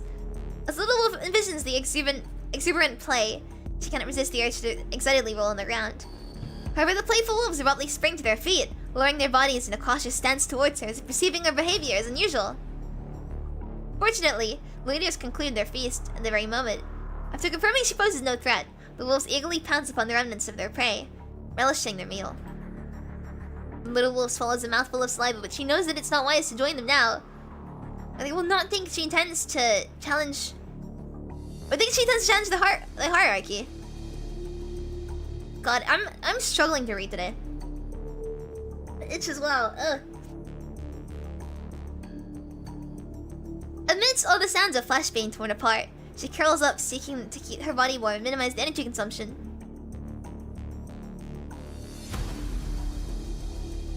For days, the wolves weave through the boundless forest, deftly evading formidable predators while relentlessly pursuing their prey. The pack had grown accustomed to the little wolf's presence, no longer startled by her movements. However, the carefree playfulness she yearned for remains elusive in her imagination. She's only outstayed and far behind. Whether when the pack is moving or feeding. Even during the breaks for drinking water, she can only approach the water source once everyone else has had their turn. Is she a member of the pack? The answer is positive. But why? In a display of frustration, the little wolf lowers her snout into the pond, observing as bubbles surge upwards, bustling upon the water's surface. As the last bubble vanishes into the air, the water regains its pristine tranquility. She fixes her gaze upon her own reflection in the water. She realizes how different she is compared with the others. In their eyes, she's like a hairy monster. The wolves carefree play when they rub their backs against each other in affection, will remain forever beyond her reach. Because all she has on her back is a row of ugly fur, standing upright in perpetual fear. If she can get rid of this fur, will she become closer with her fellow wolves? When the try to voice in mind tempts her. She carefully inspects her claws, their sharp nails radiating a gold gleam akin to the menacing beaks of the predators. As the tips of her claws make contact with her soft and warm chest, a searing pain radiates from its big point in her skin. No, not the squishy sound! Summoning every ounce of her resolve, she forcefully drags her claw across her chest. Ugh. As her fur is torn apart and her blood gushes out, an agonizing pain surges through her entire body. Instantly, the once white fur becomes saturated with a deep shade of crimson. Does she look more like her purple-red companions now? The little wolf shuts her eyes, retreating into the embrace of darkness, hoping to reduce her pain through this escape. There she raises her claw once again. It hurts. It hurts so bad. The mechanical pain receptors pulsate with desperation, their intense simulation fiercely awakening the mind. Ugh.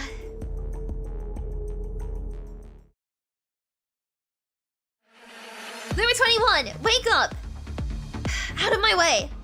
She hears exhausted wrath in Dara's voice. What happened? Get up and work if you're awake. With a swift kick, Dara sends the hetero creature hurtling away from her. With hesitation, she follows with a rapid slash through its repulsive body, while it remains in midair. As the creature's purple-red body fluid is propelled by inertia, it sprays outward, creating a straight line on the ground. Right! Enemies! No, that Lilin fell into the water! Pull yourself together! The boy is beyond saving! You have to find a way out as soon as possible. If you were still knocked out like that, I would have ditched you already. You can still fight. Your arm made contact with that water when you tried to grab him. Only did basic treatment, so be careful, alright? It looks like we stumbled upon a hetero creature, slain by accident, whilst following him. That water is basically the red tide, maybe even worse. We went for the new material and your frame is made of. That arm of yours should have been cut already. Casting a glance at the emergency teleplights for arm, number 21 tries to make her attack moves. It works fine, but this place seems different. These trees are constantly growing. There are a few tremors coming from the ground while you're lying there, probably caused by their overly wild growth. The smell of the campsite comes from above there. Number 21 carefully analyzes the scents in the air, and then points in the direction behind Vera. Those plants are almost covering the entire sky. If we waste more time here, we'll be trapped forever. It's the purple tide! Oh no! Number 21 also directs her gaze upward, only to be greeted by a sky fragmented into multiple pieces by the interlacing branches, akin to a colossal net descending from the heavens. At the very top of her sight, she spots faint, indistinct dark dots, the nature of which she can't discern. Damn it, if a guy like Noctis who's completely made of body muscles were here with us, things would have been much easier. Understood. Contacting Noctis. Can't get through. I've tried it already. One of the communication channels works. Not sure if it's because of this goddamn mutated forest. The Grimace Poop sounds fun though. That's a pretty good name for it, I think. Let's read the words of action you said first. To ascend further, maneuvering through the towering vegetation becomes inevitable. However, it's incredibly easy to become disoriented amidst their entangled growth. Vera carefully selects a handful of distinctly shaped tree knots, using them as a reference point for steering, ensuring she can adjust the direction in a timely manner to stay on the course. Let me know whenever you feel we're off the track. It's easy to get lost with these trees rapidly growing. Okay. Captain.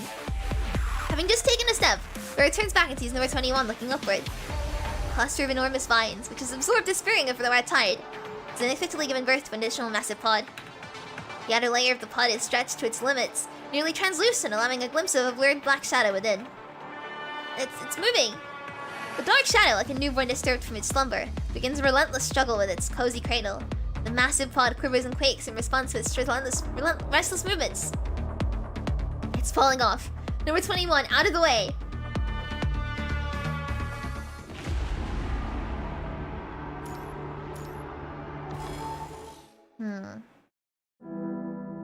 It's so cold. Help me. Anyone, please. Grab my hand. Alright. You can let go now. Dad, Mom! Don't cry out loud. Monsters are lurking nearby. Any noise will draw them over. But... Mom and Dad! They can never come back! This is the end of the world for you.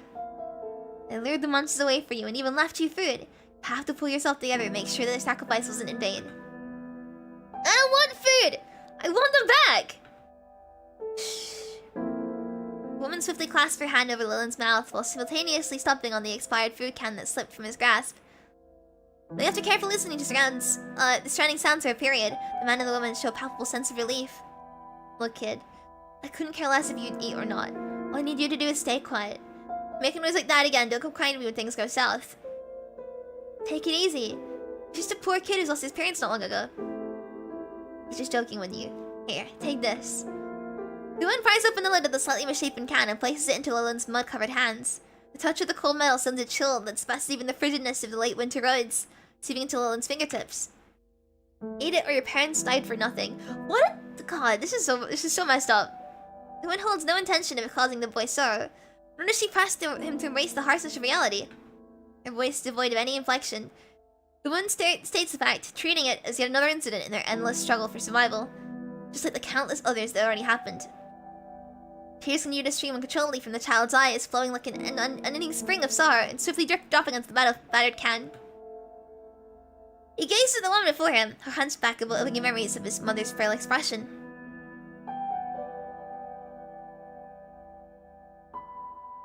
Lillian, listen to me. Mom, Dad's too tired to run. He just needs a little break. Is he... Lillian, you must hold that uncle's hand when you run, as tightly as you can. Don't let it go, alright? I gave him everything your dad and I have.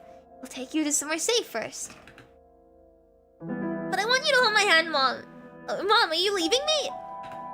Silly boy. You're the only reason I live for. That's why I'm doing this. This is... No!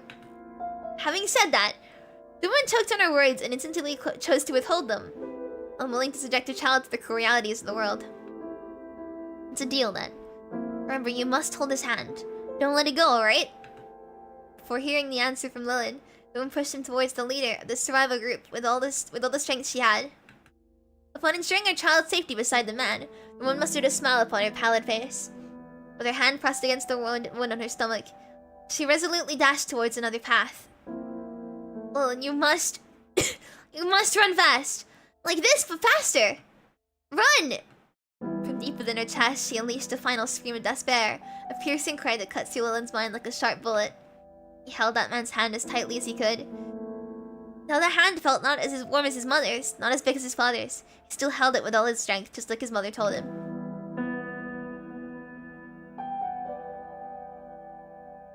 Hey! You're going to eat or not? Why are you staring into space? Lillian can't help but clench his hand, his gaze fixed upon the woman's face. Suddenly he burst into action, scooping food from the can with his bare hands and shoving it into his mouth as if he's been on the brink of starvation.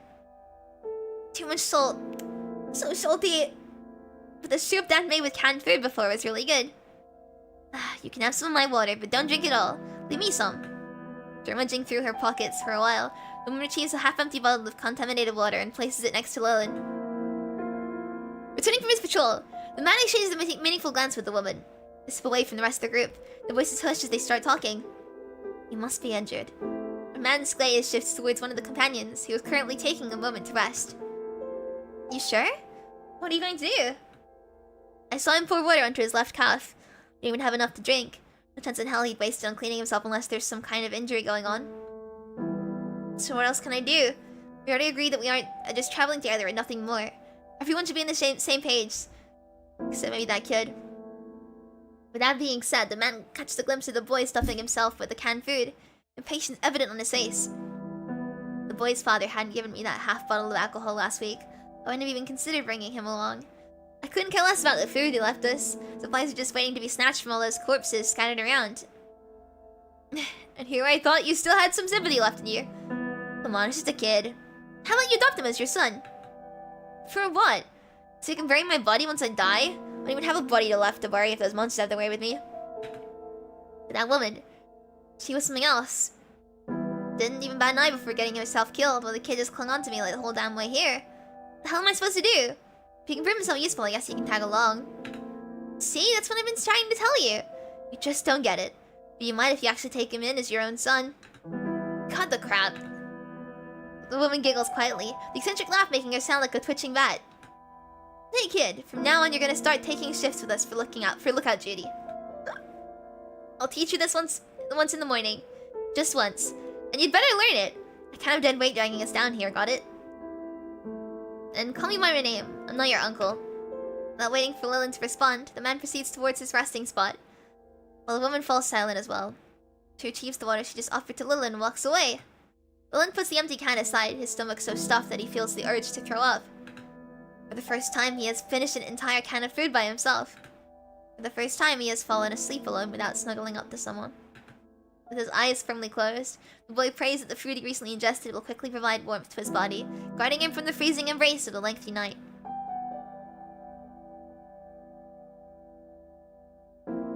Several days later. Get away from me! Ah! A hetero creature hooks the clothes of the crippled man, and he never rises to his feet again.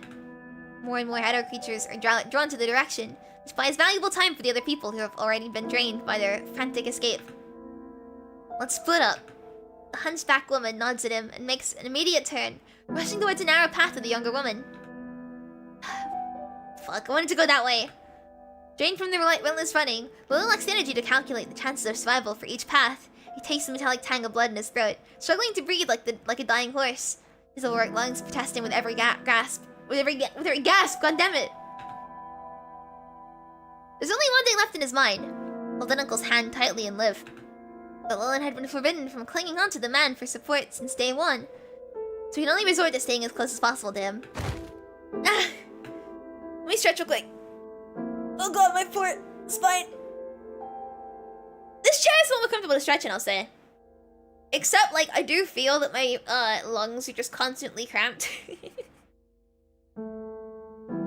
Having pushed his stamina well beyond its limits, Lillian's leg muscles reach a state of uncontrollable fatigue. Caught off guard by a sudden cramp, his body gives way, causing him to collapse into the ground with an audible thud. The man running ahead quickly reacts to the noise of Lillian's sudden fall. He slows down and eventually comes to a complete stop, turning around to check on the boy. Uncle, wait for me. Filled with the fear and desperation, Lillian raised his hand high towards the man, begging to be lifted up from the ground. If he manages to survive here, he will do anything for that man. I beg you. The man's gaze flickers towards the approaching hetero creatures, still at a distance. In that brief moment, hesitation flashes across his eyes. Then he swiftly retrieves a can of food from his waist pack and forcefully kicks it towards the child. The metal can rolls across the ground, creating a piercing screech as it moves. Lillian struggles to rise, but the pain in his right leg hampers his efforts whenever he tries to pull right on it. It's likely that he sprained his joint when he fell. Don't blame me. You're too useless. I already done you a favor by keeping you around for this long, and that should be enough to repay whatever you old man did. Didn't even ask him for help in the first place. Woman's screams rang from the narrow path before, drawing the hetero creatures at the crossroad turning towards the direction. However, a couple still approaching over suspiciously, as if having sensed their prey. Having seen that, the man quickly disappears from Lillian's view without any hesitation. Wait! Wait for me! Lillian can't even feel his own tears as he cries out. He raises his hand high, his fingers trembling in despair, trying to grab anything, if there is any that could save his life. Hearing the unique, uncanny noise made by hetero creatures from behind, Lillian freezes in his position, holding his breath in fright, and waiting for the scythe of the death god to descend. That's probably how they got Mom and Dad. Must hurt a lot. Anticipating the pain from being gnawed to death sends a chill down his spine. I'm sorry, Mom. There's no one who comes to save me. There's no hand I can grab. That's why he asked number 21 and Barrett to grab his hand. Yeah, I'm fine. Well, that's why he said something about grabbing his hand when he went into the purple tide. I'm great. Yep. In fear and coldness, he gradually loses a sense of his own body.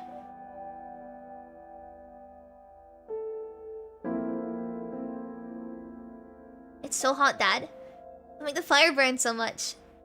As Lynn mumbles unconsciously, he reaches out to the rag covering his neck, trying to pull it off to feel less hot.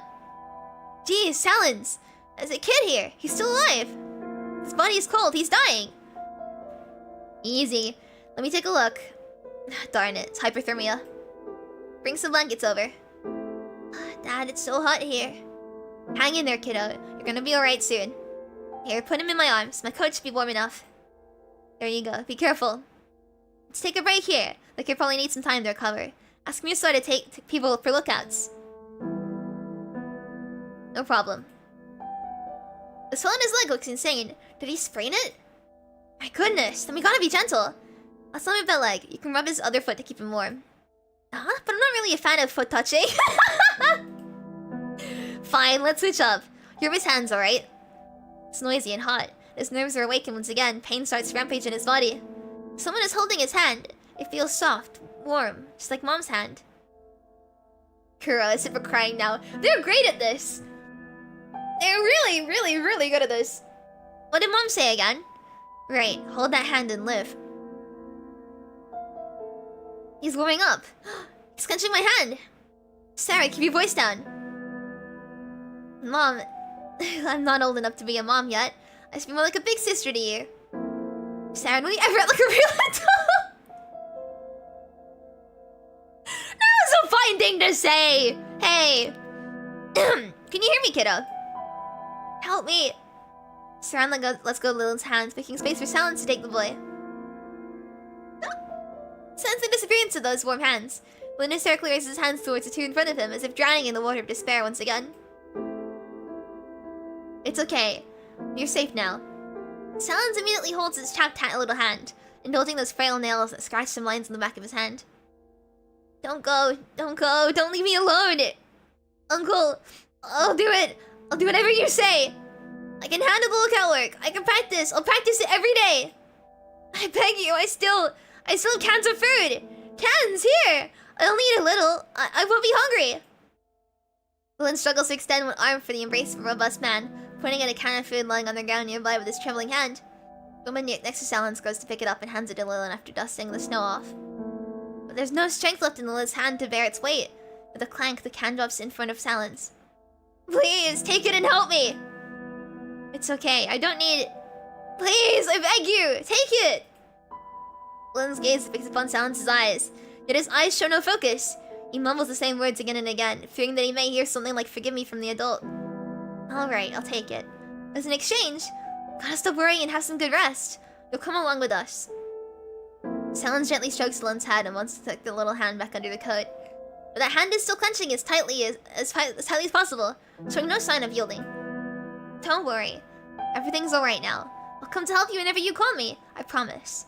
Everyone will come to help you. All you need to do now is take it easy and have some rest. Have some rest?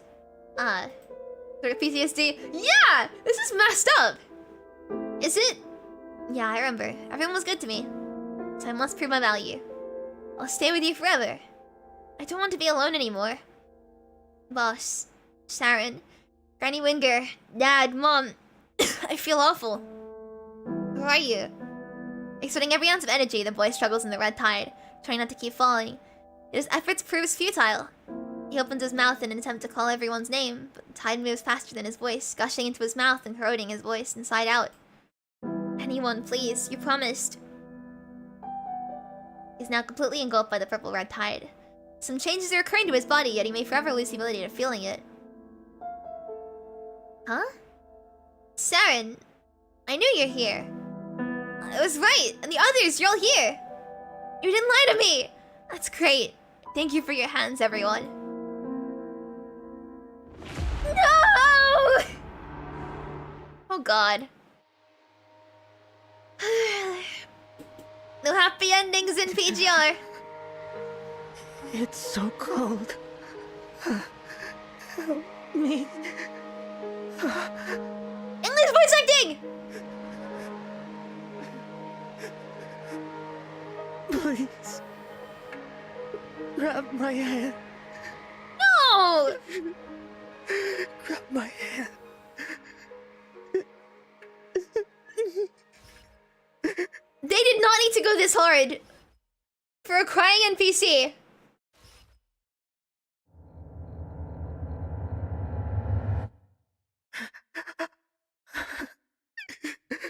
Anyone,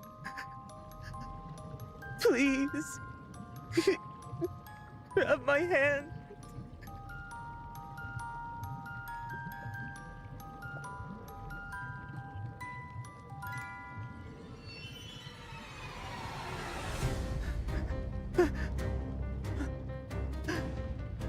It's Sharon. And the others. I was right. You're all here. No. Oh no. They really did not need to go this hard for the voice acting at all.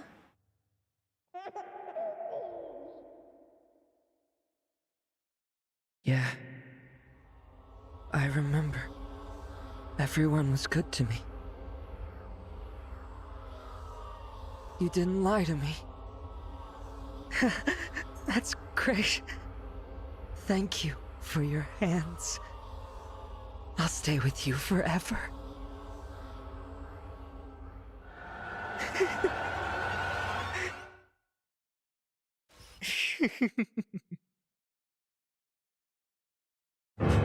Someone is in the way. We have to engage the enemy, number 21. That was amazing! Need a hand. We have to... Get in our way! No, Lilin! Begging for help. Need a hand. The voice acting elevated that so well. Pray. Girl, you cooked so hard with that. Oh my god. You really got someone just to do the voice acting. Begging for help. Only to kill him. Like, that's amazing. Yeah. I should have come back earlier. To the place calling us. How wonderful. We were thinking about you.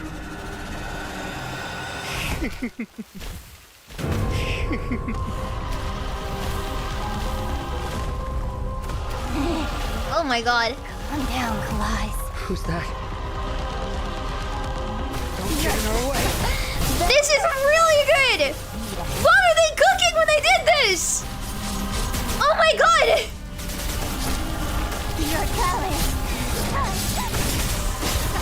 Run. Pray. Run.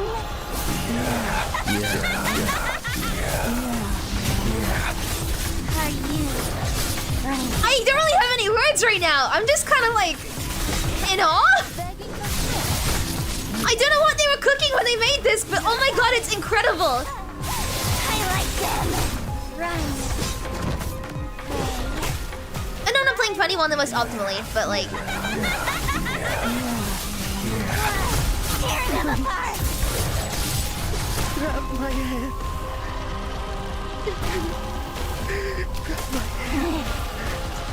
Calm down, Kalais.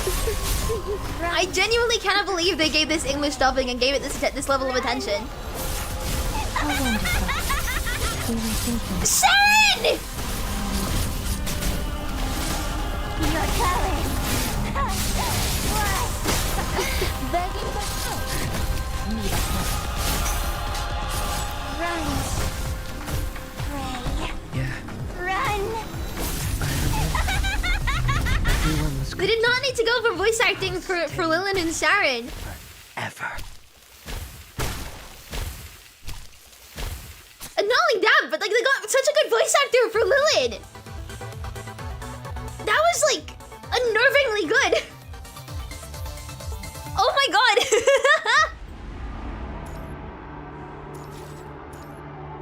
Okay.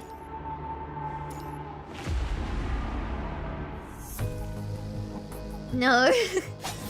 Number 21 sees the opportunity when the enemy's joint is immobilized by Vera's blade. With her claw blades spread wide, she unleashes a fierce slash, tearing apart the purple-green hand with ruthless precision. The monster emits human-like mumbles as chunks of flesh varying in size fall from its body, akin to a fleshly sliced-open stomach. Within 10 seconds, the purple-green chunks of flesh quickly dry up, resembling spoiled meat left for days. Soon, all that remains is a mere skin, devoid of any substance or life. Melted into the soil? Anyways, we don't have time for that right now. Number 21, are you hurt? Number 21 takes a quick sniff of her body and shakes her head in confirmation. Captain, hand! Number 21's words bring Vera's attention to a crack on the right arm of her frame, which with vital fluids is slowly seeping out. That thing's tail got me? I dodged it. As if for nothing more than an everyday triviality, Vera casually wipes the seeping vital fluid off her arm with her other palm and retrieves an already open gel spray. After just 2 sprays, the spray nozzle roughly ceases to dispense any more contents, as if it has uttered its final words. Vera gives the bottle a shake to confirm its emptiness and then puts it back into her bag. Number 21. We need to adjust our direction. The smell of the campsite is weaker. The direction is the same. Let's move. Stepping over a tree root that stretches across their path, Bear signals number 21 to continue advancing along their planned course. This is number 21 begins to lift her leg. A piercing ringing noise cuts through the air. Just like earlier when I lost hearing in my right ear. Assaulting her ears and penetrating the depths of her mind. Number 21 collapses into the roots before her, rendered oblivious to any pain. Her sensations are abruptly taken away, consumed by a glaring white light. Deprived of the ability to respond to Bear's call, number 21 helplessly falls into a dazed state.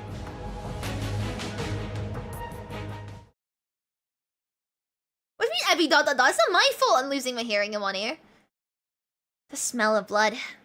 It seems that someone was injured just now. Who was it? The feeling of wetness comes from the paws.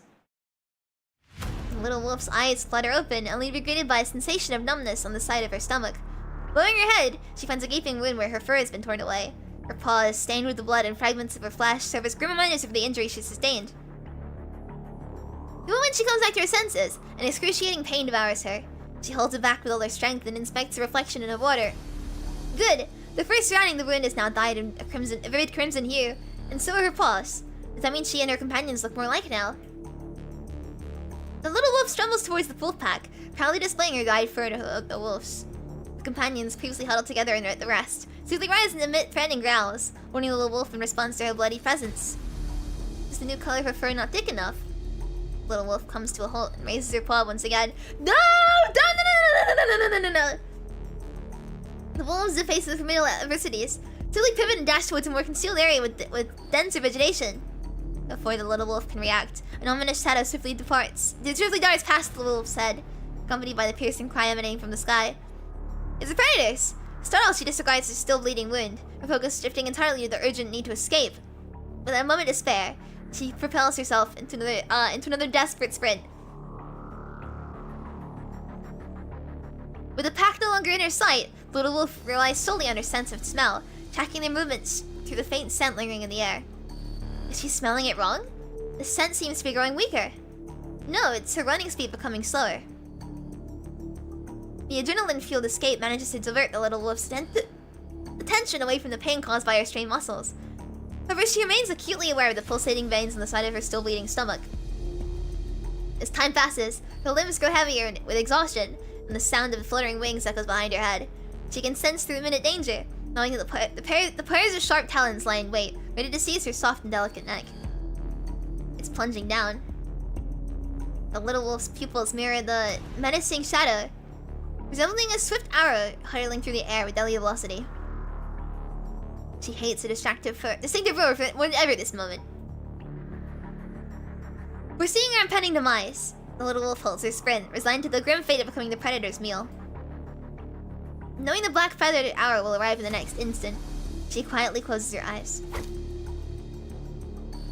And notice from the corner, a dark bolt suddenly lunges forward, intercepting the feathered arrow aiming at her, and tumbles alongside in a seamless motion. Opening her eyes, the little wolf is greeted by the sight of a mysterious black wolf engaged in a fierce battle against the god of death, and poised to seal her fate.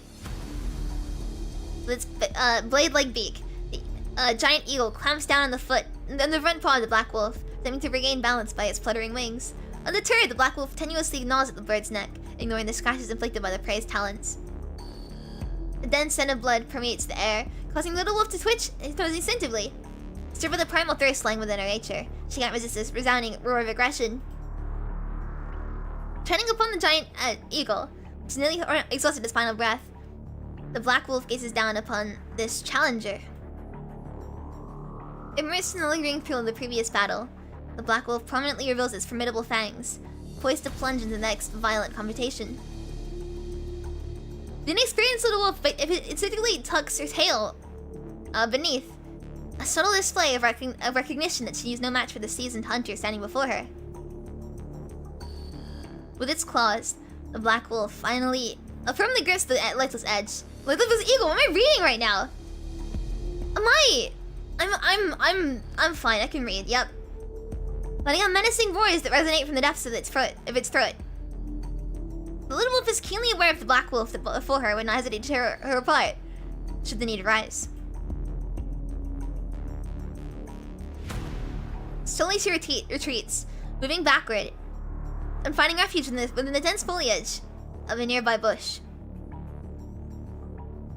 I can read. Okay. But this gaze still bakes in the direction she departed. The black wolf eagerly begins to gnaw at the flesh of the giant bird. "Do not eat it. It's born to hunt wolves," the voice in her mind tells her. She concurs it's her only instinctual thought in the presence of those airborne predators. She's been to flee and seek safety. Then what's with the black god of death who's devouring the flesh of a predator? Is that a path of madness than a wolf, expelled by its pack yet still driven by a desire for survival, is destined to tread upon? Having satiated its hunger, the black wolf proceeds to meticulously clean its paw, where blood continues to seep from the 2 punctured wounds.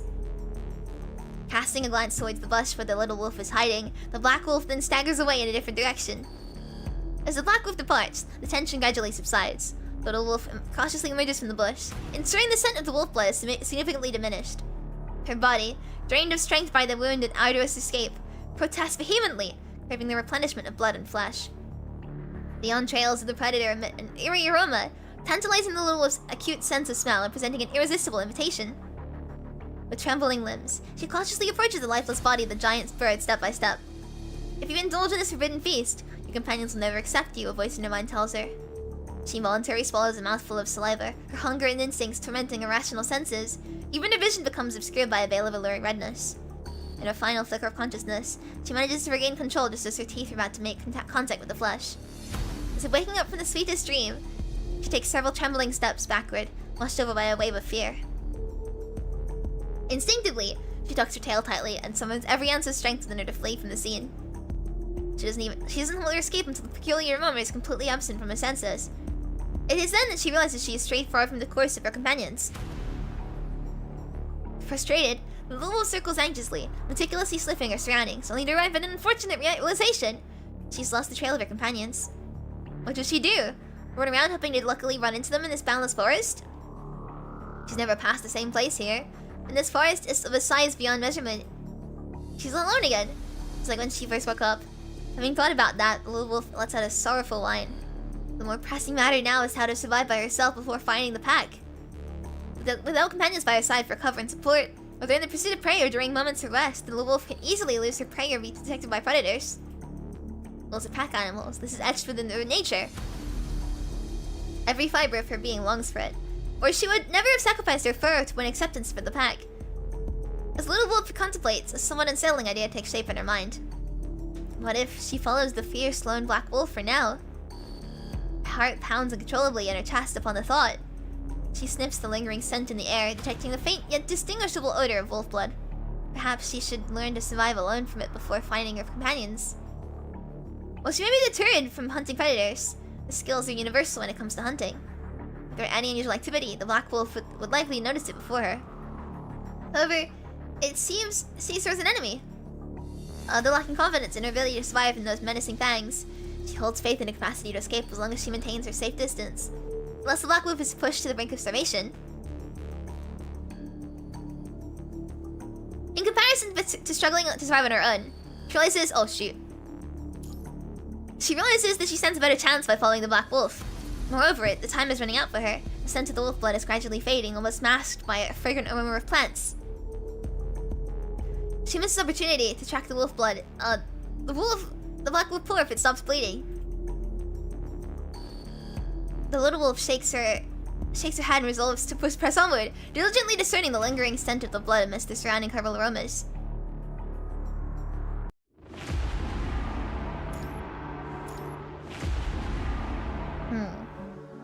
For days, the little wolf has been observing the lone wolf from a safe distance.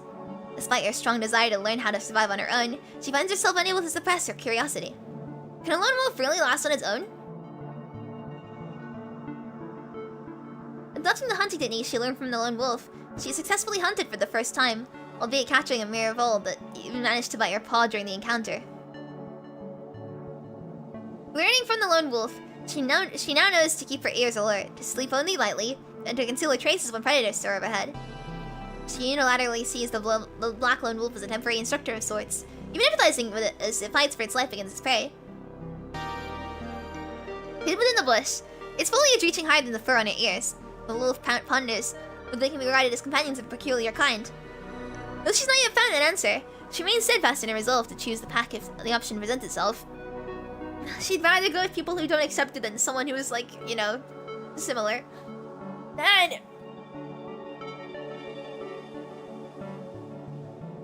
Suddenly, she hears the lone wolf erupting into a sprint, accompanied by the cacophony of countless wings fluttering high above. Rather than immediately following the wolf, she lowers her body and conceals herself with the swaying grass. If she were to emerge from the grass at this moment, she would undoubtedly be spotted. A giant eagle soared in the direction where the lone wolf fled, seemingly having a clear target in their sights. Nervousness grips the lone wolf as she realizes the lone wolf stands no chance against such a formidable number of enemies. Once she is certain that the predator will not notice her, the scent of the lone wolf seems to have already drifted far, far away. While still maintaining a cautious distance, the little wolf can't help but pray for the black wolf's safe escape.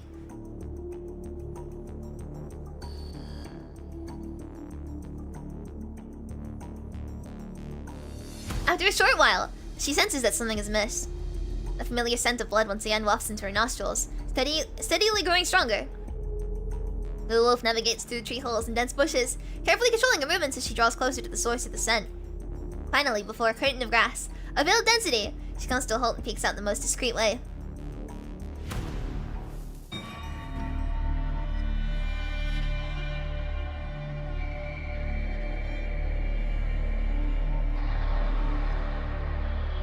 The surrounding bushes are battered, with fragmented branches and scattered leaves strewn across the ground. A black wolf lies silently on its side, its blood seeping into the soil beneath and staining it with the darkest hue. Yeah, no! Its two paws are absent, replaced with exposed, broken bones, and the remnants of torn fur. Its scarred back has vanished entirely, only grey-white ribs jutting out from within its body to be seen instead. The predators grip the wolf's body with a deadly ferocity, their hold as firm as when the wolf clenched the lifeless giant eagle. Without a shred of concern, they tear into its entrails and greedily devour its flesh.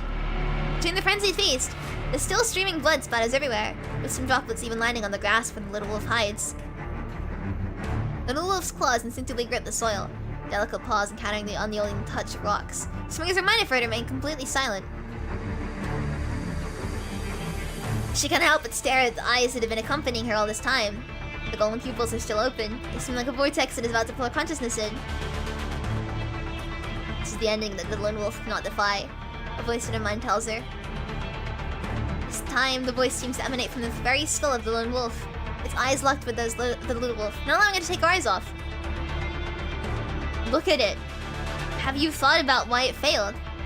The little wolf freezes in her position, interrogated by the dead wolf in her mind. She dares not shift her gaze away. Have you thought about why it could defeat the wolf eater? The wolf eater? The giant eagle chasing after her? Because it had great fighting skills? No, because the wolf eater deviated from its collective too. It staked all in one bet, trying to monopolize your flesh and blood. So its death was predestined. Its death possibility was raised much higher without the collective. Part of you has been accepted by a collective. In that case, you may deserve a fortuitous invitation. Will you join? Join the collective? As the dead wolf's pupils twitch rapidly, the scene before the little wolf's eyes transitions back to the moment she first encountered the wolf pack. It was in your mind. You want to be a part of it. The little wolf gives a nod with a blank look on her face. This is indeed held a strong longing for acceptance for a very long time, so potent that she was willing to tear her own stomach far apart. But why can she feel a hidden hesitation in her heart? Come over, the collective will accept you. The wolf gazes at the pack ahead, their carefree play a scene she's imagined many times. Rubbing against each other, chasing after tails in the sunlight. Slowly she makes her first step. The wolves notice the little wolf as she approaches. However, contrary to her recollection, there's no sign of wariness or rejection from them. Two of the wolves rise to their feet, only driven by curiosity. Joy washes over her, as she senses the warm rush of blood flowing through her limbs. The little wolf resumes her walk, taking the second and third steps toward the wolf pack. Oh no. However, a pain as deep within her bones starts to manifest as she moves closer. She can feel something is changing in her body, as if the snake is shedding its skin. The little wolf recollects the pain she endured when she tore away her own fur. It's the same this time, yet amplified to such an extent that it engulfs her entire being. Fret not, the collective will accept you. She finally have the same scent as her companions? Yes. Alright. Finally the thing she always longs for. Scent. A scent of companions. A scent of humans. Number 21! 21, can you hear me? Who's number 21? A familiar designation. Number 21 has a situation with you and... signal, more precise. Who's talking? Who's talking in my mind? Number 21! This is Abby! Can you hear me? Abby? I remember now. Grey Raven. Where am I? Where's Captain? Enemies! With a weapon raised, number 21 emits a warning sound to the animal-like hetero creatures, which watch it with a friendly gaze. Are you separated from Vera? No, I got here somehow. You are being interfered with. Not. What? Who are you talking to? A black wolf, but it died once just now. What does that mean? You said this is what you want. What I want is the scent of humans. Your enemies. Enemies? No, what you want is the scent of your kind. Number 21, what are you talking to? What are you? She hears no answer, or rather, she cannot discern that answer. If she were to make a guess, it would be akin to an attempting the nearly impossible. Number 21! What you want is true companions. Right? Captain! No, you're not her! A growl of rage comes from deep within her throat, as her body is gradually filled with anger. Say something to me! We'll connect with you in any situation. We'll accept your entire being. Become a collective like that. Every individual will sacrifice themselves for the will of the collective. As they wanted. Come on with your kind. She wanted... Buddy! No! So that's what happened to Buddy! Come on with your kind. No more thinking about what you are. Actually, well, no, because Vera's not dead. Neither are Noctis, so it's just hallucination. It's probably fine. You witnessed the death of a lone being. The fragmented illusions shift and transform before number 21's eyes, morphing the black wolf into Vera, into Noctis, and then into number 20, etched in their memory. Finally, Twist taking the form of number 21 herself. They, you, lonely, demise, end. Your end. Make your choice. You can come over. And bring them over. Number 21 remains unresponsive, the fluctuations in her mind mirroring the rhythm of a heartbeat, pulsating with her frame. After a brief pause, she musters the strength to call out the name she believes she may depend on. Evie! Ah! She depends on me! I'm here! It says what I want is not the scent of humans, but of my own kind. Actually, it's right. Number 21 wants to have the same scent as everyone. By everyone, you mean... Captain, Noctis, Evie. Those who are afraid of me and want me to be discarded. All of you are humans. So if I have the scent of humans... Personally, I think it's something very difficult to achieve. Even humans are not all the same. There's no way to guarantee that someone will always be your kind. Even your teammates won't, except for yourself. Only you yourself always are your kind. The question posed by number 21 is quite complex. If you had enough time, you would likely delve into a dozen philosophy books and conduct thorough research for having this discussion with her. Purely rational analysis alone is insufficient to navigate the present circumstances. The only hope is that number 21 resists the tempting rhetoric of the enemy and refrains from granting them the opportunity to manipulate her. I keep hitting the desk with my knee, I'm so sorry. Number 21, I'm waiting for you to come back. Give me some more time. And I'm going back to Captain. She speaks with a resolute, unemotional tone, her head held high.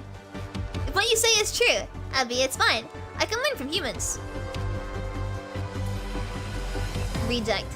Still chose that path. Then walk down that path. The other part of you will see its choice next. The other part of me? What do you mean? Uh-oh. No response is received, only a piercing buzzing noise that echoes in the aftermath of the disconnection, reverberating within number 21's mind. Simultaneously, a searing pain flashes through your unconsciousness. Command it! Your nose is bleeding.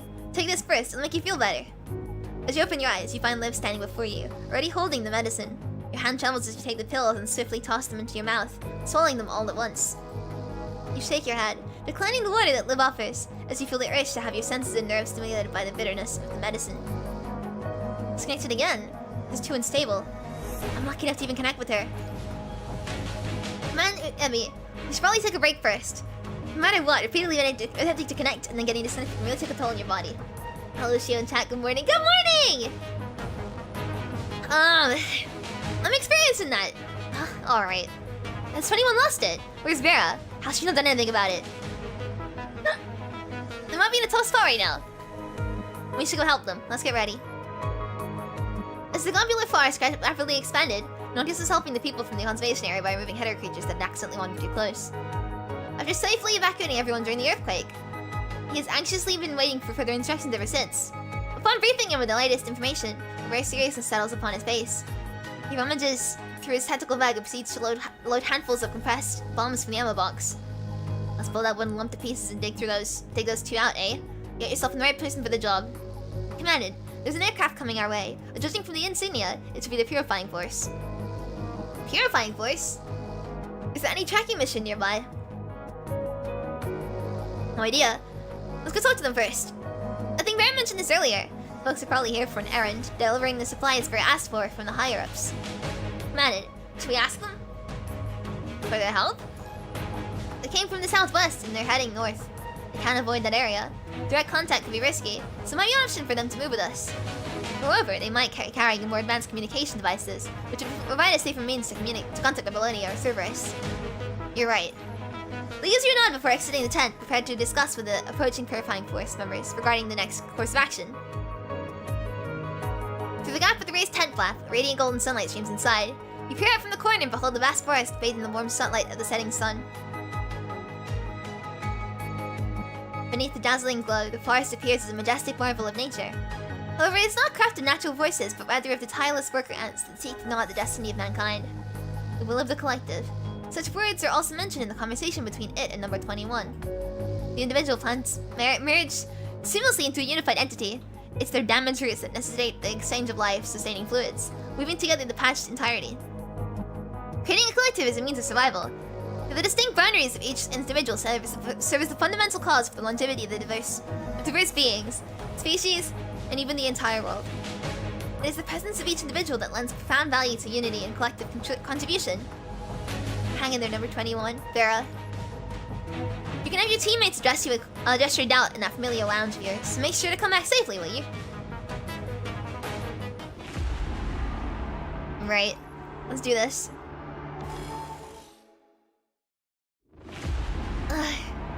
The shock caused by mind fluctuation forcefully severed from the remote connection, stirring up intense pain and stunning number 21's senses.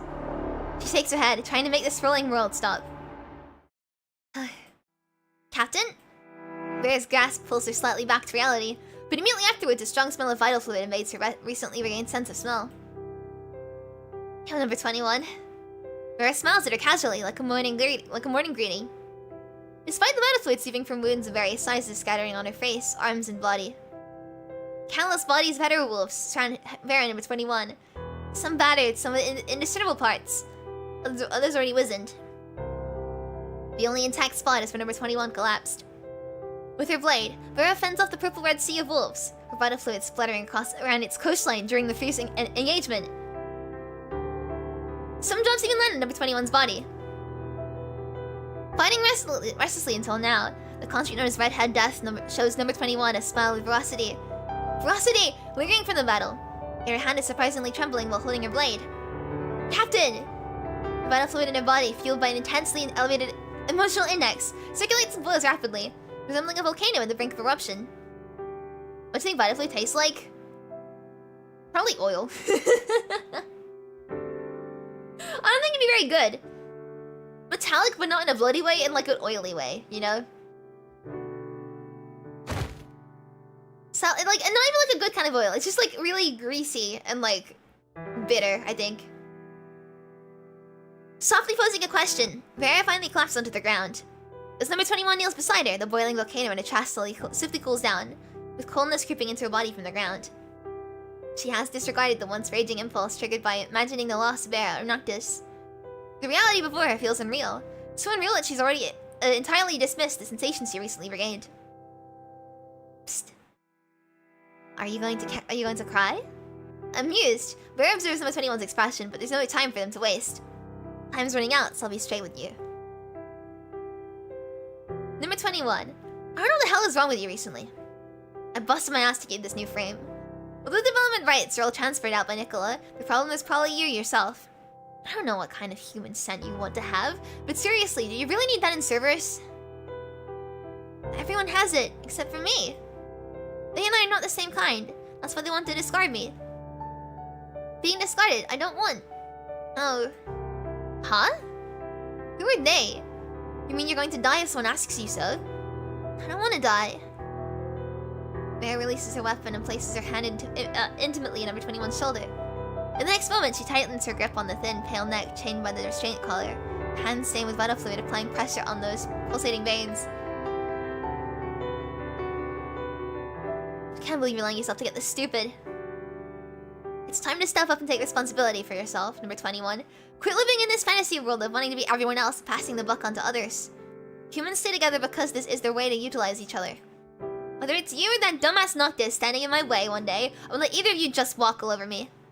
It's just a coincidence that our squad is named Cerberus. Don't tell me that you're actually taking it seriously and planning to become a good little puppy. But experiments, that's why I live. When I got you out of the data list dump, you were nothing more than a heap of metal scrap. Now I see your brain is still buried among all the junk. Remember, I make you obey because I can. Don't take it for granted and be obedient to everyone else. I told you that I hate idiots who get themselves trapped the most. You forget that already? Claire keeps her gaze fixed on number 21, while exerting more force in her grip, causing vital fluid that was on the verge of clotting to gush out from the cracks in the frame once more. Compelled by the intense aggression of Bear's eyes, number 21 senses the powerful force emanating from the restraint on her neck, and she was unable to divert her gaze. You think this dumb thing can really hold you back? Well, there are plenty of other collars in the world, visible or invisible. How can you be sure that your so-called humans aren't one of them? Stop trying to blend in like all the other humans. Want to make those nobodies understand who you truly are and where your principles stand. Whether it's with your claws, teeth, or the craziness defined by others, start making your own damn decisions already instead of living up to other people's expectations like some kind of pet. If you're going to keep acting like a coward, you might as well get your ass back to Corona. Members of Cerberus are all defiant lone dogs. We're abiders, not followers. Lone dogs, that's how Bear describes them. Because each of those souls never contemplates blending into their surroundings, the boundaries of their individualities always remain clear. They harbor no fear of being different from others, nor do their companions concern themselves with such differences. Despite being criticized as a collective of freaks and monsters, their sole task is to tear apart any enemies daring to challenge them. This is the monster's way of self-defense. Like moths drawn to a flame, they prefer to fight to the death with their heads held high rather than relinquish their individuality. Number 21 once thought about various methods of defending her squad. It was an experiment subject from birth. She refused to perceive this world from her own perspective from the very beginning. She was always the one being calibrated, being allowed, being deployed, being approved. Emotions beyond her control were forbidden as they clashed with practicality. Unacceptable behaviors were to be concealed, as any criticism directed at number 21 would affect everyone in Cerberus. Due to her strong desire to cherish this den that had brought forth many new and unfamiliar feelings, number 21 found herself compelled to abandon those pieces of herself that could potentially harm it. Initially, number 21 believed she was different from the others because she lacked common sense and knowledge about the world. After countless days and nights living in the real world outside the Research Institute, number 21 had been slowly losing the boundaries of her identity. As she continues to sever pieces of herself from the already fragmented boundaries, where maidens can only form something that she finds perplexing. And this confusion has become the color of hysteria. It serves as a deceptive lifeline clutched by number 21 herself. It is truly a chain wrapped around her neck. However, no defiant lone dog would permit themselves to be chained. A defiant lone dog has the ability to resist being chained. Whether it's her or somebody else who holds the leash, the fangs are always ready to be bared as long as her body is functional. In number 21's mind, numerous shimmering shards akin to snowflakes suddenly flash, reflecting what she's previously dismissed, rejected and buried deep within. When number 21 was being shaped by the world, these shards of her true self were scattered all over. However, during that time, she found herself unable to determine whether she should reclaim them or not. Fortunately, she's now found what she believes to be the correct answer. She realizes that she must defend her own boundaries first, and then protect everything she holds dear with her complete self. Suddenly, she feels the weight of this framework, which didn't quite align with her initial expectations, becoming lighter. At that moment, Number 21 decides the division of the human form can include bionic ears and a tail-like balancing device. She will no longer view these traits as indicators of being not like a human. Prior to this, the highly perceptive sensors and explosive power possessed by this frame had more or less intimidated her. She was afraid of losing control over her powers and herself, so she made the right choice to reject the power. According to the wiki, concept of vital fluid ties the mirror blood type, seeing it's a synthetic blood analog. Mentions that leaves fluid is blue copper base. The vital fluid is like any color that they feel like. So it can be like purple, blue. It's like not really restrained to like blood colors. But I think it would taste really like, I think it would just taste really oily. It's meant to be like a kind of blood substitute, I guess. So maybe kind of coppery. But I think it also tastes like, it would be very thick though, I think. But now she begins to feel a surge of excitement for the power she possesses.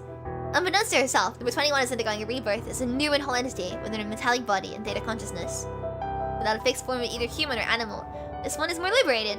One that bears her unique name, number 21. Number 21, take this. Noticing number 21 has regained some of her senses, Vera's jokingly furious expression fades and she retrieves a slender device from a slot in the side of her frame. From now on, the decision is yours to make. If you unlock the restraint, there's a good chance you will get into trouble once we return. However, if you feel that you don't need the full power of this frame, you can still choose not to do it. Your leash is in your own hand now, number 21. Captain, keep your mouth shut. I'm not kicking the bucket just yet, but I can't promise how long I'll stay awake. I just hope I don't pass out right before we make an escape.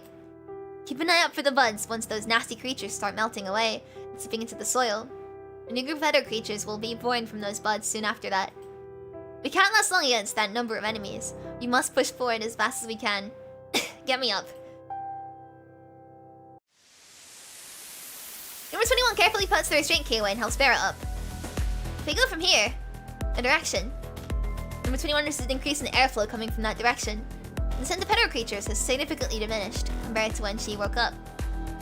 Subconsciously, number 21 increases the computing speed of her frame, allowing her processing capabilities to accelerate.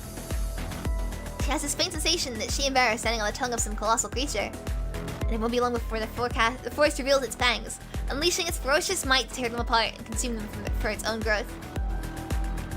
They have to run now, as fast as they can. Number 21 lifts Vera's arm clumsily, attempting to share some of her weight, but the movement inadvertently causes Vera to gasp in pain, and number 21's shoulder, grip number 21's shoulder tightly. I've had enough rest, I can walk by myself. Number 21 nods before releasing her hand. Suddenly, number 21 turns her hand to the side, hearing a faint buzzing sound in her mind, followed by a static noise. Come on, give me a break! Number 21, can you hear me? It's Evie! Evie's in my head. Oh, Savior's arrives in time. There's a right, thank goodness. I'm surprised that person thought about using the remote connection. I'll give her a pass this time. Captain, injured. I need to save Captain. Number 21, don't play the big hero here. You were lying on the ground this whole time. How's Vera? Captain needs... The Captain, what medicine you need from Evie? The answer seems to fall beyond the confines of number 21's knowledge, so she directly asked the wounded herself. Ask us to bring those emergency kits. I'll bring emergency kits in the medical box for simple treatment. Nothing more can be done now. Number 21, tell them the direction to the meeting point first. Ow, that itch.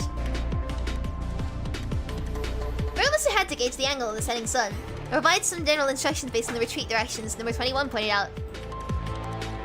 Got it. We're leaving to meet you right now.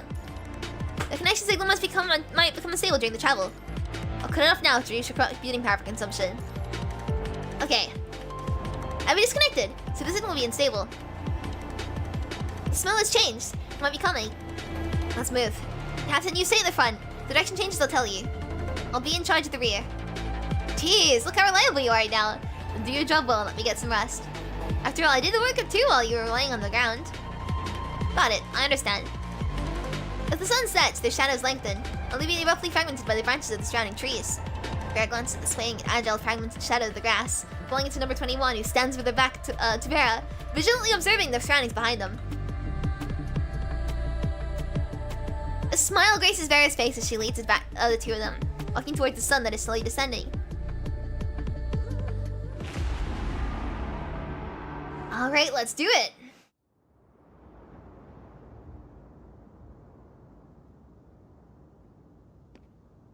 Hmm.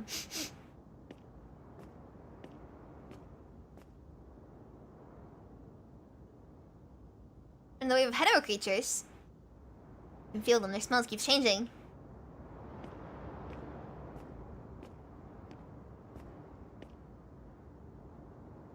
You, Captain? I'm just a bit tired from all that fighting.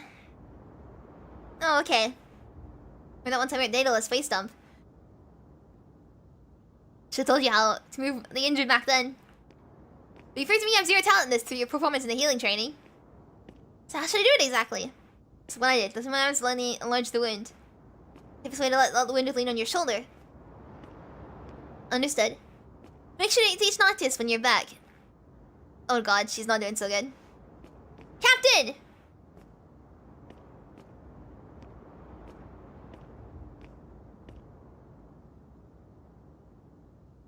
Pathetic. Captain? Number 21. Oh, it's a captain until you recover. Good. Then buy me some time. So there's the frame modules to focus. Okay, I keep coughing. I can't speak. Okay.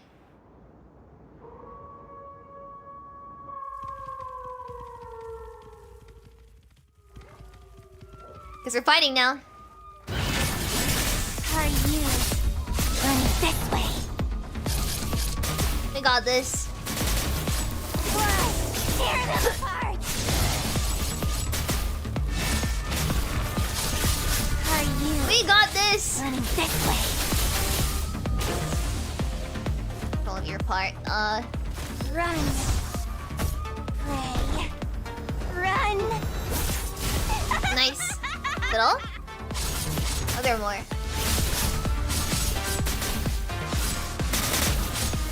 Oh god, I keep coughing. My throat is killing me right now. Come down, Clyde. Sorry, I need to keep coughing. Straight from this. Oh, it's fine. Probably. Tear them apart! Okay, doing necessary movement. Cool.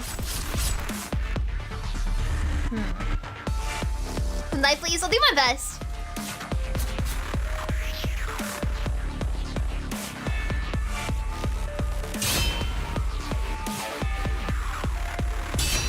God, these quick time events.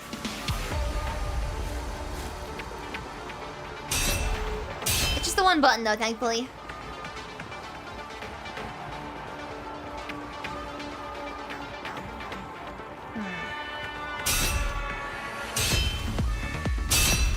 Nice.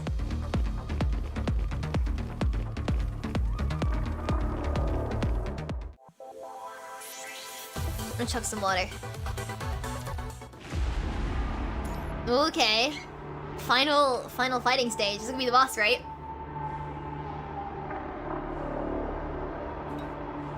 It'd be great if I just didn't spill water on myself all the time. That'd be amazing. Wait, let's do it! Final boss! We lost them. Okay. During the relentless pursuit of hetero creatures, ally part and Vera's leg becomes severed, pushing mobility to its absolute limit. The silk rubber beast's mouth loomed dangerously close. Number 21 acts swiftly, moving high into the air with a powerful strike. Oh, with a powerful strike, she cleaves a giant tree as its waist, visually blocking the direct path of the impeding threat.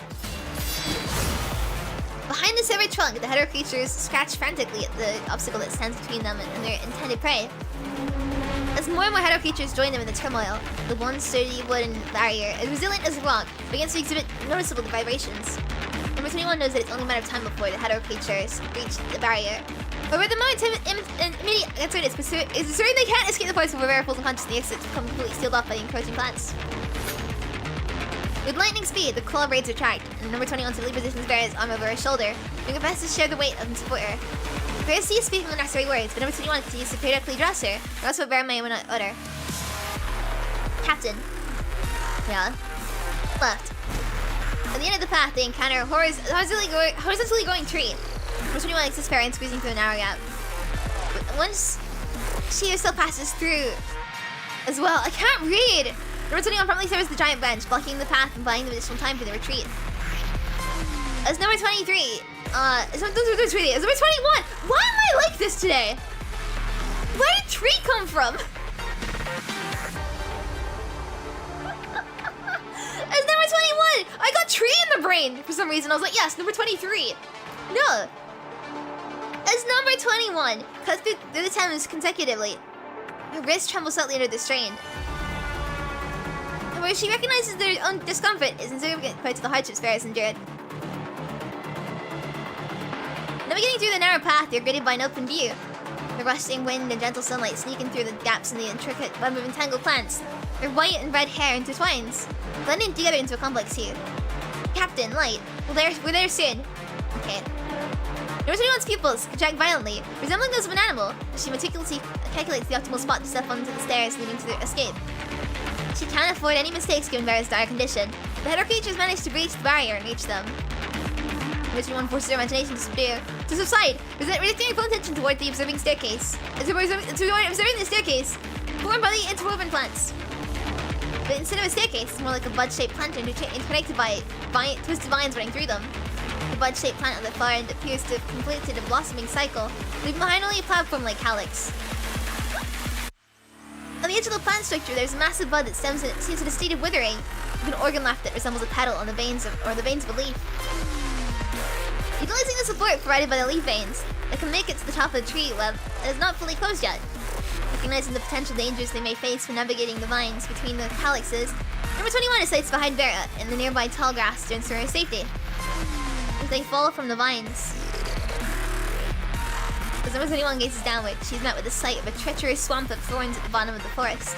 If they were to land there, it would be exceedingly difficult, if not impossible, to climb back up to their current position before the relentless forest consumes them.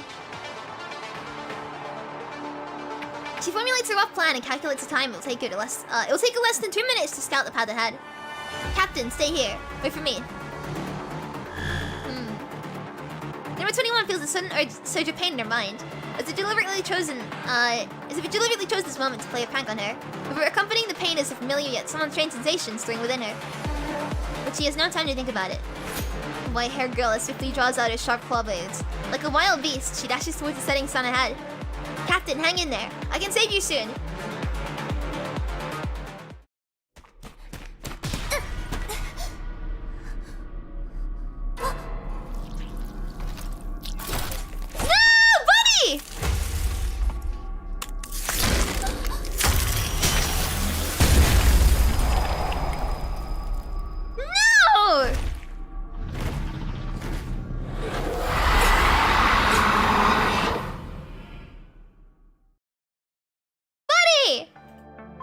Buddy covered in dark purple growth marks, is mercilessly torn apart from the inside out by some sharp claws. The unruly newborn emerges, carelessly shaking off the remnants of its former host and stretching its long suppressed body. From its elevated position— I don't want Buddy! No! Man! From its elevated position, the towering creation, lets us down upon number 21, its common eye is scrutinizing her every movement.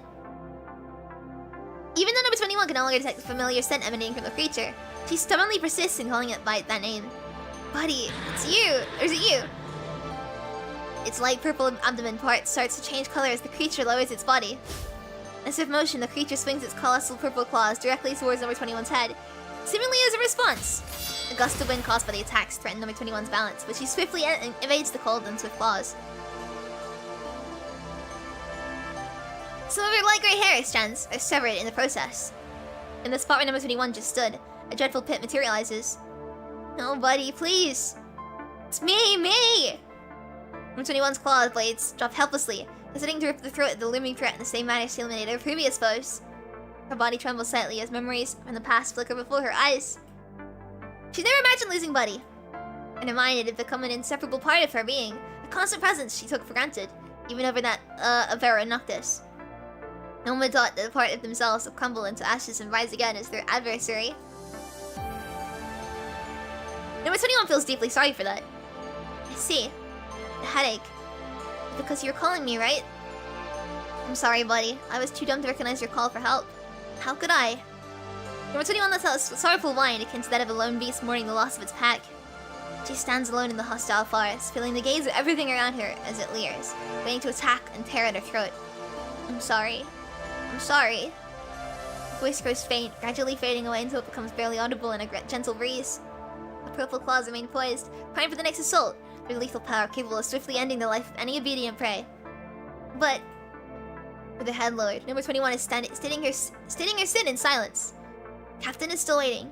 I can't let Captain be taken as well. A sharp pang shoots through the corner of number 21's mouth, a stinging reminder that she's biting down hard on her lower lip as she utters these words. I can't surrender here. Even if it's Buddy, I can't. So, I'm sorry, Buddy. I will punish myself. I have to take you down here.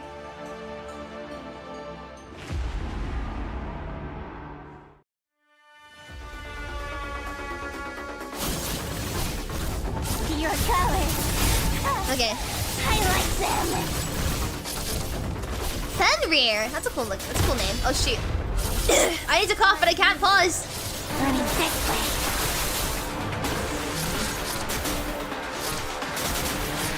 Run. Pray. Run. Nice.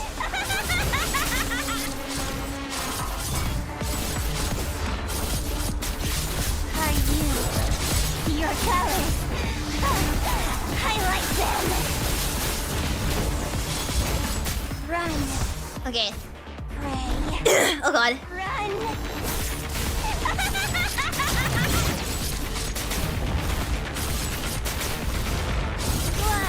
Oh, I should have. I pressed the wrong ping there.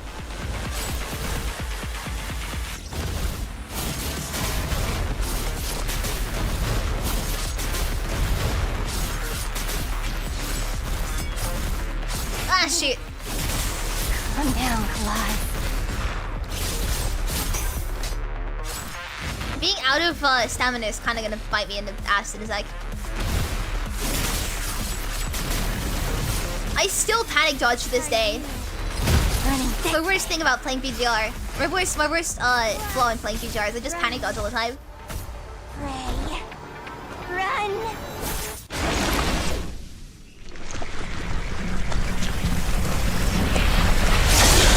Oh god!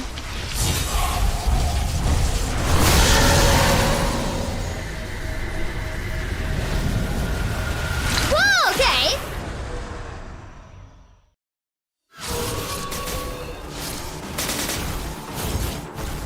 Where have you gone?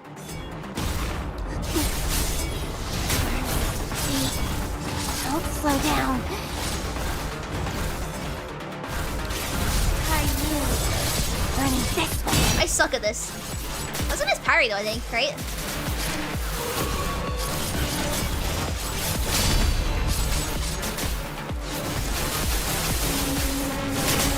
Run. Pray. Run. Nice. Oh god, my throat.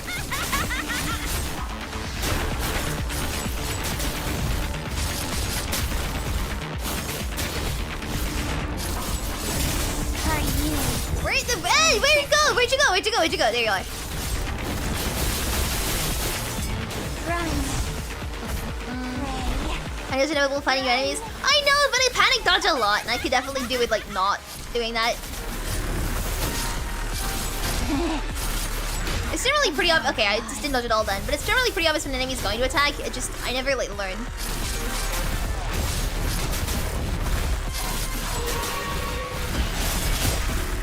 Where the hell? Your colors. I like them. See, now I'm out of stamina completely because I keep panic dodging! Blood. Tear them apart. Run. Alright. Pray. Run. And bonk!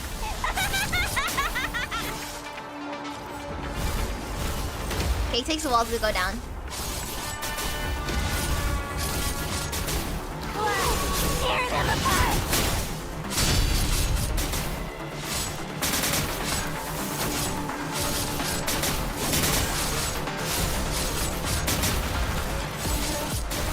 I wish I could style anymore. Calm down, Where Collide. the hell?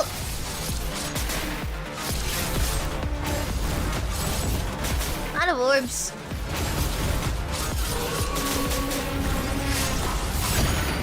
Run. Come on. Pray. Okay. Run.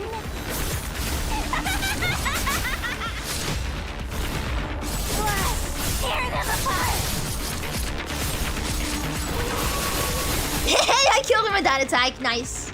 Nice, nice, nice.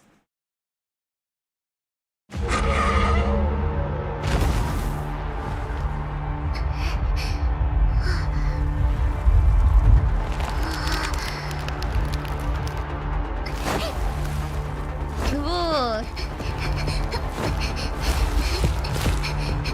Come on.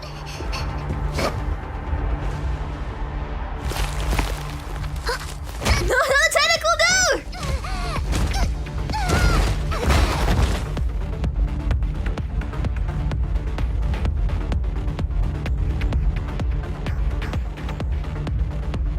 Well, we're screwed.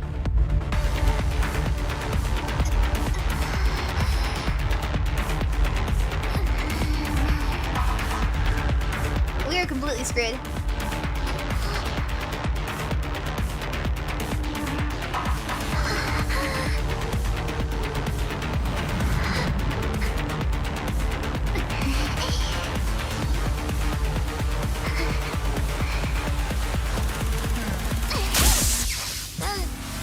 Oh!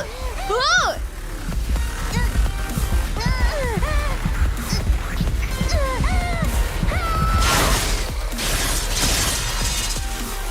That's one way to do it!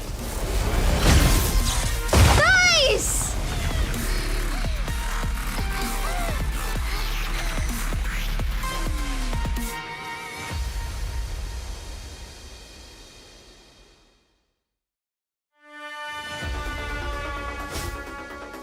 A rampaging dark shadow abruptly emerges, catching everyone off guard as it forcefully breaks free from the confines of the forest. The once expansive forest now appears to shrink and contort into an egg shape. Amidst the interplay of searchlights and darkness, the shadow springs forth with remarkable swiftness and height, resembling an untamed bird soaring out of a black egg. Driven by an unwavering determination to be born into this world against all odds, the creature must, in turn, use its newborn claws to destroy the other world known as its cradle. The lingering ferocity and thirst for blood emanate from its very being, evoking aggression from everyone present, a reactive defensive hostility issuing a warning to this frenzied entity. Everyone holds up their weapons. If this is a newborn enemy, if it's a newborn enemy, it will eliminate it right then and there. It rises to its feet, dark cloak stripped of its obscurity under the piercing glow of its searchlights. Whoa!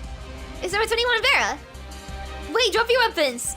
They live in a handful of nearby constructs, are taken aback by your yell. But the rest of the group remains poised, weapons still held firmly. Number 21's frame heaves as she breathes heavily. Look at this, like, cultured angle. Both she and Vera are drenched in a viscous purplish red fluid. Her frame reflects the dazzling light, making her look more like a beast succumbing to her primal instincts in a bloody fray. The beast gazes at the startled constructs with a piercing intensity, meticulously searching for the weak points of its prey. This is bad. Recalling the signs of stress that number 21's exhibit to 4, an alarm bell rings in your mind. Hesitation, you step forward. Ready to show number 21 with your own body. You must get there before the people misread the situation. Probably holding the same idea, Noctis forcefully pushes aside the constructs in front of him as he yells out loud to everyone present. Hey, drop your weapons! Are you all deaf? I am a maiden who resembles a white wolf, yells out as her chest heaves violently for a moment. It's the first time that you, or maybe even Noctis, have heard such a clear and powerful shout from number 21. I am number 21 from Cerberus! Number 21 locks eyes with the onlookers. It's bewildered, so fearful, and so others perplexed. She stares back at the weapons leveled against her with an unyielding resolve, inviting a proud lone wolf that disregards challenges with a dismissive glare.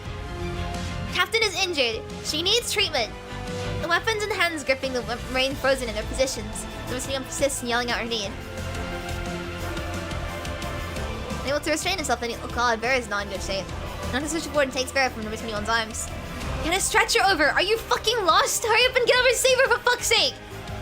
I got this. This is no good. The corruption level has greatly surpassed the safety threshold. Quick, move Vera here! The shell of the nest, shadowed by number 21 and Vera, continues to diminish in size, moving at a rapid pace as if the water within is being drained away. The method by which number 21 and Vera managed to create an opening in the rapidly expanding tree web remains a mystery to all. Nevertheless, you're aware that it is not yet time to lower your guard. Leave it to me. Reacting swiftly to your concern, Lee responds to you with a resorting note before sitting to coordinate arrangements with the members of the Purifying Force. Suddenly, a private terminal springs to life, emitting frantic rings non-stop as if it awakened from a prolonged slumber. You turn it on and you discover a flood of overdue messages from Babylonia and various other contacts. Commanded, the communication signal is coming back. We can now reach Babylonia, but there's still a significant delay. The globular forest in the distance continues to shrink. The courier of the signal is like number 21 various efforts in destroying or eliminating whatever was causing signal disruption. I'll draft a brief report about the situation and send it over. Okay. At this point, all that remains is to patiently await the arrival of reinforcements and focus on mitigating the adverse effects caused by the hetero creatures until they arrive.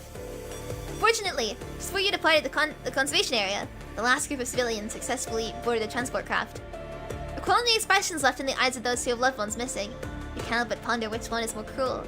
The faintest glimmer of hope or the anticipation of the worst possible outcome. You aim to find answers for them, if possible, because every name deserves their ending to be known. Oh wait, number 21! From an unexpected request, you quickly catch up to number 21, who's walking alongside the stretcher. Are you alright? Number 21 answers with a nod, her body overgrown with scratches and wounds. They're not severe as those inflicted upon Vera. You can imagine how painful the ordeal she endured. I came from the conservation area, and someone there asked me to deliver a message to you. Before the operation, upon hearing your promise to do your utmost in finding them answers, the last group of evacuees finally began boarding the craft. Sans gave you a nod to show his gratitude, his eyes concealing a multitude of other emotions. After people walked away for a while, a girl who had been standing aside quietly... Canon! Are you at number 21? Yes. Construct. You couldn't discern the department she belonged to based on her attire, but the style of clothing she wore was unfamiliar to you. You mentioned number 21's companion went missing. A little light machine that can dance. You mean number 21's cobot?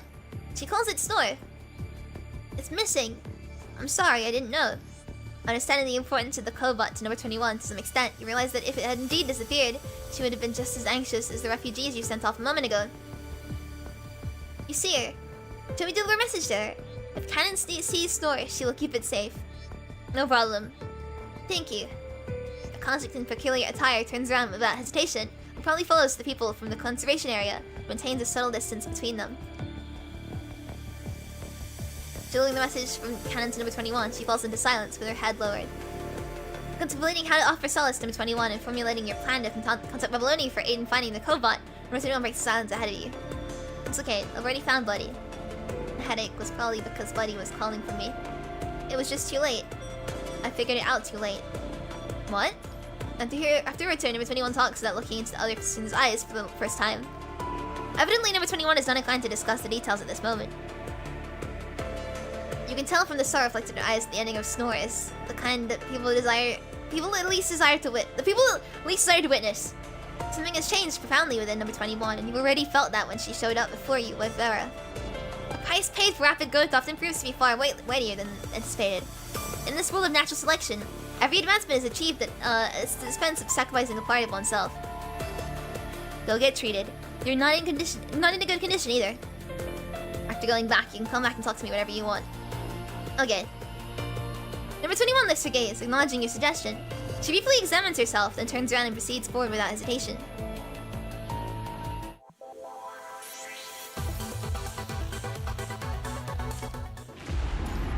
Nice. One more node, I guess.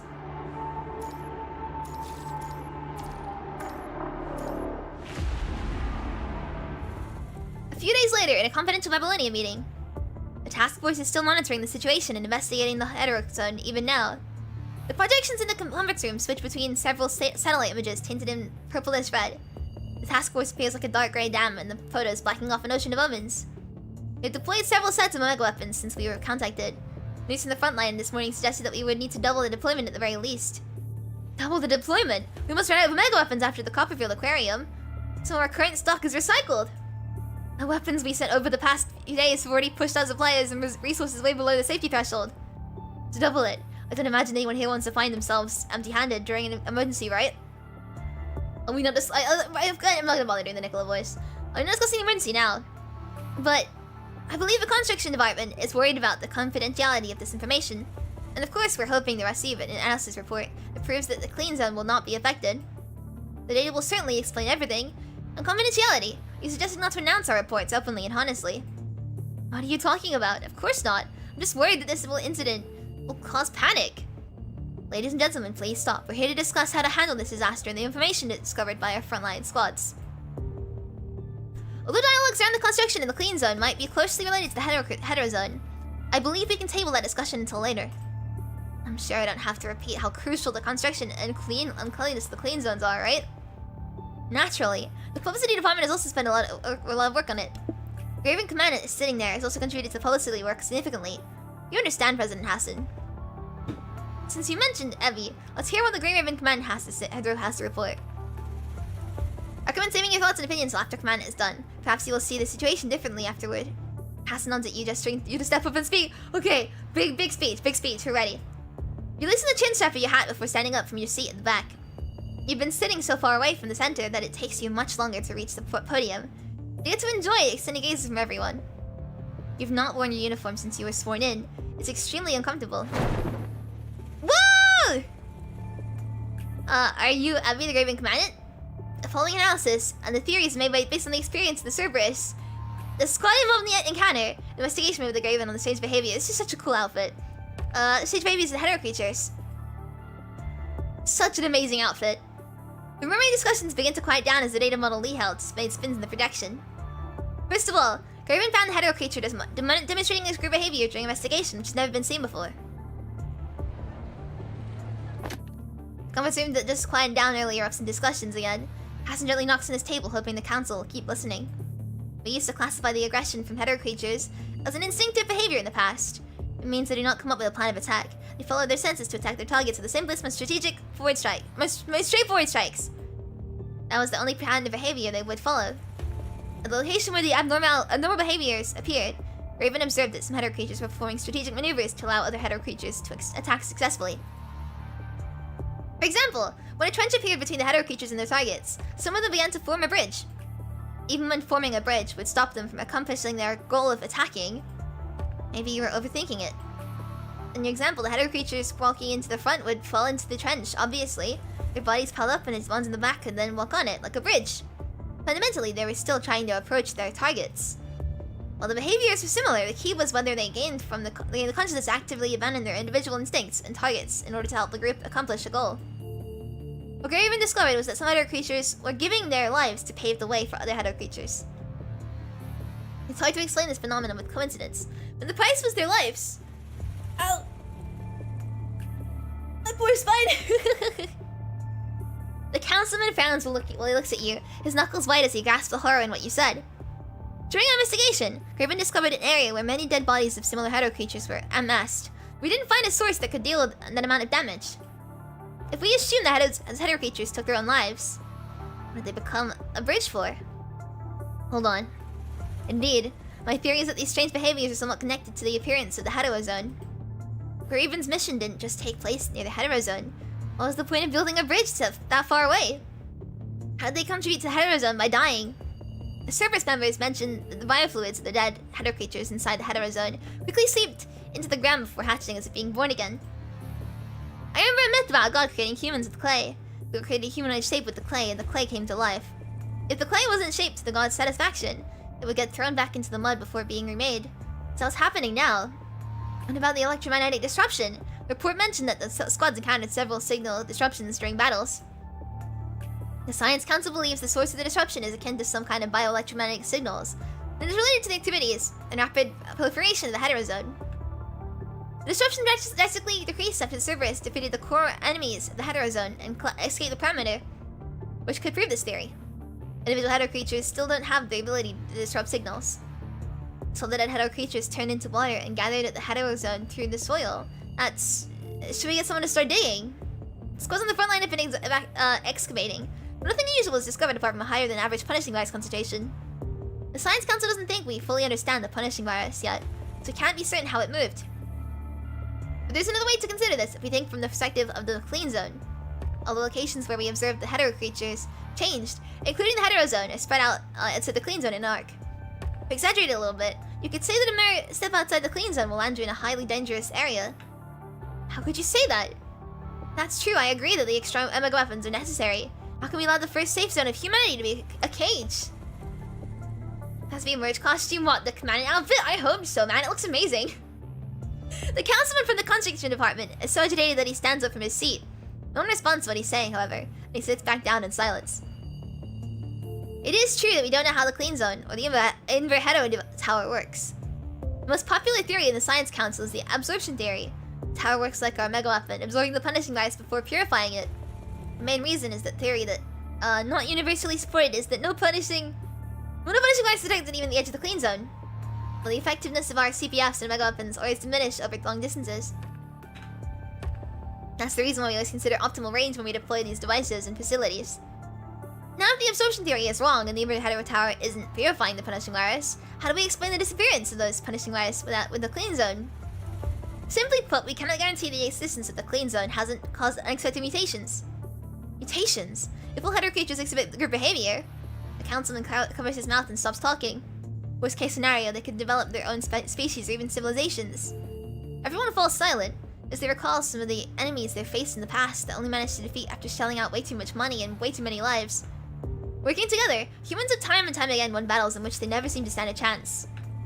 Just how good is humans' chance against such enemies when they're so resilient, so ready to bite humanity at the throat with their sheer number? No one can tell for sure.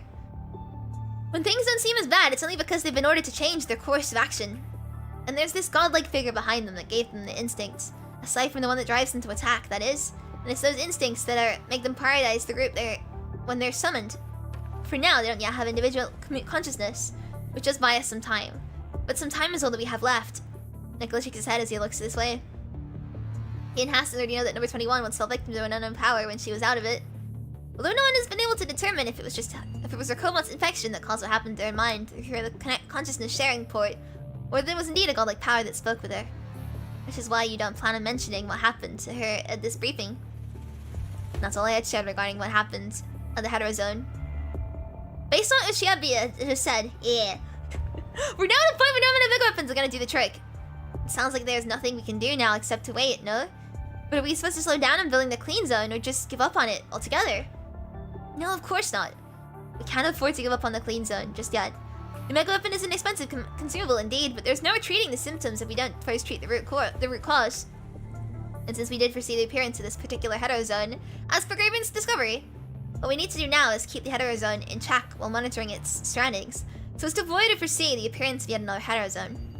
Well, let's just hope that the lunar base can be back up and running again in no time, that we can get our hands on more mega weapons to fill the gap. In the hour that follows, the group finds themselves fighting over the distribution of the resources. The resource shortage seen everywhere prior to the hetero zone was only made worse with its appearance. Be it on a practical or psychological level, humanity can really use a clean zone to help themselves get back on their feet. Which is why humans can't afford to stop building it at this point. Issues to be solved and needs to be taken care of spin on and on in your head. Brain work like this is no easier than physical fighting and the war out there. Walking out of the meeting hall, you find your uniform soaking wet with sweat. Phew! The door of the descending elevator opens the moment you finish yawning, showing the hallway outside, which you're more than familiar with than you are with the meeting hall. Before you start doing anything again, you know you want to head straight back to the lounge to get yourself a clean set of outfits. So, it's been so long! Sika, it's been forever! Stepping out of the elevator, you see Sika. In a rush and fully focused on reading what's on her terminal, she takes no notice of you. Hey, gotta watch out there! Right, of course, Commandant Evie. Don't sweat it, just thought you should probably keep your eyes on where you're going, just be safe. Right, of course, thank you. Turning off her terminal, Sika now wears her usual smile, her heavy face from just moments ago nowhere to be seen. Before the screen of her terminal went completely black, though, you saw what was on it. It was a witness report on a certain contract that had gone missing. You reciprocated with a smile as you waved her goodbye.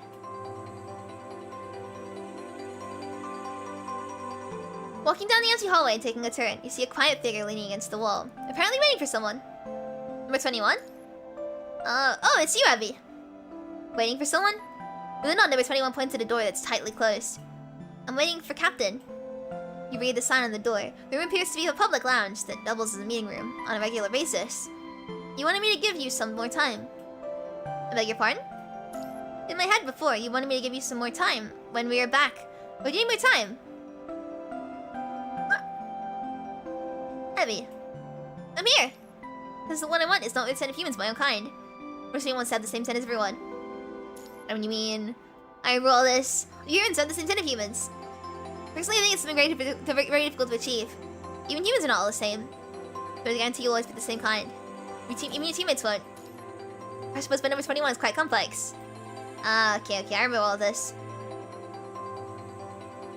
Purely rational analysis alone is insufficient to navigate the present circumstances. Because the number 21 resists attempting to rake up their enemy and refrains from granting them an opportunity to manipulate her.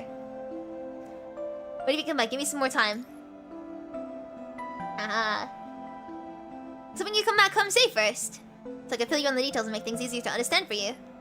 I see. You said humans are all different, and I never find someone like myself. Other than myself, that is. Which is why I don't need to smell like a human anymore. I have my own smell.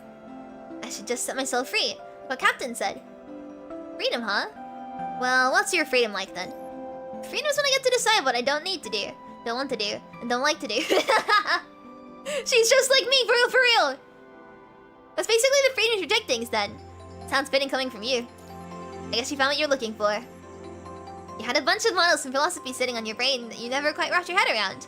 And hearing what number 21 just said, you now feel that there really is no need to wrap your head around them. Because one goes through their life with the self, and that's precisely what we need to go after the self. The rest of the factors just grow on the land one's subjective self.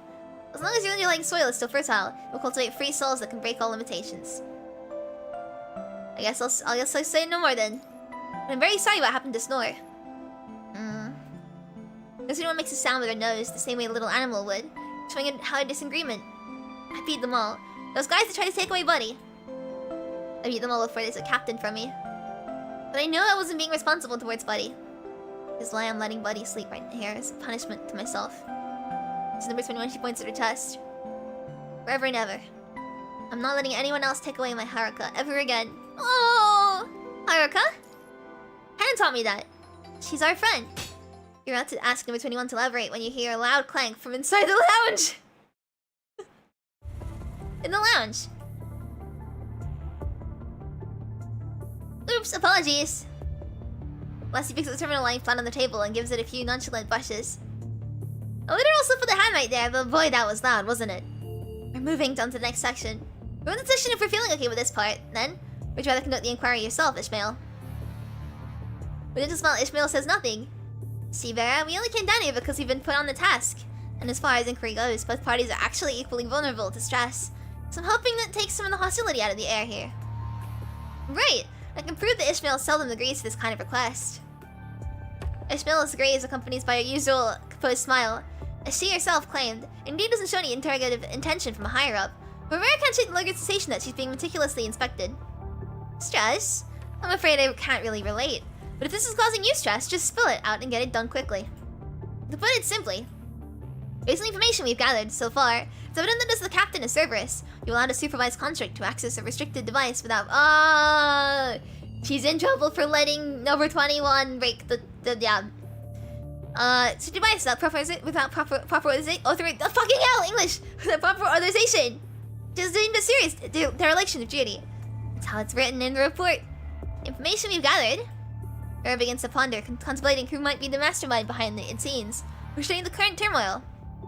But still, because of the uniqueness of number 21, someone to take over the control of number 21, she would undoubtedly stand as a stumbling block that can cause quite some trouble.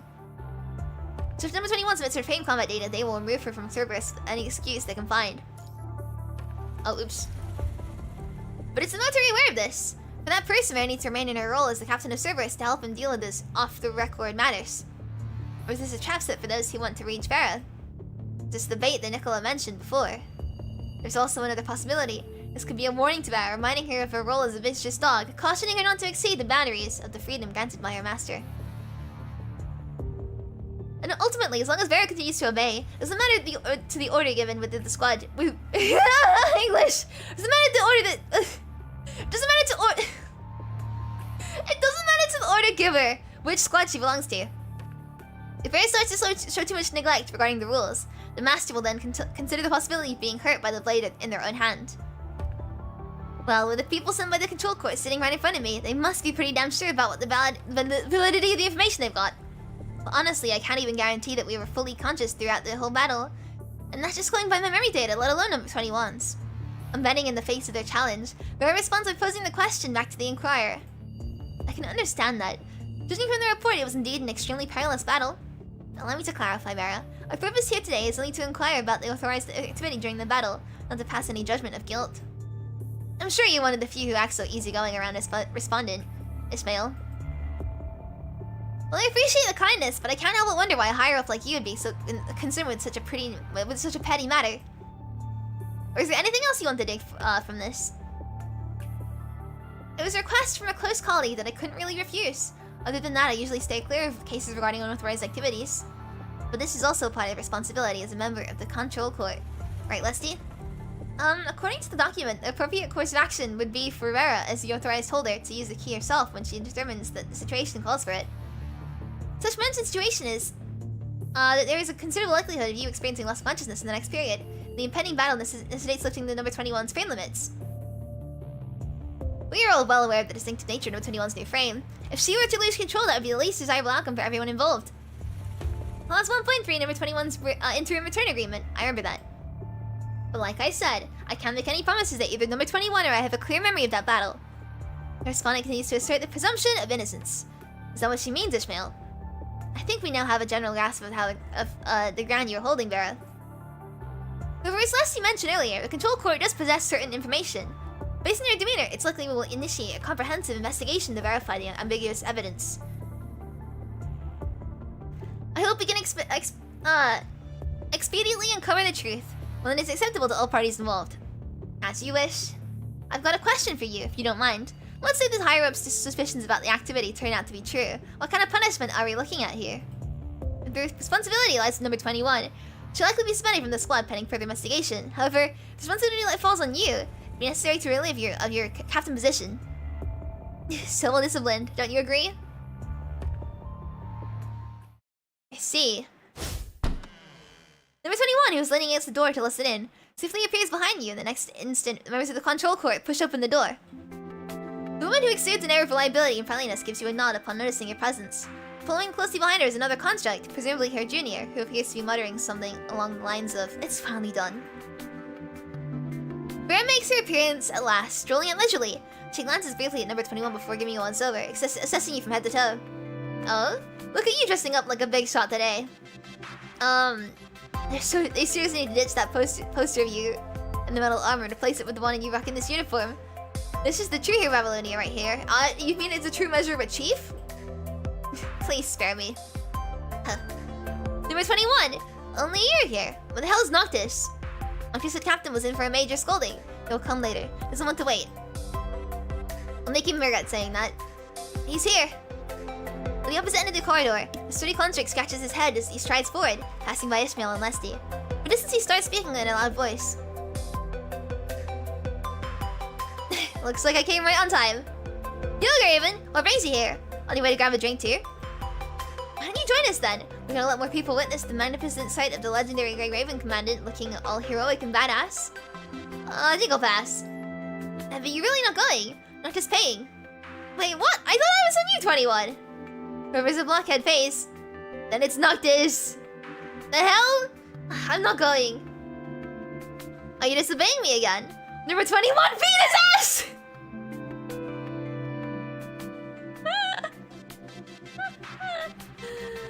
This is your punishment for disobeying your captain. And if anyone ever asks, make sure you own up to your mistake and let them know that you got a serious smackdown as a consequence. Don't ask that kind of silly question. Ow! Get off of me, number 21! Blockhead, Noctis. I warn you, I'm gonna take this seriously. No, unless you buy me that electrolyte. Mango flavored 20 glasses. Ouch, cut it out! Fine, I'll get you that.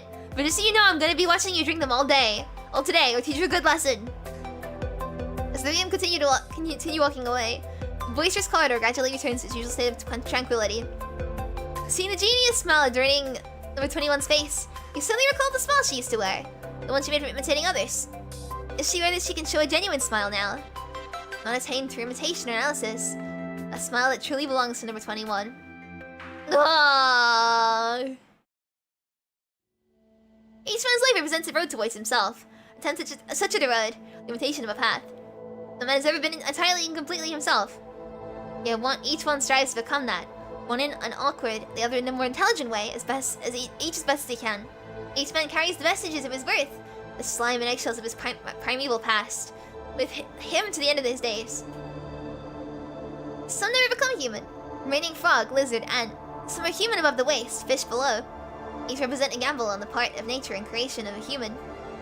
We all share the same origin, our mothers, all of us come in the same door. I need to move so you guys can read.